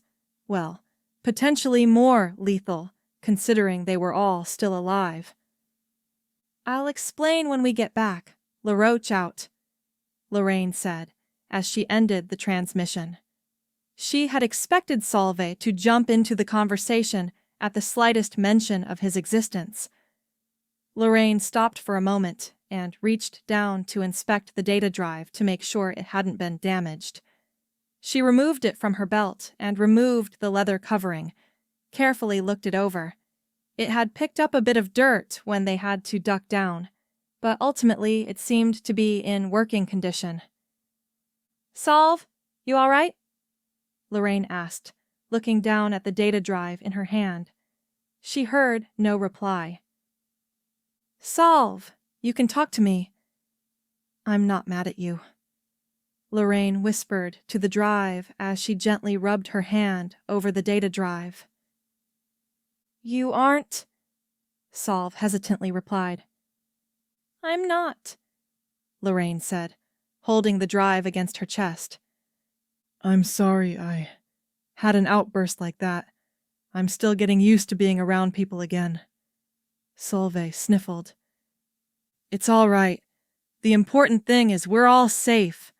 Once we get out of here, a bunch of people are going to want to meet you, Lorraine said as she slid the data drive back into the leather protective pouch, making sure it fit snugly. You think so? Solve weakly asked. I know so, Lorraine warmly replied. Even though I messed up. Solve, I've messed up more times than I can count, Lorraine chuckled. Really? Name a time, Solve asked doubtfully. Lorraine easily accepted the challenge. Well, the last time I was on patrol. The Free Historian broadcast. To the honorable members of the Galactic Assembly, I implore you to look to the devastation brought about by the Ralerins in their quest not for justice, but vengeance. If they are to be believed, myself and any who stands under or adjacent to my banner are little more than barbarians and brigands. To this, I ask, what of the countless civilians and bystanders beyond Brigantia? I am not afraid to stand publicly against the course of action taken by the Ralerin Empire. Need any of us forget their consolidation of power within their own quadrant? How they strong-armed and intimidated countless worlds into their dominion and imperial aspirations. I fear that if this course continues, there will only be more suffering, more bloodshed, and more death. To not hold the Ralerins accountable for their actions only serves to reward them for the carnage they have wrought on much of the quadrant. Should the day come, through arms or by negotiation, that the Ralerin forces are wholly removed from the southeastern quadrant, we will not seek to pursue them through neutral space and into their own. Should they seek to stoke the flames of conflict elsewhere, however, we will remain steadfast and ready to assist against them. I thank you for receiving my message and pray that my words will help to pave the way towards the end of this conflict. C. Corpus, Commander of the Historian Alliance. CH-23. Captain, is everything all right? One of the nearby Marines shouted as Lorraine and the others made their way over the hill of rubble. We're all good. No injuries here, Anything on your end while we were inside? Lorraine asked, making her way down the hill of rubble as she stood nearby. Nothing to report here, sir, the Marine replied. Good. We're moving back to camp and then making our way back to the city. Inform the others to begin disassembling the camp, Lorraine said, as the Marine radioed in to inform the others of their new orders. The now larger group started away from the walls of the citadel. Lorraine turned back and looked at the towering structure once more before continuing onward. Hey, Lorraine, Solveig whispered out. Yes, Solve, Lorraine replied. It feels good to be out of that place finally. If I had optics, I'd be looking all over the place, Solve said, as Lorraine lightly chuckled. I don't doubt it. It might sound weird, but can you tell me what it looks like? I know I can't see it, but I at least know of things. You know, mountains, trees, rivers, the sky, etc. Yeah, I can do that, Lorraine said, as she started to look around, taking in the scenery around them. For an AI, Salva wasn't what Lorraine was expecting. His largely childlike nature came as a shock to her. Her mind went back to the message that had appeared on the monitor before she confirmed the download of his core files. The two things that stuck out to her the most about the cryptic message were the mention of Subject 4417 and the Kratos program. She had seen the name of the organization before and even heard some archivists debate about it, but she didn't know much about them. Whenever they returned to Sector Command, Lorraine planned to review the data they had recovered from the Citadel to see if those two subjects were mentioned anywhere in it. It was much more preferable than asking Kaufman to find it for her and having to fish it out of his lecture for an answer. What do you see? You haven't told me anything yet, so I'm guessing there's something really cool that you've been watching, Solve said, snapping Lorraine out of her head. Lorraine looked around, curious to see if she could find anything worthwhile to tell Solve about. She saw a thick swathe of trees that stretched on for miles, but that was hardly a unique sight on rustic worlds. There was a nearby plateau where their camp was located, though the basic features of geography seemed to impress an AI, let alone a child. Finally, Lorraine saw something and decided to run with it. Yeah, you're right. I had gotten distracted by something. It isn't that impressive, but I guess the memory got me choked up. What is it? Solve asked, his voice beaming with curiosity. If Lorraine didn't know any better, she could have sworn she felt the data drive move in its container from the energy of his anticipation. Well, I saw an old Astorian B-7 cloud cruiser, and it reminded me of my childhood, she said, memories surfacing within her mind. How so? Solve inquisitively asked.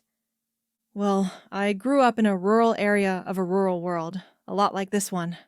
Okay, a lot more rural, Lorraine chuckled. But anyway, when I was a kid, I remember seeing an old cloud cruiser in the sky near where I lived. I thought it was the coolest thing ever. Half of the time my parents would have to stop me from running outside whenever I heard the roar of its engines. I always wanted one, Lorraine said nostalgically, vividly imagining the vehicle flying overhead, its engines roaring across the open fields near her childhood homestead. Did you ever get one? No, but I got something better. What? A dream. Lorraine and the others managed to make their way back to camp at a steady pace. She could see the rest of the team had already disassembled their tents. A faint skeleton crew was still left operating their jamming equipment to keep the Ralerins from discovering their position. Lorraine made her way over to them to get an update. Ah, Captain, glad to see you made it back, one of the archivists operating the jamming equipment said, looking over from their station. Anything new to report? Lorraine asked, looking down at the display. She could hear a faint garble coming from the machines in steady intervals. So far, the Ralerins are continuing on their routine patrols. We have received some signals, though we believe they were bound for the drone that crashed at the Citadel. Most likely an update request on its change in system readings. Have they sent any before now? Just one.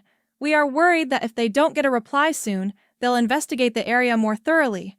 Or worse, land a search party.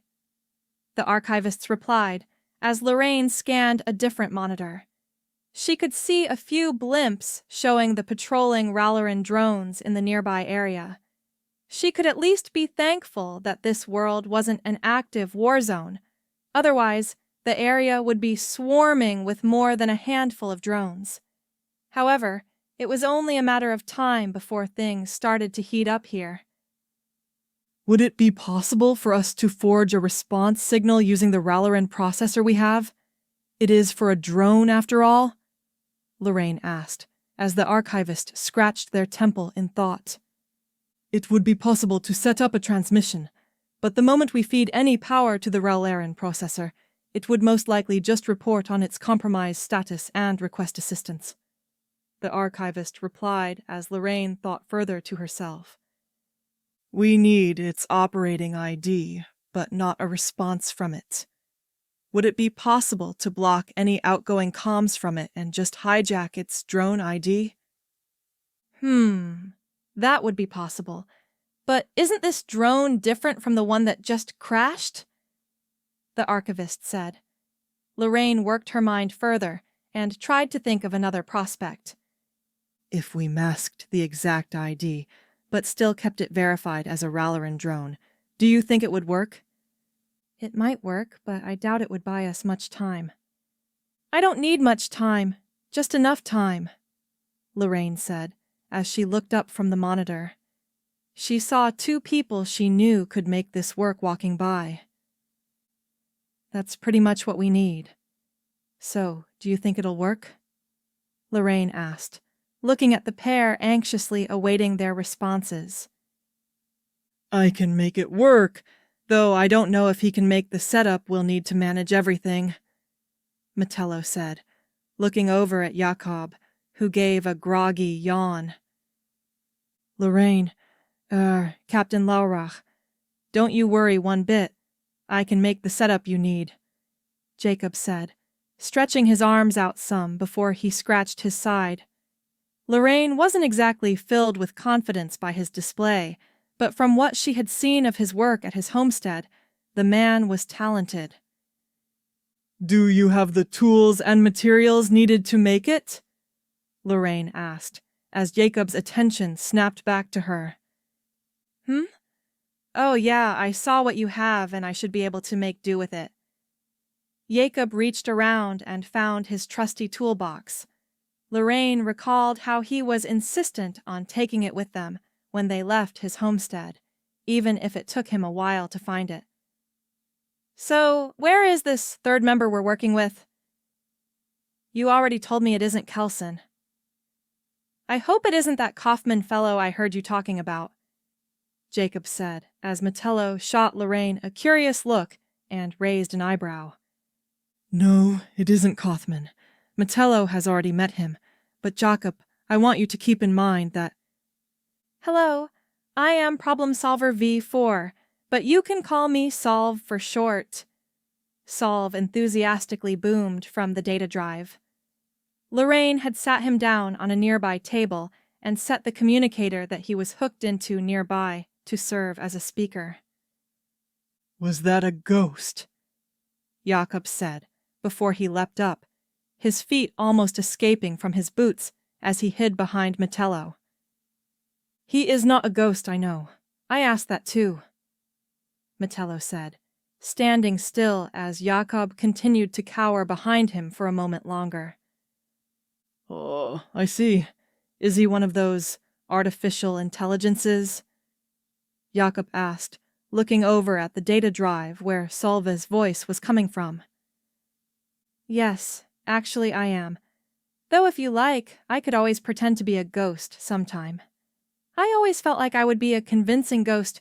Ooh, Solve chuckled, before giving his impression of a ghost at the end. Anyway, Lorraine reined in the trio. We don't have much time to get this set up before the Ralerins will send out another signal to the downed drone. If this works, it will buy us some more time to get as far away from here as possible before the place is crawling with Ralerins, Lorraine said, stepping back for a moment. And I doubt any of us wants to be here when they do arrive. The Salation Courier. In today's edition of the Courier, we are pleased to feature an ad from House Wolcott, one of the top flight houses. Without further ado, seeking to soar over the horizon in defense of king and country? Then look no further. House Wolcott wants you to sign up and join the proud men and women of our house. Our house was founded over a millennium ago by immigrants to the world and Saladius as a whole. Through flak and oil, the quickest way to earn valor is through honorable service. Both combat and support roles are available, and those from beyond the world who apply will be fast-tracked on the path to citizenship. When the Ralerin Expeditionary Force surged to Brigantia and tried to sprawl across the area, Salatians stood tall and rejected their attempts to seize our shipyards. House Wolcott, as well as the other noble flight houses, answered the call and protected our world from their aggression. Will you answer the call and join the elite members of House Wolcott? We thank our readers and hope that they will await the new issue of the Salation Courier, which will feature an interview with the current Baron of House Wolcott. CH24. So, this is what we are resting our hopes of a quiet exit on? Kelson asked. He scratched the back of his head. His tone hid it, but Lorraine could tell he had his doubts. She had her doubts as well, but this was their best chance. Yes, it is, Lorraine said, looking over at the improvised setup. The contraption before them was the brainchild of Metello, Jacob, and, to some extent, Solve. They poured a great deal of thought and effort into constructing it. The closer Lorraine examined the setup, the more her confidence in it dropped. So, how exactly does it work? Kelson asked, turning to Lorraine. Well, you see. She paused before she turned to Metello and Jacob. How does it work? Lorraine asked, hopeful that their explanation might offer a much-needed boost in confidence. Generator feeds power into the processor. The comm jammer blocks the processor's communications. Cable links the processor to the data drive with Solve. Another cable connects the data drive to the signal booster, enabling Solve to communicate with the Ralerin signal. Feel better now? Metello asked, after offering his simple, albeit brief explanation for how their contraption worked. That helps a little, Kelson replied, his tone still lacking confidence. This isn't rocket science, Lieutenant Kelson, Metello replied as he sat down at a metal table near the setup. Is this setup durable? Lorraine asked, turning to Jacob, who had already returned to tinkering with the bindings on the equipment. She could have sworn she had seen him apply a few more layers of duct tape around a few joints and swap a part or two out. It isn't my finest work, but I'm confident it will last long enough to get the job done, Jacob replied before he reached down into his toolbox and pulled out another roll of duct tape. Given what materials and limited tools he had, Lorraine did have to concede that she was impressed Jacob had managed to cobble this all together so quickly. How soon till the next Ralerin signal comes in? Lorraine asked, calling over to the jamming crew. From the current rate we've seen, they should be sending out another transmission soon, one of the archivists replied, before Lorraine cut off her communicator. All right, let's get this up and running.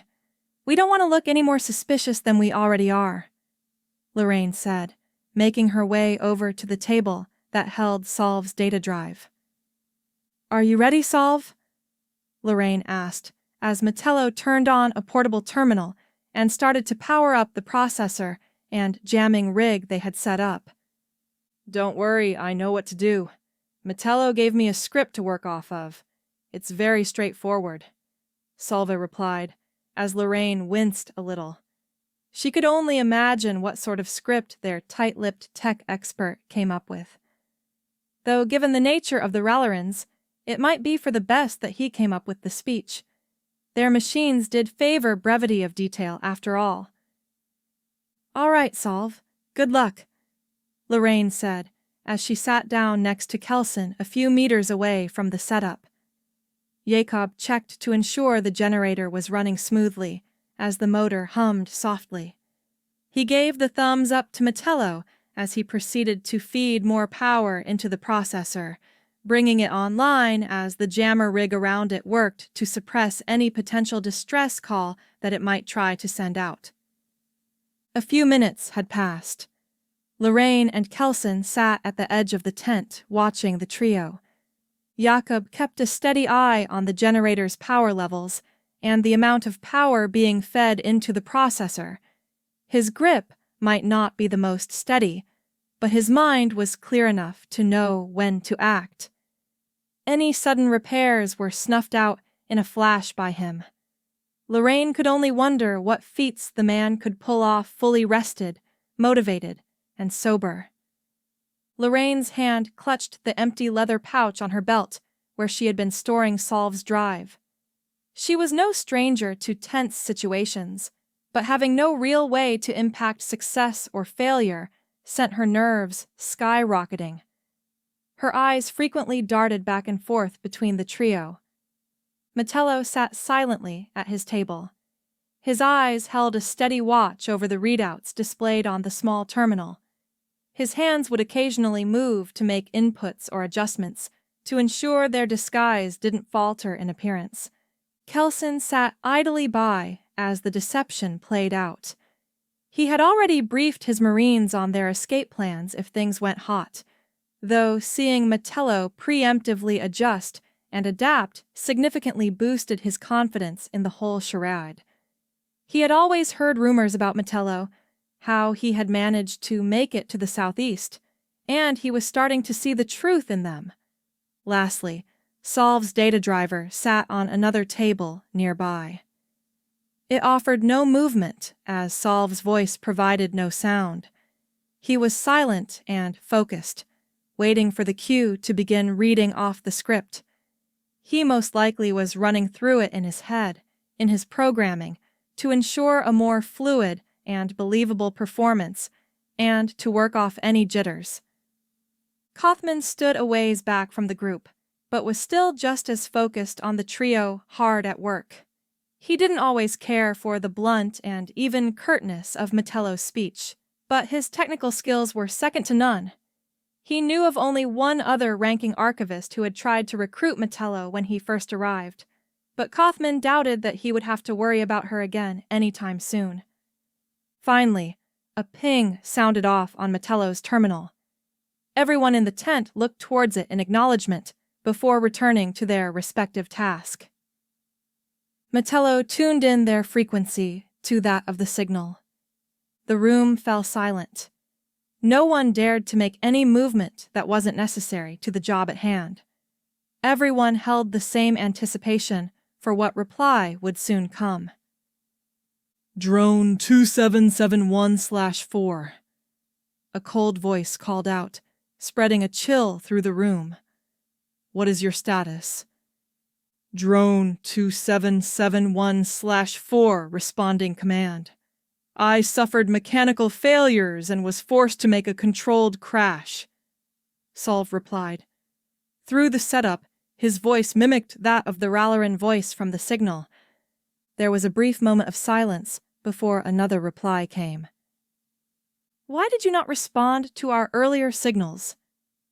"Upon landing, my communication systems were damaged. I have only now restored their function." "What is your present location?" "I am sending you my present coordinates now," Salva replied. Metello made a few swift clicks, sending the data needed to solve, the final piece of their plan. Command has received your position. Drone 2771/4. A retrieval unit shall be dispatched to retrieve you shortly. Command out. The voice faded, as did the signal. The silence lingered in the room as the cold slowly faded. Do you think it worked? Solve asked in his still modified voice, echoing out in the room. Well, we currently aren't in a crater or being swarmed, so I would say so, Metello said, closing up his terminal and starting to pack his things. Lorraine stood up from her seat and made her way over to the setup. Good work, everyone. With any luck, we've managed to buy ourselves much-needed time in withdrawing from our current position. I want everyone ready to move in 10 minutes. We start back for Oldus, and then we'll be home free, Lorraine said, using the current sensation of accomplishment to help further motivate the others. In the back of her mind, however, she knew there was still one last obstacle that had to be crossed before they were entirely out of harm's way: the Galactic Tribune. Is peace possible? This question has loudly echoed and been debated throughout the halls of the Galactic Assembly after a letter from the leader of the Historian Alliance was read before the Assembly. Despite the efforts of Ralerin representatives, a path to their desired resolution has all but been obstructed. Cracks in the Ralerin-aligned block of the Assembly have long been speculated, but this is the first chance anyone has had to see them. When asked about a willingness to seek a diplomatic solution, lead Ralerin representative stated that, "We cannot negotiate with an organization masquerading as a galactic contender.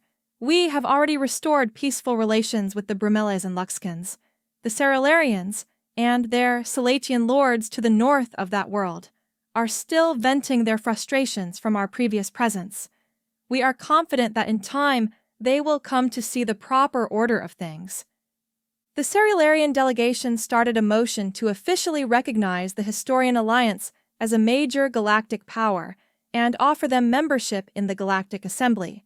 In their motion, they cite the restoring of stability to the chaotic center of the southeastern quadrant as the primary reason for their admission. Though the Historian Alliance lacks a formal capital, some have debated if the birthplace of their resistance, Brigantia, would be elected as their capital, or perhaps the industrious world of Astoria, with its orbital shipyards and abundant resources, would be selected. One thing is sure: we are witnessing history in the making, and we will be the first to bring you any updates from the Galactic Assembly. CH-25. Colonel, a voice sounded over the communicator. Colonel Akos turned her head and looked towards the console where the communicator was mounted within the bridge of her cruiser. She reached out her hand to hold down the button and open up the line. "Go ahead," she said with an irritated sigh. She was still awaiting a report from her teams and dreading the next call from him. "We managed to locate the team that was sent to Dunn's homestead." Akos's ears perked up a bit.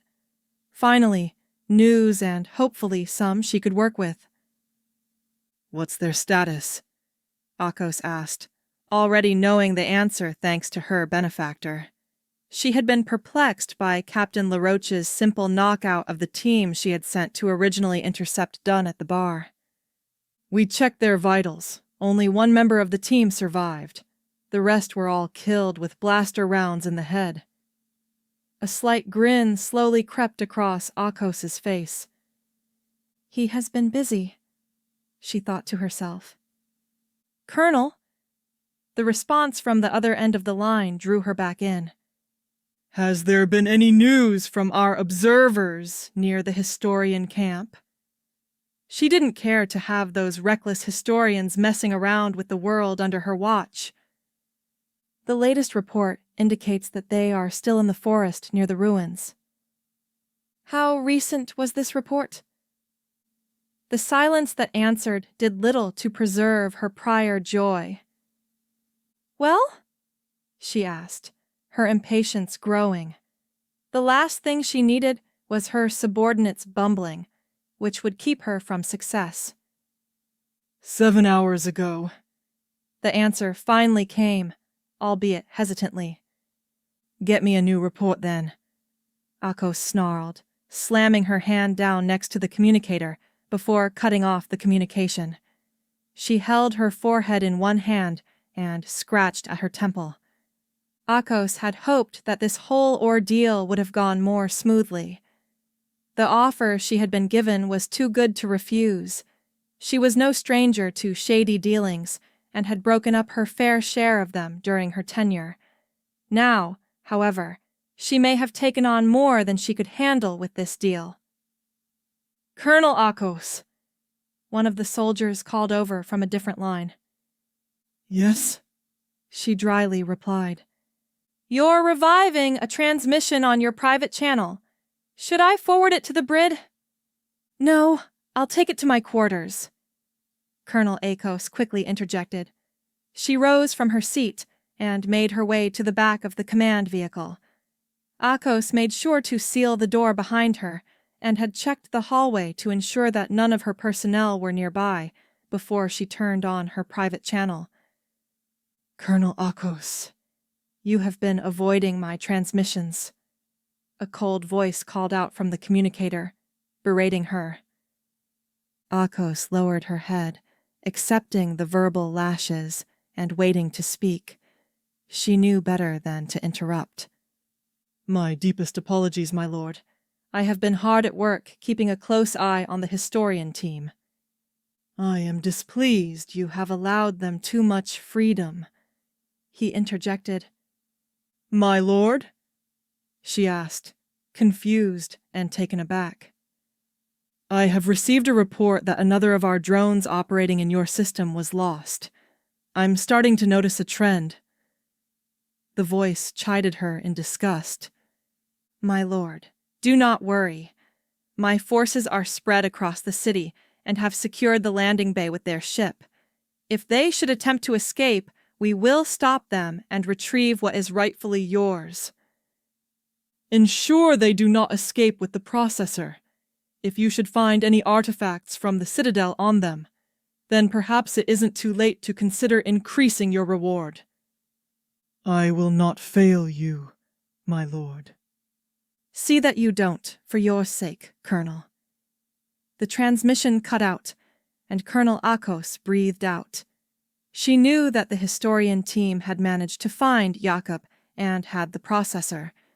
She also suspected that they had managed to infiltrate the Citadel and secure any valuable data or technology from it. With their ship guarded by her forces, they would have to get past her men before they could escape. With the confirmation that her team sent to the homestead had been killed by Captain Laroach, and her historian friends had unknowingly given her an extra ace and many more pieces to work with. Colonel? A knock came at the door. Akos rose from her seat and opened the door. Yes? The reinforcements you requested have arrived and are awaiting your orders. Very good. Have you heard back from the municipal head yet? Yes, sir. We have access to their scanners and have inputted the signatures we received upon the historian team's arrival.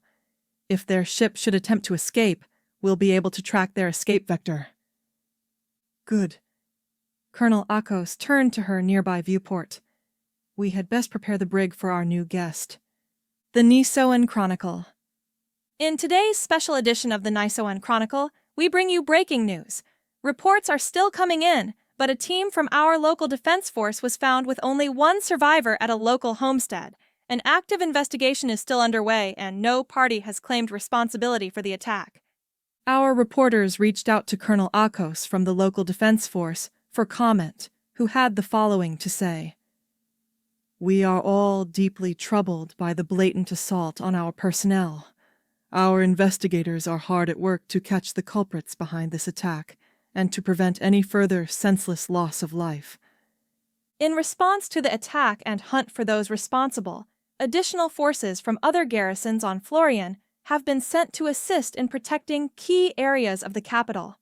A feeling of uncertainty has gripped many residents of the city, but we are confident in the brave men and women of our defense force to ensure public safety and see that justice is brought. We asked Colonel Akos if she had any comment concerning those responsible for the attack, and she had this to say: "If you run, we will find you. If you fight, we will take you down. Turn yourselves in now, and there may yet be mercy for you."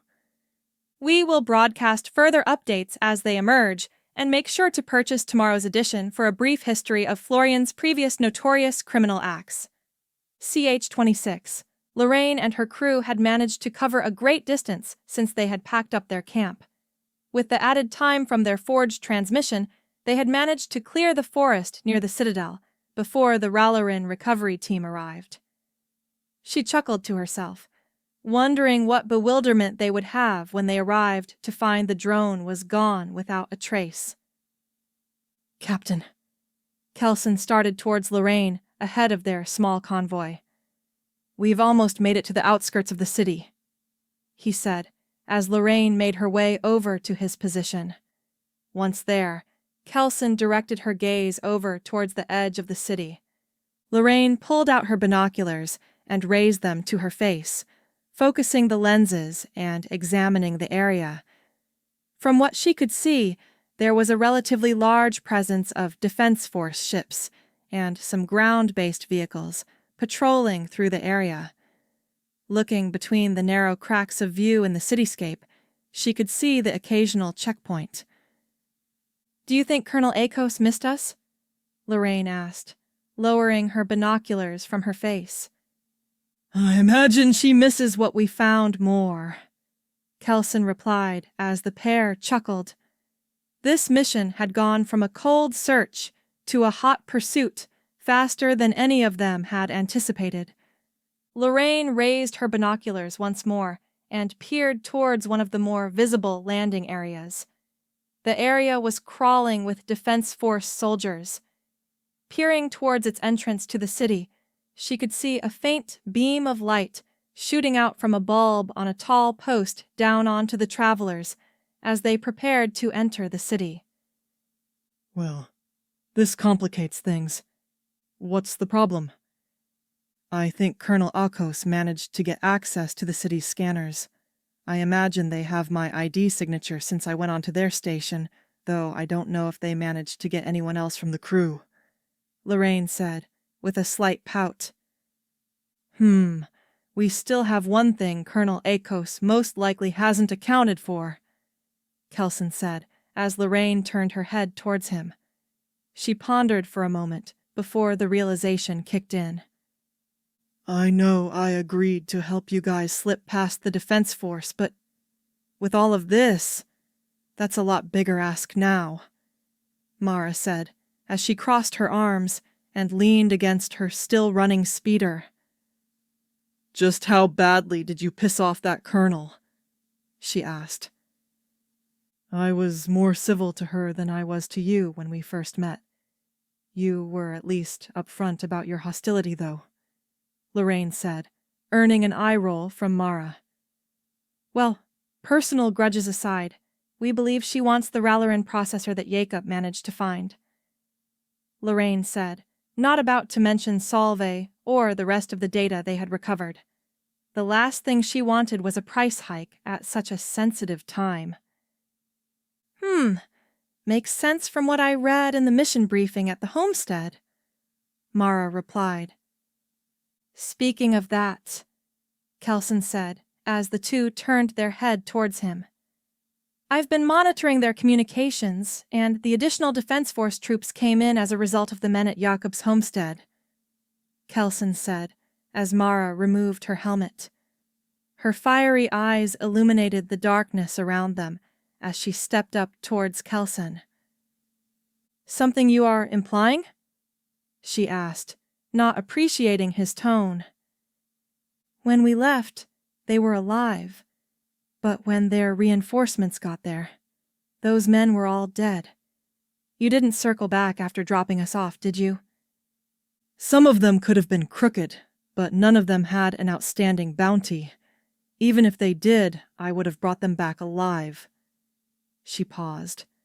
Unless dead paid more. Her answer only brought a modest assurance from Lorraine and Kelson. That aside, more forces are here now, and it's going to be harder for us to get out, Kelson said, as Mara sighed. She stepped away from Kelson and pressed a few buttons on her bracer.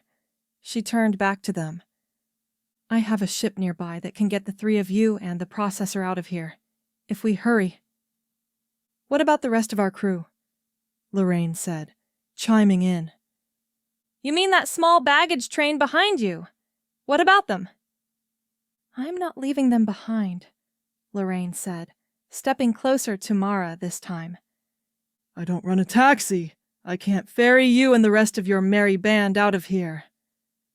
The two glared at one another before Kelson stepped between them. Lorraine is right. We don't want to leave our men behind. They're good people who just want to stop the Ralerins from forcing their influence into other worlds. Kelson paused. Is there anything you can do to help us make a clean getaway? We don't want to turn the city into a battlefield and risk causing collateral damage. That would just give Colonel Akos and the Ralerins a win. It was hardly a secret that the Ralerins had eyes everywhere, and if a ripe incident like this came to pass, then the Ralerin broadcast conglomeration would have a story on it by the next day. Mara stood there pondering for a moment before she spoke. I might know of a way to help you and your crew manage to get off this planet in one piece. She proceeded to turn to Lorraine. I think you'll especially enjoy it. There is no way this will work, Lorraine grumbled. It'll work, Mara said, looking back at Lorraine. Besides, you look better with my helmet on. She laughed, before turning back around and starting forward. Lorraine wasn't too crazy about this plan. Walking around Oldest disguised as a bounty hunter wasn't her first choice, but given the circumstances, she didn't have much choice. She could only hope that this friend of Mara's would be able to get them what they needed to get out of the city and off planet. The pair made their way down the partially crowded streets of Oldest, blending into the crowd relatively well. How do you see out of this thing? Lorraine asked, as she was having a hard time adjusting to the view that the helmet's visor offered. It's what you get used to, Mara said, as the pair passed by an intersection. Lorraine was able to see a patrol of Defense Force soldiers passing by as they crossed the street. It's heavier than I expected, Lorraine said, the weight of the helmet pushing down on her head as the pair continued forward. Well, quality alloys aren't always cheap or light. You'd be thankful for it in a firefight, Mara quipped as the pair turned a street corner. We should be at his post soon. It's on the other side of town, thankfully away from the current heavy presence. Lorraine looked out through the tinted visor of Mara's helmet. Ahead of them were several storefronts and a few apartments. Progressing further down the street, they eventually made their way to what appeared to be a local Defense Force station. Mara stopped at a nearby alley and motioned for Lorraine to follow her. I may as well tell you what I'm getting you into, Mara said, peering over Lorraine's shoulder to make sure no one had followed them. That would be appreciated, Lorraine responded with an eye roll suppressed by the helmet. Let's get inside first. We'll be safer, Mara said, peering out from the alleyway and making sure the coast was clear before motioning for Lorraine to come forward and follow her. The pair continued down the street before entering the Defense Force station. The station was a relatively small and primarily dated building. The walls were sturdy, but the paint on them was chipped in various places across the room. A large wooden counter sat towards the back of the room, where a man sat along with a long line of communicators on the desk. Mara walked over as the man placed one of the communicators on the counter. Hey there. Mara wasn't expecting to see you here this late. Snatch a new bounty? The man behind the desk asked, readjusting his glasses on his aged face. No bounty, but I got news on the Dunn case. Is Captain Asaro in? Mara asked. Oh yeah, he's in his office. The man peered past Mara over to Lorraine. Say, who's your friend there? I never knew you to work with any partners before Mara, the man said, as he carefully looked over Lorraine's helmeted disguise. Oh, her? Just a friend who was considering getting a license to take bounties on Florian. You know how Asaro is with free agents, Mara said, as she and the man behind the desk nodded. You two go on up to the captain's office. I'll stay here and keep an eye on the comms. Seems everyone is all worked up over those archaeologists or whatever they call themselves, the officer behind the desk said, as one of the communicators rang. He pressed a button on the desk, and a large metal security door slid open, allowing Lorraine and Mara to enter further into the station.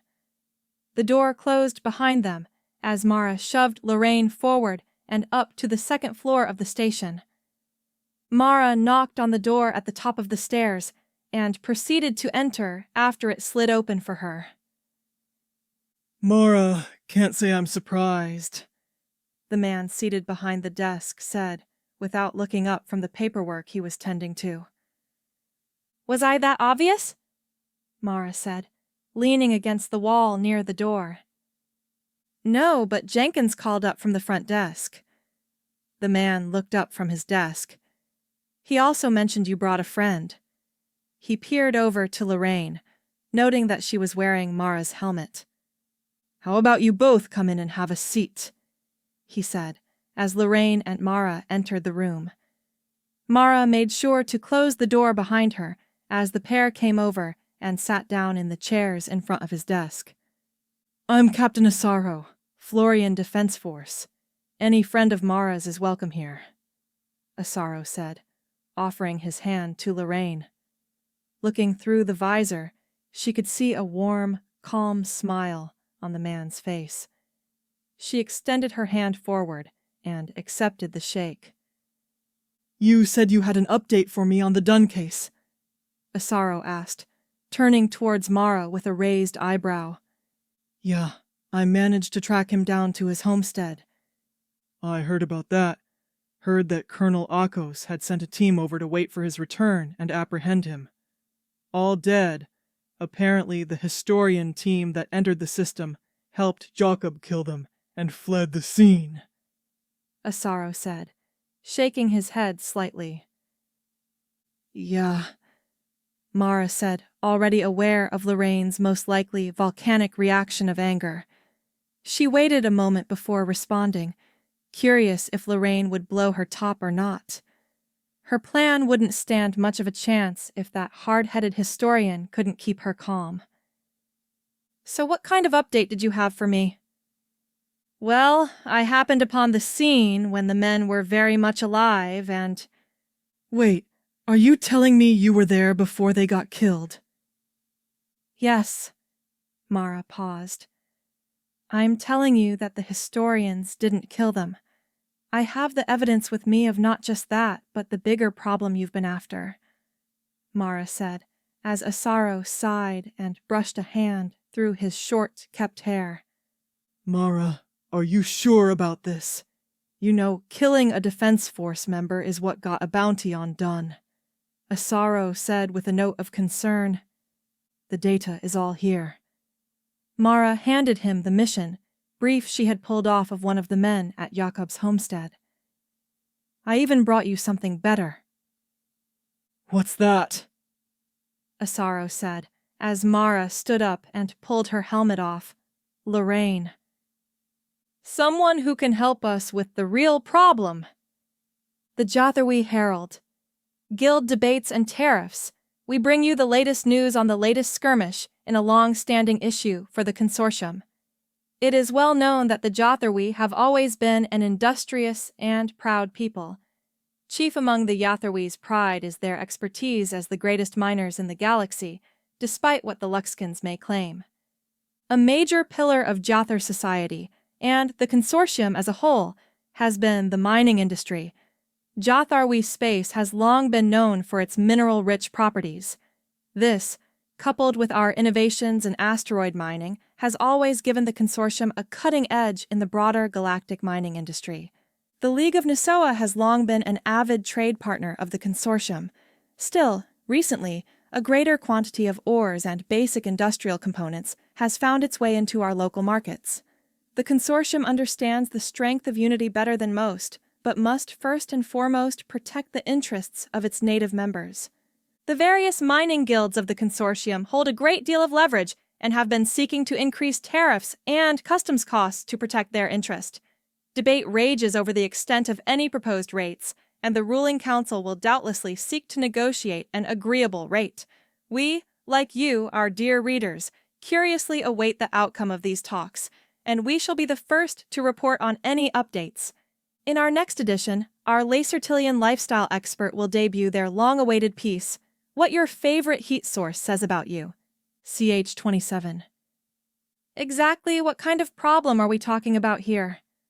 Lorraine asked. Her eyes were still adjusting to the light. The tinted visor had made everything appear darker for her, but she was at least happy to be able to breathe in directly without the helmet's filter now, as well as the damn weight pushing down on her. For the last few months, we've been getting reports that one of the landing zones has been moving large quantities of goods to undisclosed locations and then finding them throughout the market. We're no strangers to smugglers, but we've never seen an operation of this scale. Asaro said, looking through the pile of folders on his desk and sliding one to Lorraine. She proceeded to open the folder and examine its contents. From what she could see, this particular shipping operation appeared completely normal on the surface. The closer she looked, however, the more she saw the red flags start to pop up. This operation ran on a very tight schedule, operating only at precise hours, aimed at coinciding with guard shift changes and during the dead of night. They also made sure to pay their dues in advance, and only in Nisoan bills. A few customs inspections claim that all of their cargo and manifests match up neatly. Various reports in the folders indicated that the workers who unloaded the cargo were from an off-world union, and all the security personnel were from a private firm, neither of which Lorraine had previously heard of. "Why haven't you been able to bust them before?" Lorraine asked. "Don't think we've tried. Initially, we were informed that all their paperwork was in order, and their dues were always paid on time. None of their workers ever caused trouble at any of the bars or other local businesses." Asaro said, "Even if we wanted to raid the place, the amount of red tape to cut for clearance and the numbers we'd need always made shutting it down seem out of reach."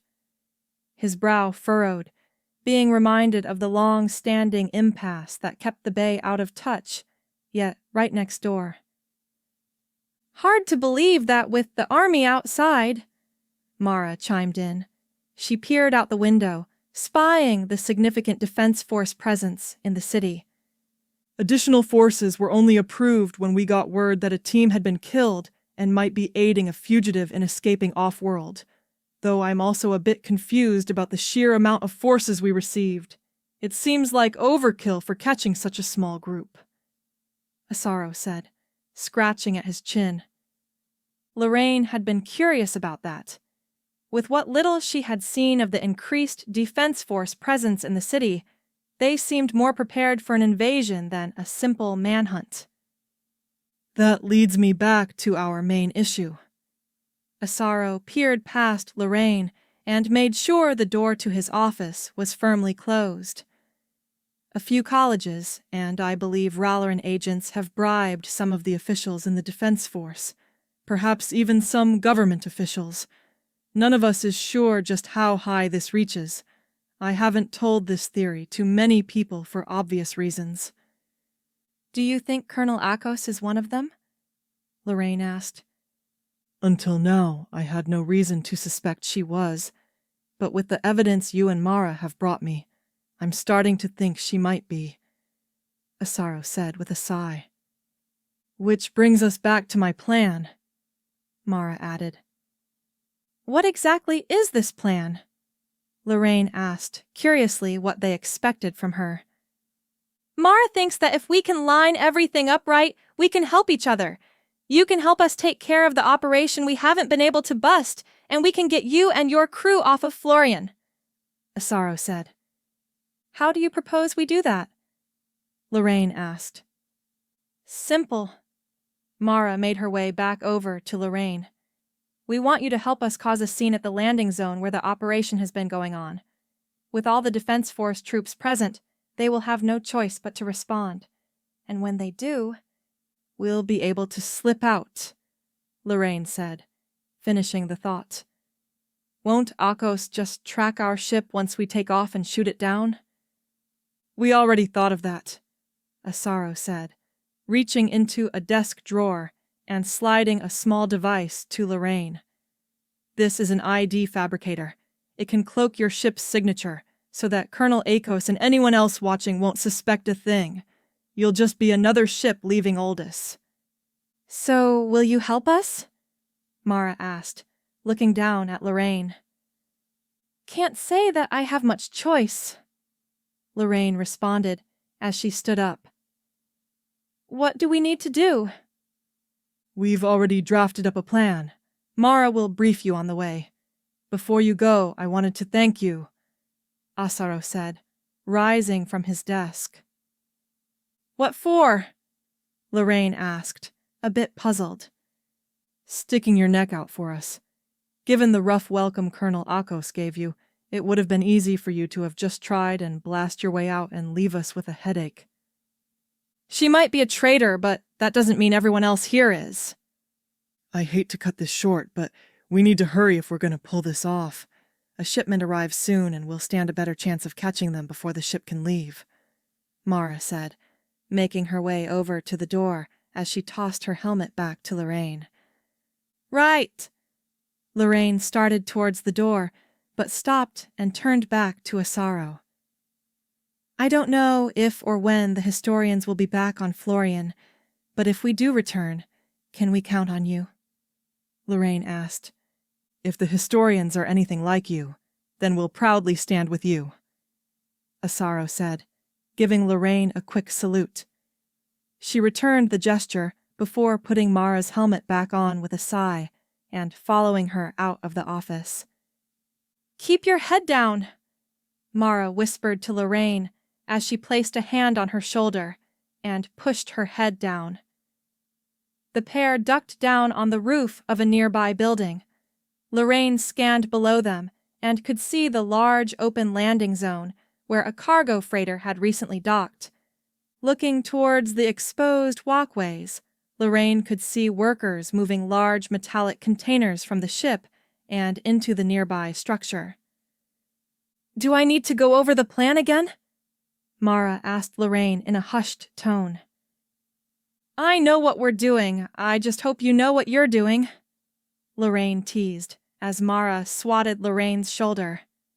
The pair proceeded to creep across the rooftop until they reached the edge of it. Mara scanned across the other side of the landing zone. Lorraine focused her vision through her helmet's visor and did the same scanning over the sea of workers who were unloading the same large metallic containers onto hover trams and then guiding them into the main structure. We won't have too long to get out once we set the timer, Mara said, as she moved over to the nearby fire escape ladder to prepare to descend. You told me the plan less than an hour ago. I know what to do, Lorraine said, as Mara rolled her eyes and proceeded to start down the ladder. Lorraine did the same as the pair carefully made their way down to ground level. Mara pushed ahead and tightly hugged the thin border of darkness that crept around the side of the building. A dim streetlight illuminated the area beyond the shadowy corner. Mara peered her head around, checking the nearby streets before she quickly moved through the light. She immediately hugged her back to the wall that sealed off the landing area from the rest of the city. She waved for Lorraine to come over. Lorraine examined her surroundings and started across the street. Halfway across, she could hear the distant roar of an engine.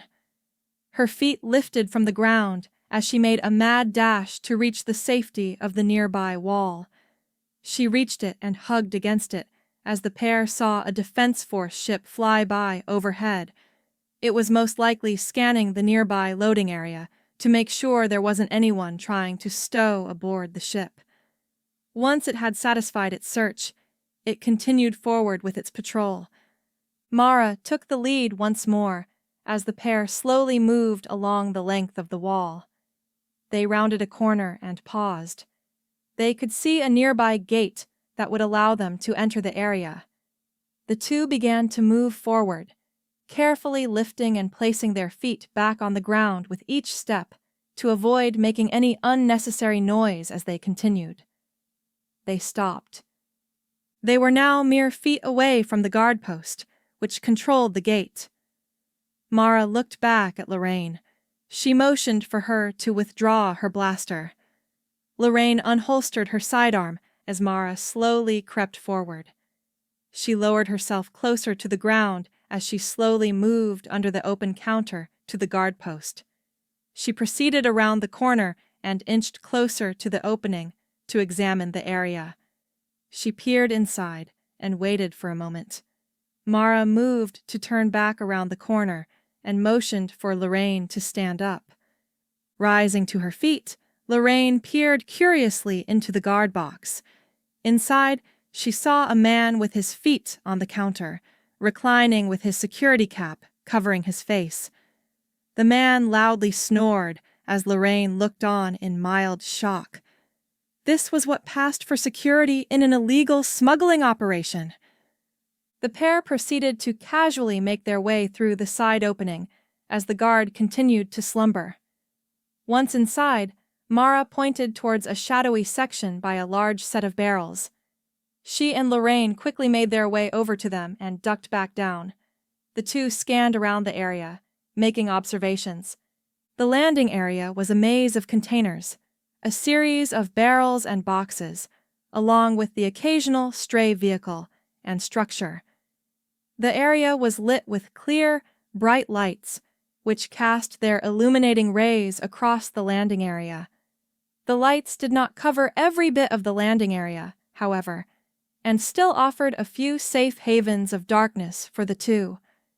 The path to their objective was not straightforward. The two noted many ways that they could try to make their way there to achieve their goal. Ultimately, they had come prepared. This thing is even harder to see out of than your helmet. Can you do something other than complain? I'd like to think I've done a lot already. Just focus. Mara jabbed Lorraine's side as the two exited the shadows and made their way openly towards the recently arrived ship. During their planning, the option to use disguises had been considered, but the pair was initially uncertain how well it would work. With what they had seen at the front gate, they were somewhat confident they could remain undetected for the duration of their mission. The last thing they needed to do was raise any alarms too soon. Lorraine and Mara melted into a group of workers heading to start their work. Lorraine struggled to see with the spacer's helmet she had been given as part of her disguise. The thin line of vision made it hard for her to avoid bumping into any of the nearby workers. Mara helped her adjust her course as needed to avoid any unnecessary interactions. The cluster of workers soon formed into a line as they reached a large metal door that led into the main loading area. Lorraine and Mara joined the line as it gradually advanced. Scoping out the security, Lorraine could see a guard who simply checked the workers' credentials and then let them in. From the look on his face, he was rather bored and most likely just wanted his shift to end. She saw a camera mounted on the wall as well, though it wouldn't do much good as Lorraine's spacer's helmet shielded her face. Finally, their time at the front of the line had come. Identification, please, the guard said, with a half-hearted sigh. He wasn't even looking at them. Instead, he was looking through a magazine he held in his other hand. Lorraine was up first and pulled out the credentials that Captain Azaro had given them. The guard turned his head for a moment and gave them a quick look. He waved his hand towards the door as it opened. Lorraine made her way to the door. She stepped 1 foot inside the doorway before the guard bellowed to her. Hey, wait a minute! The Barnovian Journal. In this week's Quadrant Focus, we look to the latest news from the southeastern quadrant.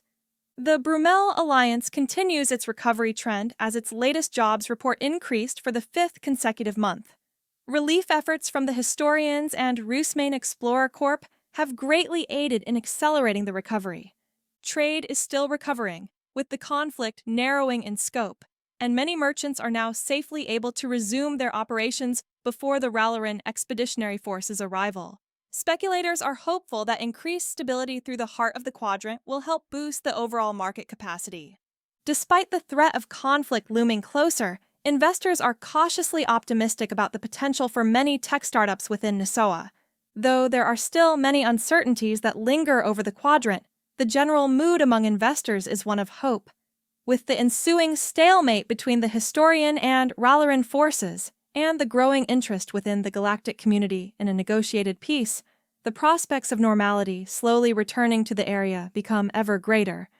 CH-28. Wait a minute! The guard bellowed at Lorraine. She stopped dead in her tracks as the guard came up to her. Let me see your ID again, he said as Lorraine pulled it back out. She stood still, hoping their good fortune hadn't already exhausted itself. The guard took it and looked over it once more, seeming to scrutinize it this time. Lorraine debated pulling out her blaster or going for the blowtorch that came with her disguise. Peering a bit to the side, she could see Mara having a similar thought as she waited at the front of the line. Finally, the guard spoke again. I thought something looked familiar about this. The guard paused. You're Danny's cousin, aren't you? The guard asked, handing Lorraine back the card as he barreled out a deep laugh. Yes, that's right I am, she replied, chuckling some good old Danny. How's his mother doing? I heard she got sick again, the guard asked. He turned to the rest of the line. Go on ahead if you aren't supposed to be here. You'll get what's coming to you. The workers broke from the line and started through the metal doors to the rest of the loading area. Mara walked with the group, keeping a slow pace as she waited to see what became of Lorraine's encounter. She's doing better. About as good as someone can do in her condition, Lorraine said, scratching the back of her spacer's helmet. Yeah, I hear ya. It's a shame what happened to her, the guard said with a sigh. Head on in. I don't want to keep you from your work. Boss man hates it when you check in late. The guard chuckled as he gave Lorraine a firm nudge on her elbow. Lorraine started inside. I'll tell Danny you said hello, Lorraine said, not wanting to look too suspicious. Thanks, the guard replied as he started back to his post. Lorraine made her way towards the large metal doors. Once inside, she saw Mara waiting nearby, trying to look busy. I thought you would never get away from him, Mara said, rolling her eyes. I didn't want to be the welder with a cousin Danny, Lorraine huffed. We don't have much time. Let's set the charges and get out of here, Mara said, as she and Lorraine progressed through the entrance hallway and out into the central area of the landing zone. Exiting the hallway, they stood atop a catwalk that overlooked most of the area and its various levels below. Workers are diligently loading and unloading the large metallic containers. In one section, Lorraine could see workers opening up the large containers and removing boxes of various sizes, shapes, and colors. The multiple boxes were sorted and placed on conveyors, which sent them lower into the facility. From what Lorraine could tell, the winding system of conveyors all fed towards the western side of the structure, where the miscellaneous containers were boxed back up and loaded onto trucks. Lorraine tried to squint through the visor of the spacer's helmet, but wasn't able to make out the writing on the side of the trucks. She was able to tell, though, that they had differing colors and images on them. She continued to scan the area until Mara nudged her. "I located the main generator. We need to move quickly if we're to set this up before that ship leaves," Mara said as Lorraine nodded. The pair made their way through the catwalk and proceeded down a flight of metal stairs. Along their route, they passed by other workers who paid them little mind as they went about their daily tasks. Mara reached the bottom of the staircase and proceeded to grab a hard hat from a nearby rack of them. Lorraine didn't need one, as she already had one incorporated into her spacer's helmet. The two made their way through the hazardous work floor as they passed by speeding hover trams filled with crates. Workers all around them were hard at work. Most were inspecting pallets hastily packed with boxes, while others were making repairs to equipment and support pillars. Mara rounded a corner and directed Lorraine forward. Looking ahead, Lorraine could see a large sign on the wall that read, "Generator." Moving closer to the door, they spied a guard who kept a steady watch on the left side of the door. Unlike the guard at the entrance to the facility, this one was hardly slacking. Mara stopped. "What's wrong?" Lorraine asked. "We need to take out that guard." Mara paused. "But I need a diversion before I do." "I'll see what I can do," Lorraine said with a sigh. For a pair who were supposed to be working together, Mara certainly seemed to be calling more of the shots. Lorraine looked around the nearby area, wondering what would provide a decent enough distraction to allow Mara to take down the guard without anyone noticing. Finally, she settled on an idea. Lorraine made her way over to a nearby work table. She gave a quick look in both directions before she pulled up the large canister of fuel for the blowtorch she had as part of her disguise. She looked around the table and grabbed a screwdriver. She proceeded to make a narrow slit in the canister and placed the screwdriver down. Lorraine casually made her way across the work floor and let her fuel canister lean to the side ever so slightly to drip a small trail of fuel. She guided the small trail and stopped it near a pallet. Looking over the pallet, she saw that it was covered in thick plastic wrap and had a caution sticker that read, "Highly flammable." Lorraine lingered for a moment to allow for a larger puddle to build up near one of the corners of the pallet. Once done, she turned her canister back upright and proceeded back over to the nearby work table. She busied herself with some tools and cocked her head to the side to watch as a hover tram laden with crates came racing down the floor. She watched as it drew closer to her fuel slick. The tram turned hard to the right and spilled off much of its contents. The friction caused by the tram's safe stop feature sparked a small trail of fuel, which quickly reached the end of its line and ignited the pallet.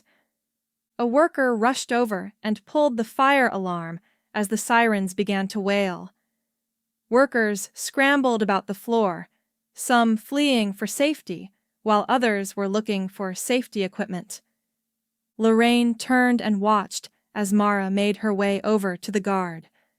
The guard tried to tell her to go away, but she swiftly removed her metal safety helmet and smacked him upside the head with it before delivering a few swift blows to his abdomen. The guard toppled over, and Mara dragged his body over to a nearby corner. Lorraine made her way over to Mara, and the pair managed to slip through the door and enter the generator area. Mara made sure to close the door behind them firmly and proceeded to look around the area. "I'm gonna see if there's another exit, start priming the charges," Mara said as she rushed ahead. Lorraine walked over to a nearby metal table and placed her bag on it. She proceeded to unzip it and pull out the set of demolition charges that they had been given. From what Captain Asaro had told Lorraine when they reviewed the plan, the charges should cripple the generators and trigger the landing zone's safety protocol, forcing its docking clamps to secure onto the cargo ship and trap it there, allowing the Defense Force troops to move in and examine what had happened. Lorraine had primed a few of the charges and started to work, setting them up on the metal casings for the generators, and a few on a couple of support beams. Mara came back into the room and rushed over to Lorraine. "We need to hurry. I managed to find one of the supervisors cowering in a corner and snatched his communicator from a table. The ship is going to take off soon," Mara said, as she grabbed a handful of the charges and went to the other side of the generator area to plant them. The two worked quickly to plant all the charges. They made their way to the door after finishing the job. "All right, let's get out." "Open this door!" a voice shouted as the pair turned to the door. They could hear a heavy fist hitting against it. Perhaps the guard or someone had found him and called for additional security. "We can't let them get in," Mara said as she grabbed a crowbar and placed it through the handles of the door. She went for the table where they primed the charges next and pushed it towards the door. Lorraine helped, and the two managed to lean it against the door. "What now?" "Follow me. The path I found leads to a stairwell that has a roof access," Mara said, as the two darted off towards the other hallway. Lorraine and Mara managed to make it into the stairwell and started up the way. They passed by the occasional worker who had hidden there or was in the act of fleeing and offered them no resistance. They were halfway up the stairs when Mara pulled Lorraine back. She looked up and saw a blaster bolt hit the wall. The two tightly hugged the wall of the stairwell. More blaster fire rang out against the opposing wall, and they heard the heavy footsteps of metal moving towards them. Mara reached into her bag and pulled out her light assault blaster. She tilted the barrel around the corner of the stairwell and sprayed a few rounds up. Lorraine could hear the rounds hitting against metal, followed by a few mechanical clicking sounds. "You still have your blowtorch?" Mara asked, peering back at Lorraine after firing off another burst. "Yeah, you want it?" "No, but you use it on those rust buckets blocking us," Mara said. Lorraine peered the nozzle of her blowtorch around the corner of the stairwell with the nozzle of her blowtorch and proceeded to turn the nozzle fully as flames shot out from it in a short burst. The air around them was thick with heat and the chemical smell of the torch's fire. The opposing blaster fire stopped, and the two moved forward. Mara made her way over the melted metal forms. Lorraine gave them a passing glance as they moved past. Basic security droids, after battling the Ralerins for over a year, these consumer models hardly fazed her anymore. The pair continued up towards the roof in a mad dash to escape before the detonation timer went off. They rounded the corner of the last floor and proceeded up onto the roof. Safety was near. Lorraine bumped into Mara as she looked past her. Across the rooftop from them were 3 men and approximately 10 security droids. The man between the 2 guards stepped forward. "Danny's cousin, I presume." The Crown's charter. "Salutations, one and all. We come bearing the latest intrigue from across the many courts of the galaxy. A group of Pedian cardinals from both sides of the schism is rumored to be in talks to try to de-escalate growing tensions.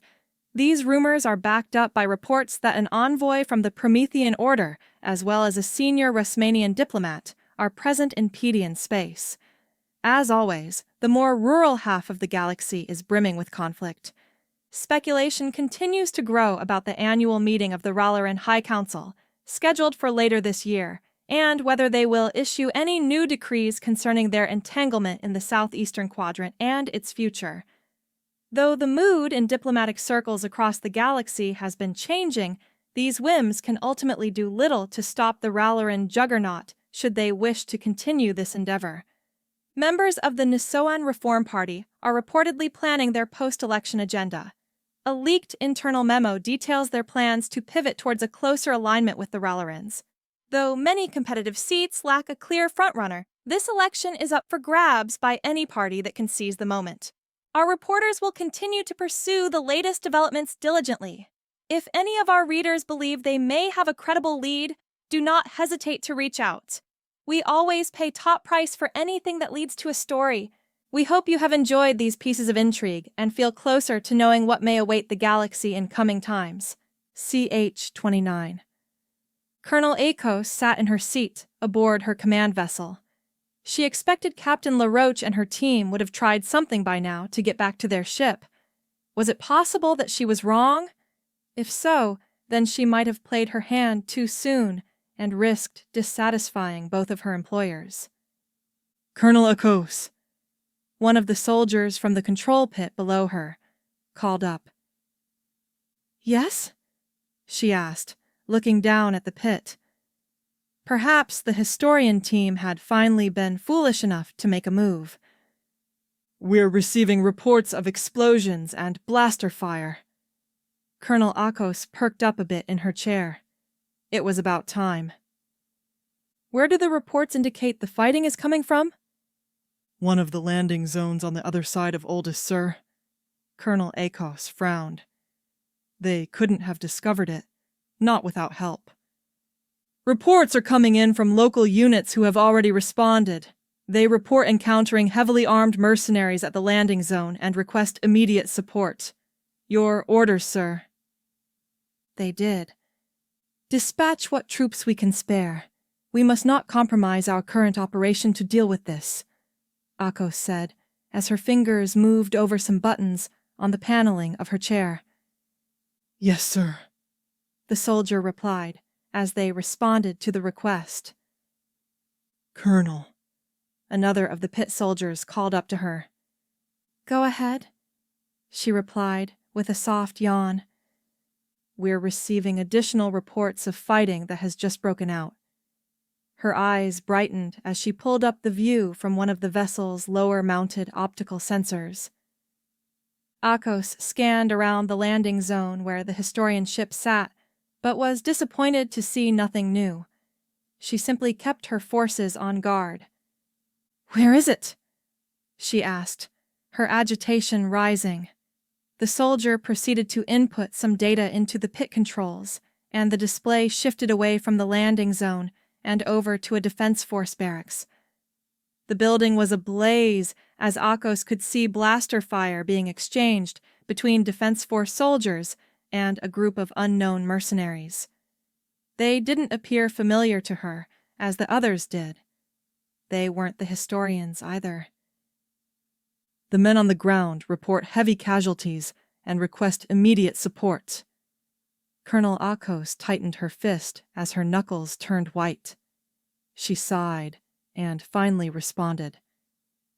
Leave a small team to guard the suspect vessel.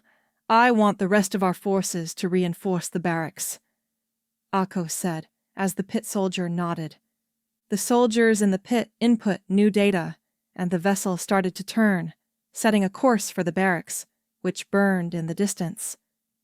I'll crush those traitors, and then I'll crush you, Captain Laroach, Akos thought to herself as she hit her clenched fist against the palm of her other hand. So, if you're Danny's cousin, then who is that? The man pointed his blaster at Mara. His mama? He chuckled. I don't want either of you getting any fancy ideas. The last thing I want is the defense force losing more of their rats in my business, the man said. We don't know what you're talking about, Mara coldly replied. Cut the act. I know you're a regular operator for them. Mara, was it? The man said, before pointing his blaster at Lorraine. You, however, I don't know, the man said. You got a name, or am I gonna have to keep calling you Danny's cousin? It's none of your business, Lorraine snorted back. A fighter, eh? I wouldn't be surprised if you were a historian or some other loony do-gooder. The man chuckled as Mara moved one of her feet in front of Lorraine, trying to keep her from acting out at the taunt. I have a plan. We just have to keep him stalled a little longer, Mara whispered to Lorraine between her gritted teeth as the two stood there. Now, here's how things are gonna go down, the man started. Mara, nothing personal, but you've dealt one too many blows to our business, so I'm afraid we have to kill you. As for your friend, we'll take her with us and find out just who she is. Now drop your weapons. Wait, Lorraine started. What gave us away? She asked, from what little she had seen of this man, that feeding his ego enough to make him gloat would buy them more than enough time. Maybe even too much time. Curious, are we? Well, no harm in telling, since half of your duo will be dead in a moment. You should do more research. That Danny you disguise was related to, he's dead. Got killed recently in that homestead raid. His mother died from shock. He turned towards Mara. Something you and she will have in common soon. The man chambered his blaster. We can keep this Q&A up, but I'm going to need you both to drop your weapons. Now. Lorraine and Mara did as the man said. They slowly and methodically laid down the blowtorch and the assault blaster. Mara proceeded to pull out a few hidden weapons from her apparel and slowly set each down one at a time. When she finished, Lorraine moved to do the same. She removed anything and everything that looked remotely like it could house a weapon. When I give the signal duck, Mara whispered to Lorraine as she dropped the last of her weapons down. I appreciate the cooperation. It makes my job easier, and I like that, the man said as he looked over the pile the two had placed down. Now then, let's settle business, he said as he leveled his blaster pistol at Mara and moved his finger to the trigger. Now! Mara called Lorraine. She ducked down as the building suddenly rattled about. The men and their goons were taken by surprise, with a few of the security droids toppling over and the two guards falling over. One managed to fall on top of the man in the middle. Mara quickly reached down and tossed a grenade into the group. The man underneath one of the guards tried to squirm his way out, but was unsuccessful. Mara directed Lorraine to shield her eyes as the grenade exploded and sent out a bright flash of light and a pulse of energy. The security droids sparked, and the three men were blinded. This way, Mara shouted as she and Lorraine made their way towards an exterior staircase. The pair rushed into the safety of it before starting their descent. The building shook again as another explosion rocked it. I hid a few extra charges before we went to the generator room, Mara said as the two raced down the stairs. When did you have the time? Lorraine asked. You took your sweet time talking with that guard and making a distraction. Mara snickered. Lorraine looked out of the corner of her eye at the carnage below in the confines of the landing zone. The security clamps had firmly grasped onto the ship as they had hoped. Barrels, containers, and workers scrambled all over the place. Among them were security personnel who attempted to navigate the chaotic current. Lorraine looked in the distance and could see Defense Force vehicles rushing down the street towards the area. We have to hurry if we're going to make it to our exit, Mara said, as the two rushed down the rest of the stairway. At the bottom, a security guard reached for his blaster, but Mara quickly toppled him to the ground and took his weapon before knocking him out with a hit from the butt of his weapon. Here, take his sidearm, Mara said, tossing the blaster pistol to Lorraine. Mara peered out and dashed forward as Lorraine followed behind. The two made their way through the chaotic landing zone. The loudspeakers from the Defense Force troops who had just arrived could be heard. Throw down your weapons and no one will be hurt. The message was rejected as the security forces at the landing zone proceeded to open fire on the Defense Force troops. With their presence occupied, Lorraine and Mara made their way to the back corner of the landing zone near a thin concrete wall. "This is the place," Mara said, "and they should be here right about now." Almost in direct response, a small hole was blasted open into the wall. "Good to see you again, Captain," Kelson said as he peered his head through the recently created hole in the wall. "Ready to get out of here?" You have no idea, Lorraine chuckled. "Let's get out of here," she said as she and Mara made their way through the hole as the fighting continued to intensify at the entrance to the landing zone. Loud explosions and blaster fire rang out easily, covering up the much more minor charge used to create their escape route. "Do you think this will distract Akos long enough for us to escape?" Lorraine asked, as the trio made their way away from the landing zone and over toward the rendezvous point. "I wouldn't worry about that," Mara chimed in. "I think Colonel Akos will have enough to keep herself occupied." the Salatian courier. Do you seek to explore new horizons, to design the craft of tomorrow? If the answer is yes, then the Salatian Aeronautics Institute wants you. Our engineers and scientists work tirelessly to expand the boundaries of flight. Regardless of your origin, all are welcome to apply to the Institute, but be prepared to undergo rigorous testing in your field of expertise. Our ranks include leading professionals in the field, as well as prominent members of the flight houses who assist with testing and design. Those who make the cut and succeed will find nearly limitless possibilities within Salatian society. Apply to the Salatian Aeronautics Institute today, where the sky is not the limit. We hope our readers have enjoyed this sponsored message by the CAI and will consider watching their showcase of the latest ships later this year. CH-30. Lorraine, Kelson, and Mara had managed to sneak away from the hectic chaos as the clash between Defense Force troops and the smugglers' mercenaries started to intensify. Along their way to the next rendezvous point, they heard the loud explosions and could see the fire arising from another building across the city. Another part of their plan was successfully executed. The trio soon arrived at the next rendezvous point, a public transit center where two unscheduled buses sat, both filled with the rest of the historian team and what equipment they managed to pack aboard. We have Colonel Akos occupied. Do you have any idea if she still left anyone to guard our ship? Kelson asked, as the trio made their way into the office building for the transit station. "Captain Asaro made sure to send a relief team over to guard your ship.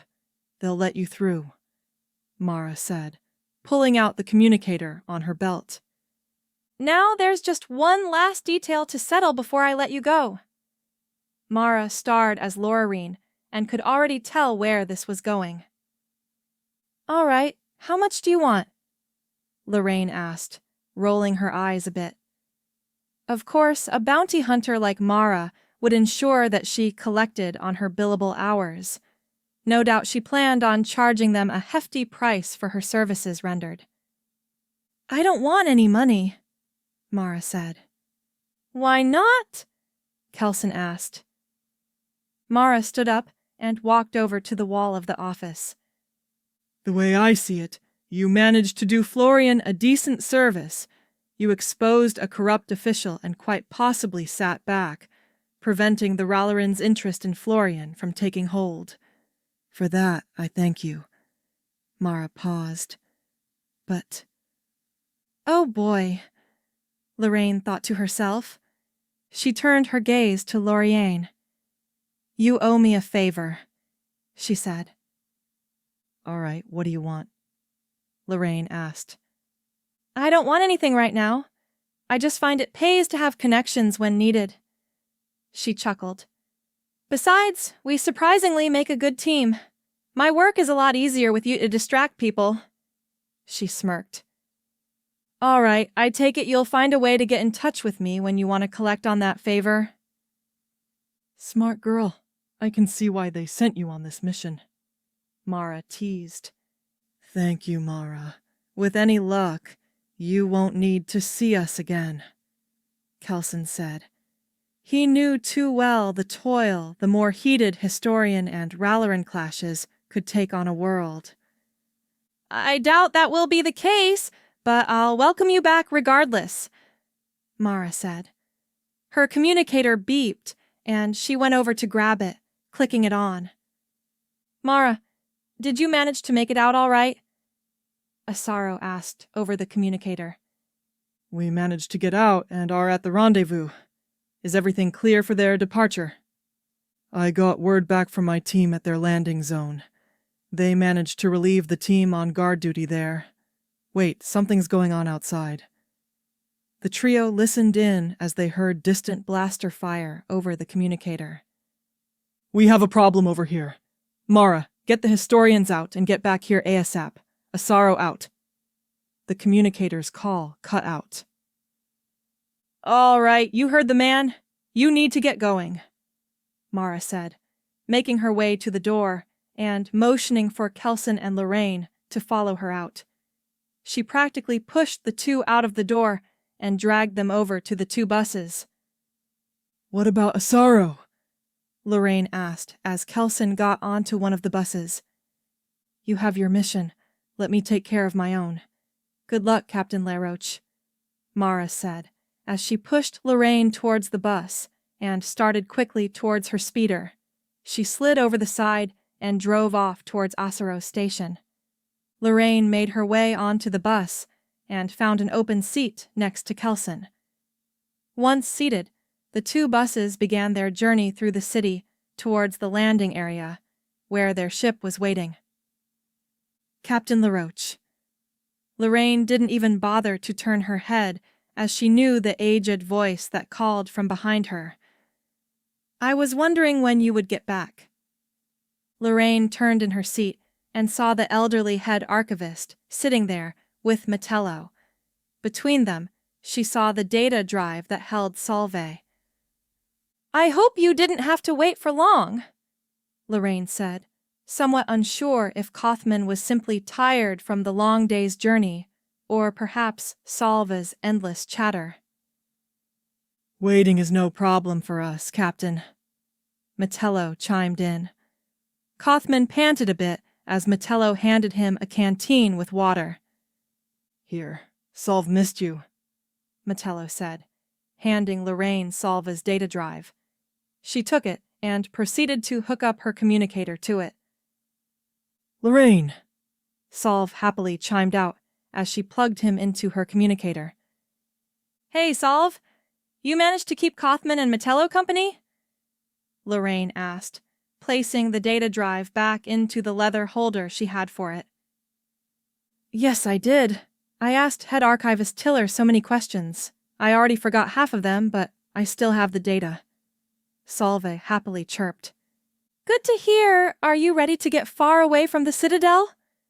Lorraine asked, chuckling. Am I? Yes, I am. Very much so, Solve replied. The two buses made their way through the city, taking care to avoid the two hotspots of activity. Soon, they arrived at the landing zone where their shuttle had landed. The friendly team that guarded the ship guided their buses inside. The Historian team quickly sprang into action, unloading their equipment from the buses and loading it back onto the shuttle. Once loaded, they began boarding the shuttle and preparing to depart. All instruments read green, Captain. We are ready for launch when you are. The pilot called over the intercom to Lorraine. Is the ID generator working? ID generator is running, Captain. We already changed our ship ID. The warning system should not flag us. Begin launch. We need to get back to Sector Command. Understood, Captain. We are taking off now, the pilot replied as the engines of the ship roared to life. the ship slowly rose out of the landing area and started to angle itself towards the sky. With one swift motion, it leapt forward, departing from the airspace above Oldys. "We are detecting no hostile signatures, Captain. We're in the clear," the pilot said over the intercom as Lorraine breathed a sigh of relief, knowing she could finally rest. "Am I going to meet new people now, Captain?" Solve asked, waking Lorraine up from a slight nap. "Yes, Solve. You're going to meet some new people now." Colonel Akos surveyed the scene of the attack. She covered her mouth and coughed a bit as some of the fiery, sulfur-filled air assaulted her lungs. Her forces had managed to deal with the mercenaries, but not before they escaped into the night. She had sent what remained of her reinforcements out to pursue them. She gritted her teeth and kicked a piece of rubble across the street. While she had been busy dealing with the two attacks, she had received a report that the historians had managed to incapacitate the skeleton crew guarding the ship and escape.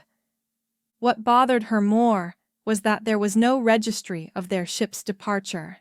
When she had the techs search through Oldys's flight registries, she found the ID of the historian ship. It had docked and, theoretically, was still there. The techs had managed to find another entry of a ship that had never been registered as landing, but had left from one of Oldys's landing zones.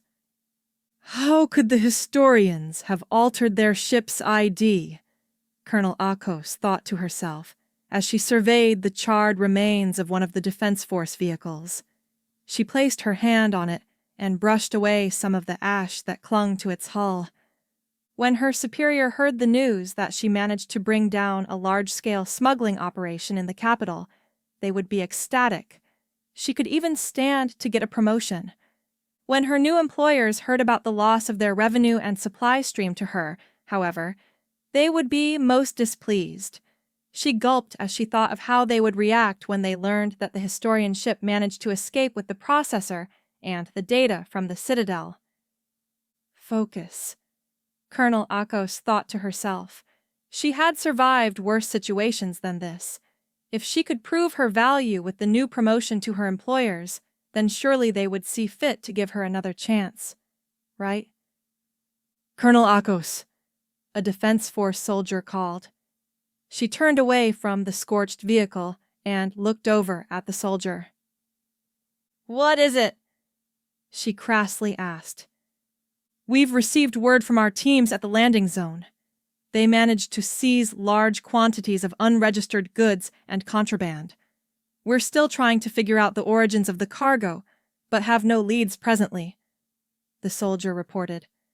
"Continue your search for any additional contraband or pockets of mercenaries," Akos said, and the soldier nodded, returning to their task.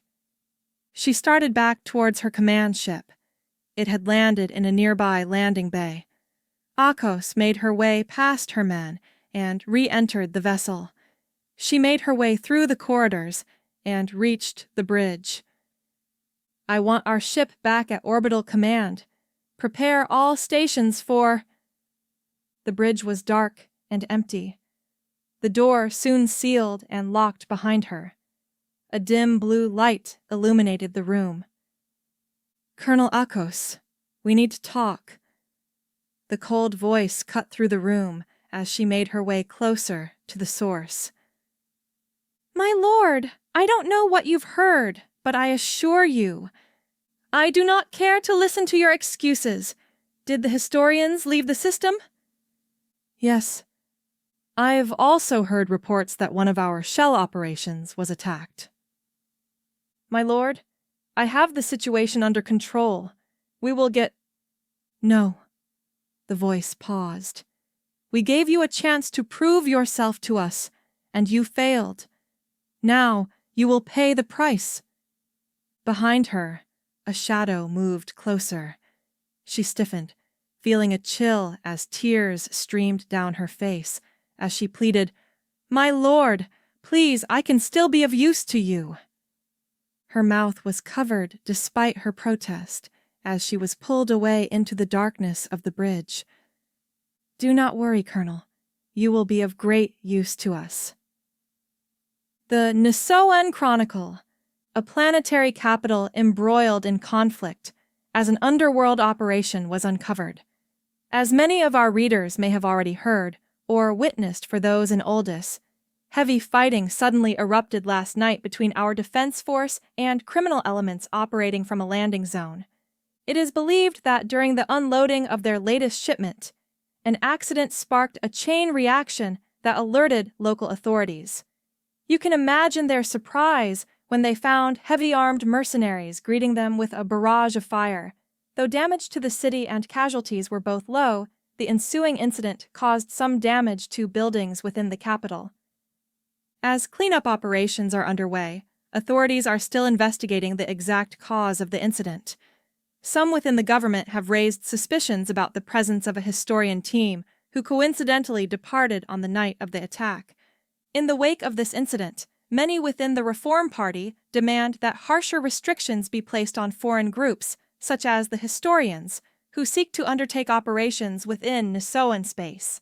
One representative said, "We cannot simply allow members of foreign bodies, no matter how innocent their mission may seem, to freely wander our worlds without sharing their purpose or course." We will publish a further update in tomorrow's edition and share any breaking news via our broadcast.